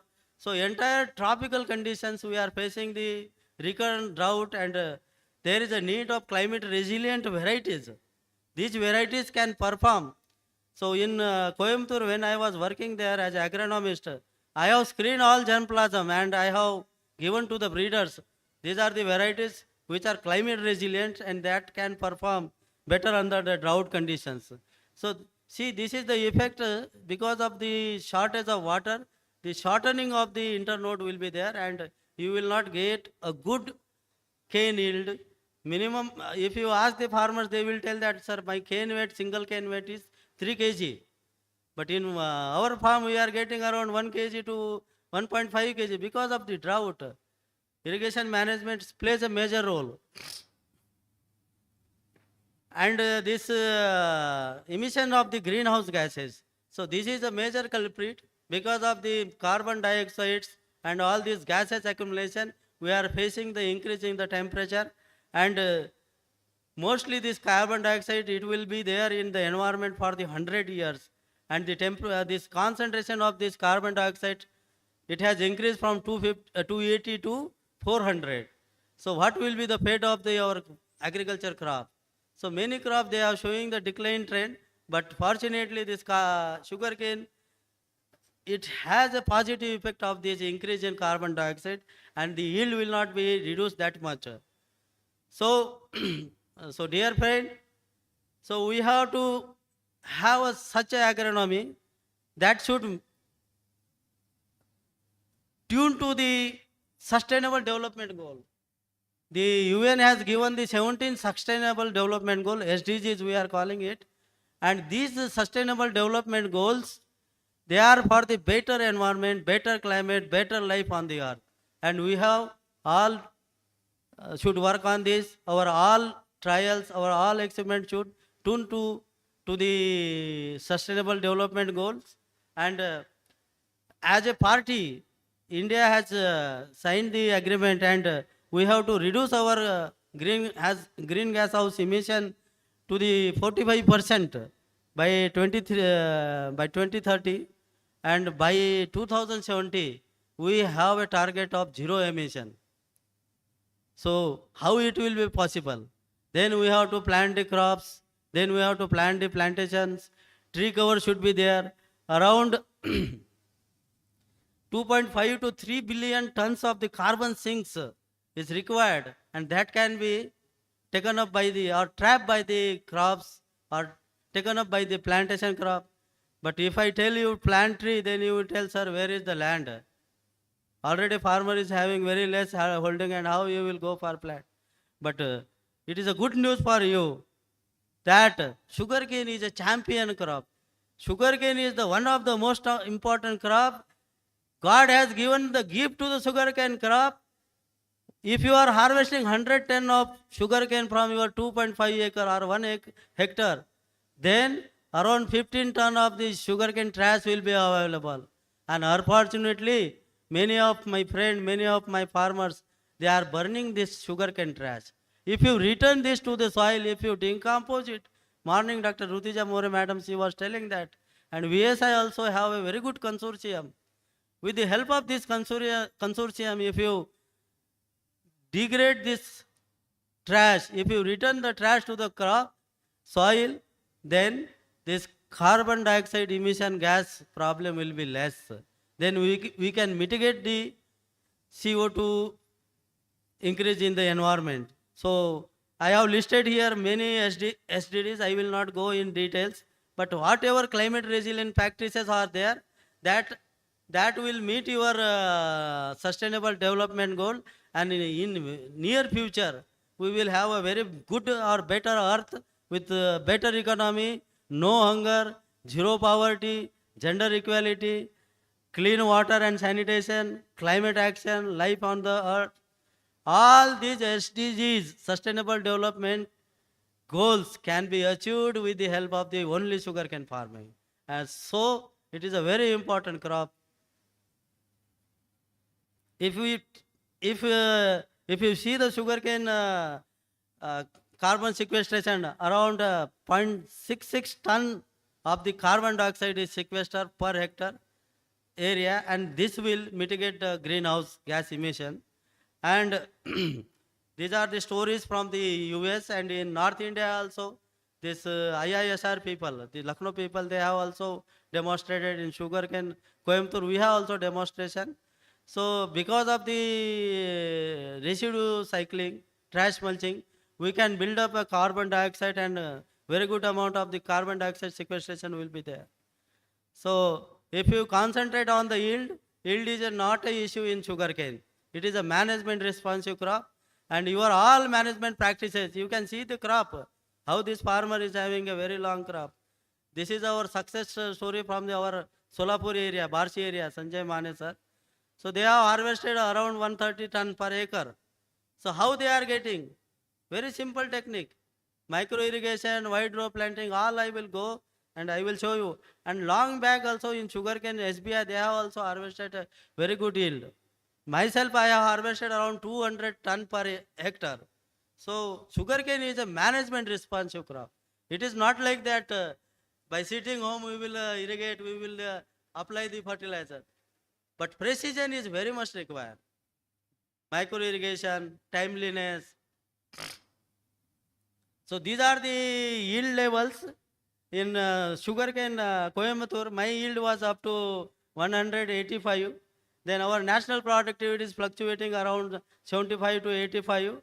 And many farmers, they have harvested 175 tons per hectare.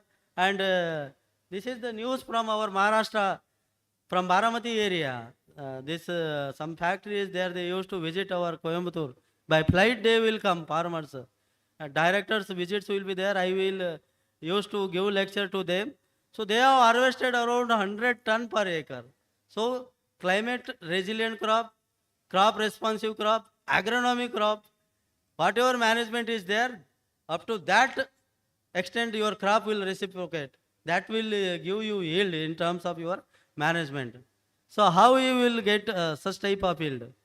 Up to 200 ton per acre with clean seed, then good quality irrigation water, balanced fertilizer, then good weed management, timely field operations. Then nowadays many people are speaking about the conservation agriculture. Our Kadlak sir also, he is a soil scientist and he work in MPK Raori. So friend, for conservation agriculture is the most benefiting crop, sugarcane. What are the three principles? All three principles are made by the sugarcane crop. What they are telling in conservation agriculture, minimum disturbance to the soils. If you visit to Tamil Nadu, our sir has already visited Shivaji Rao Deshmukh.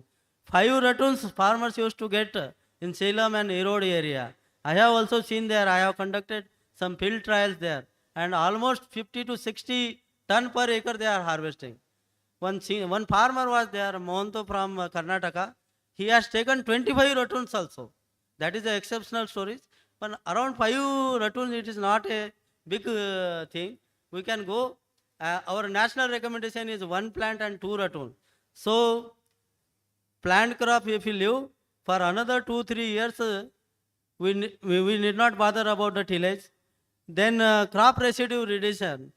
So, retention of the crop residue to the soil cover, it should be more than 30%. But in case of sugarcane, it is possible. We can cover around 70 to 80% of the area with sugarcane trash or any mulch, and crop diversification, crop rotation, to have the biological activity, to have the biodiversity.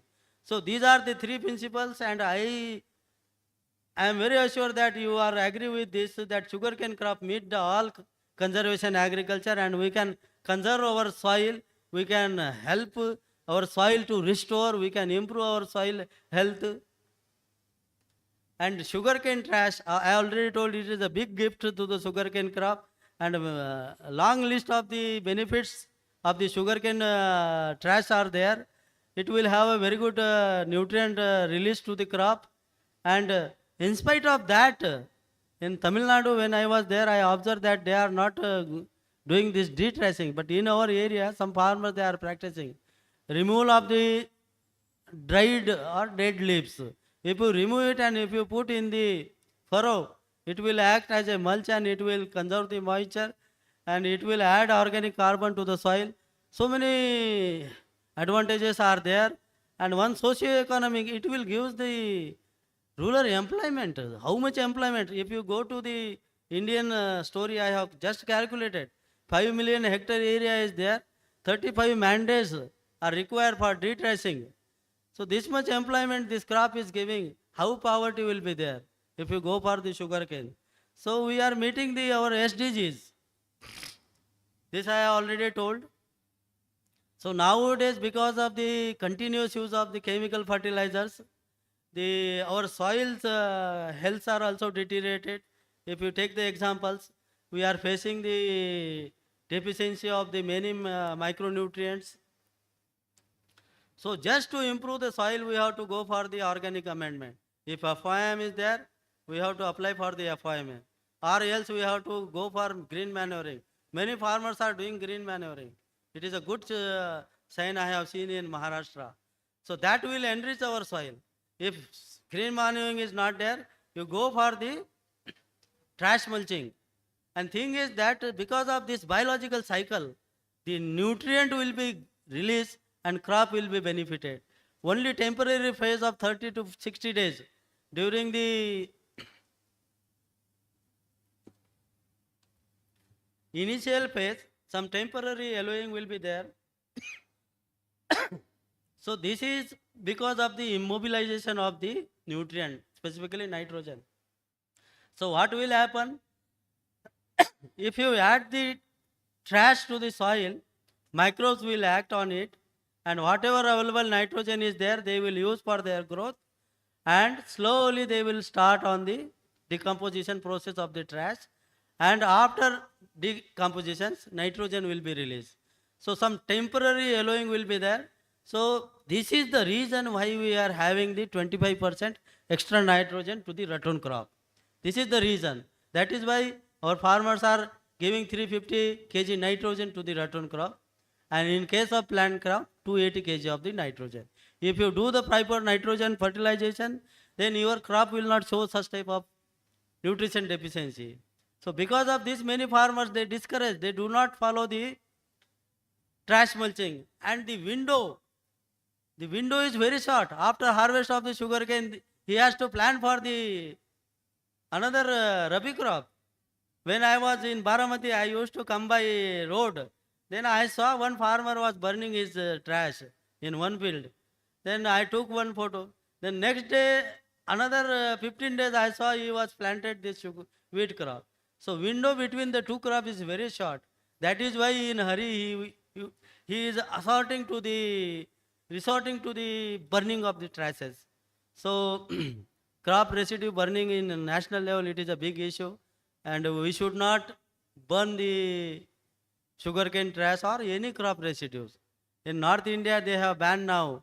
They are promoting the zero till, that happy seeder, you might have heard about that.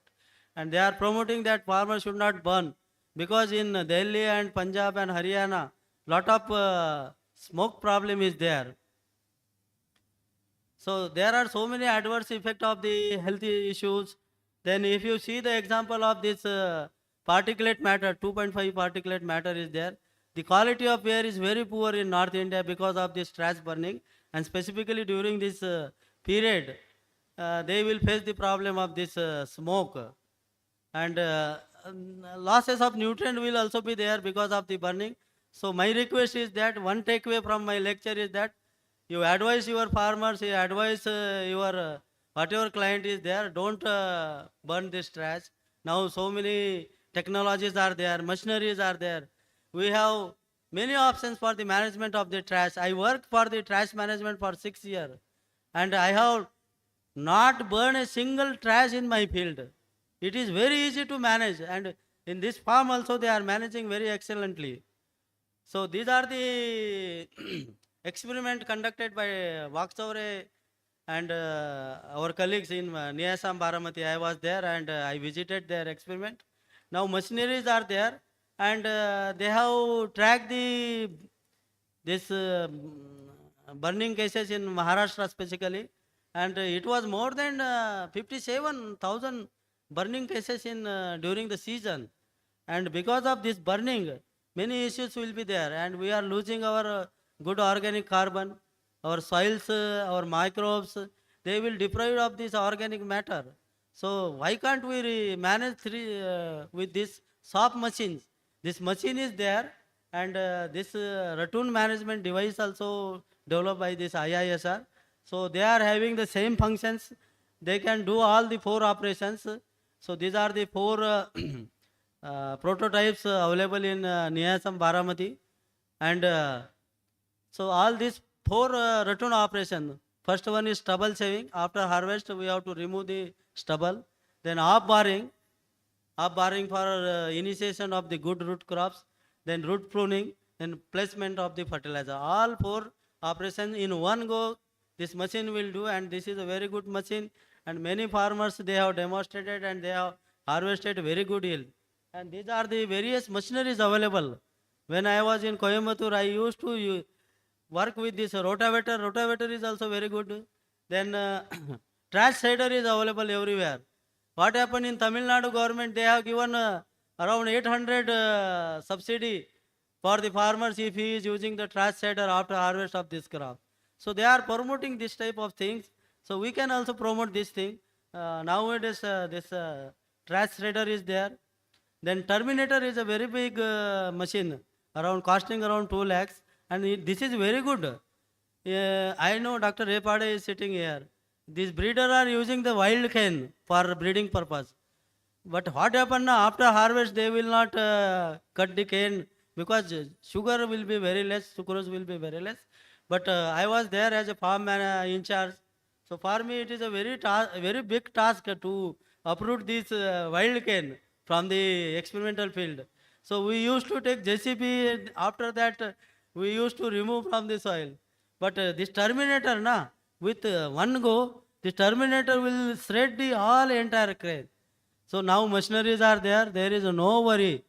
Because of the big size of this trash, farmers are not interested to recycle it. So now machines are there, very good machineries.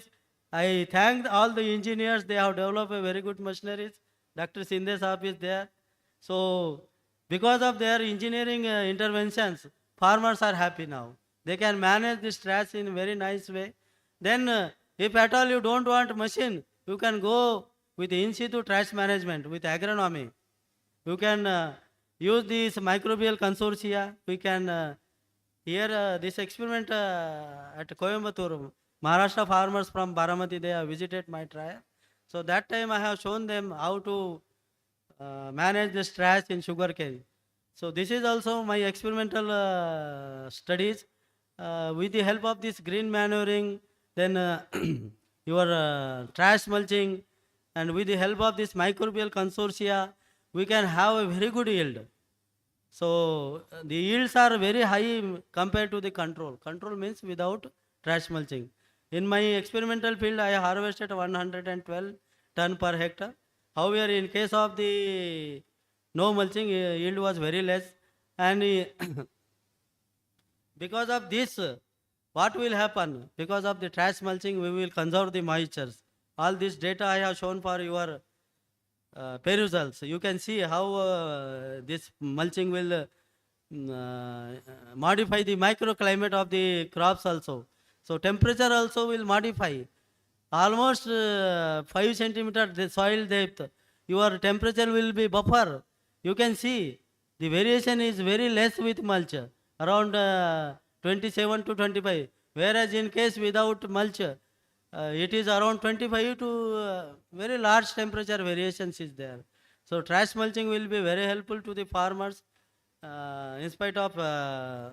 So these are the some experiment in farmers fields with machine harvested crop. So the trash will be spread entire field like a blanket. So that is why they have found new terms, that is a green cane trash blanketing. And see how gradually this trash will decompose.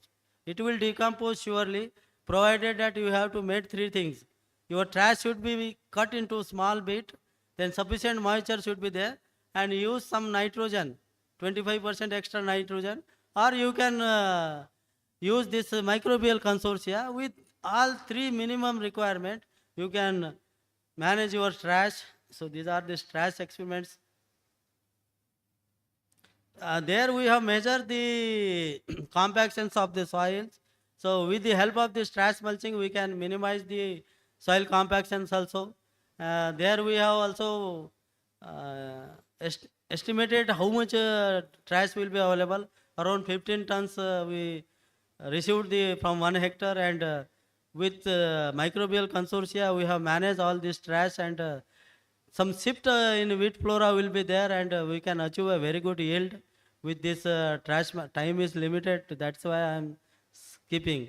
Then next point, next agronomy is your planting material.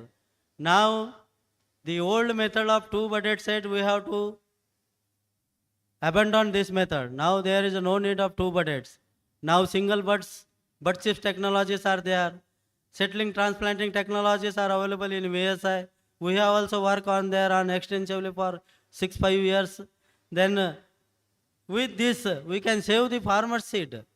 In conventional seed, around 10 ton of the seed is required. Whereas in case of this bud chips technique, minimum 3 tons of seed is required. So much saving of the seeds, and with good agronomy, we can harvest as much as same yield. No differences are there. So some tissue culture material, I think here it will be also available. At least from 3 to 4 years, once in 5 years, you have to go for this tissue culture, so that your planting material will be free. Because what happened now, same planting material, if you reuse for 4, 5, 6 or 10 years, this some disease transmission will be there. So to avoid the wild and the diseases, we have to change the seed material also. So these are single but so these are the bud chipping machines available locally. Now big machines are also available. We can go for this, and we have standardized the agronomy for this bud chip planting also. With the good agronomic bud chipping planting, we can achieve the very good yield. And you can see the length of the cane, around 3-meter cane length will be there. So maximum by this dry matter partitioning to the cane will be there because of use of this. So in that, the new technology for set planting, this bud chip planting is that 120 centimeter row to row, and plant to plant 60 centimeter, and 5 centimeter depth, with rate of 5,000 settling per acre. We can go with this settling planting. I have not prepared so much slide on settling planting because Dr. Palnisamy plan to have a lecture, big lecture on this. Now entire machineries are available. Settling transplanting machines are available. Easily we can plant with the help of the machines, and only slight change we have to do. This Anakapalli agronomist Dr. Bharat Lakshmi, they have suggested that at planting 25% nitrogen application should be there, and rest in 2 split at 45 to 90 days. So minor modification in fertilizer application we have. So these are the settling transplanting technology. Same with the help of the bud chips or the tissue culture material or the single bud settling. So we can go for this settling transplanting. Trash management, settling transplanting, second technology. Then good nutrient management techniques. So our Dr. Kadlak sir is there, and he extensively work on the STCR management. If you target the yield as per your nutrient management will be there. So my target was 150 ton at Coimbatore, and I have achieved 186 ton of the sugar cane. This was the highest harvested yield in SBI, and I got a very good appreciation for Baksiram sir that time. And surely with the management, very first I told, sugarcane is a management responsive crop. You go for better agronomy, you will get surely very good yield. And it is very profitable, 3 lakhs per hectare. Not as other crop. Cotton will not give this much revenue to the farmers, I am very much sure. But for ratooning, again, if you see the national picture, what will happen, around 25 yields are less in ratoon because of the poor ratoon management. All these off-barring, that machine I have shown, stubble saving, off-barring, manuring, gap filling and fertilizer application. If you follow it meticulously, you will get very good yield. With STCR base, sir is having all this equation. Through that equation, you can apply your fertilizer, you can manage a very good yield. Then foliar applications are there. Now very good amount of liquid fertilizers are available. 1919, that is also good. During drought period, you can go for potassium spray. According to your crop need, you have to go for the fertilizer and nutrient management. Then fourth one is your crop diversification. Instead of taking a single monocrops, by white planting, white means around 5 feet planting is there. 90 means not white planting. 5 to 6 feet planting. There we can go for many intercrops. Now farmers have tried for vegetables, green gram, then pulses, then turmeric also there. So I will suggest to the farmer that you go for green manuring, because this will improve your soil, and that will in long term restore the fertility, and it will give a very good field, sustainable yield, climate resilient practices, we can say it. And with this, we can manage the very good crop. At Coimbatore, we have worked on this intercropping. There we have find out this sugarcane and short duration finger millets. There we have achieved the high this land equivalent ratio. So crop diversification. Then last one is irrigation management. So this irrigation management very precisely. पहले क्या होता था कि farmers pump लगाता था और अंदर जाने की हिम्मत नहीं होती थी, वो ऊपर से पत्थर डालता था और आवाज़ आ गई तो उसको समझता था कि अभी पानी हो गया. But this is a very bad practice because water is a very precious. I always tell to my farmers also कि अभी नेक्स्ट जो वार होगा वो पानी के लिए होगा. Already Tamil Nadu and this Karnataka they are fighting for the Kaveri water. So I request my farmers, I request all you colleagues, kindly go to micro irrigation. All experimental trials have shown that drip irrigation is the best method of irrigation in sugarcane. And if at all you don't want to go, at least schedule irrigation as per this IWCP ratio, at least 50 to 80 mm of water per irrigation. These are the results from our Pune also. They have saved the 50% of the irrigation water. And all entire Akola, Pune, Padegaon, Coimbatore, they have reported a very much saving of the water by employing this drip irrigation. So this is the one of the technology developed by the subtropical conditions. Mostly because of the delay of wheat planting, they are facing the problem of decline in wheat yield. So they have advised this furrow irrigated raised bed method. So we can also try for, if you are interested in wheat planting, then you can go for this method also for. Then this for irrigation, at least find out some good varieties that are requiring very less amount of water. And at Sugarcane Breeding Institute, they have devised a small moisture indicator. With the help of this, we can schedule the irrigation. Very simple. Simple farmers, illiterate farmer can know if red light is there, he can give the irrigation. And with this very simple instrument, we can save 7 to 8 irrigation. So this much saving means a very good amount of saving, and this will be a climate resilient practice. And this will meet the sustainable goal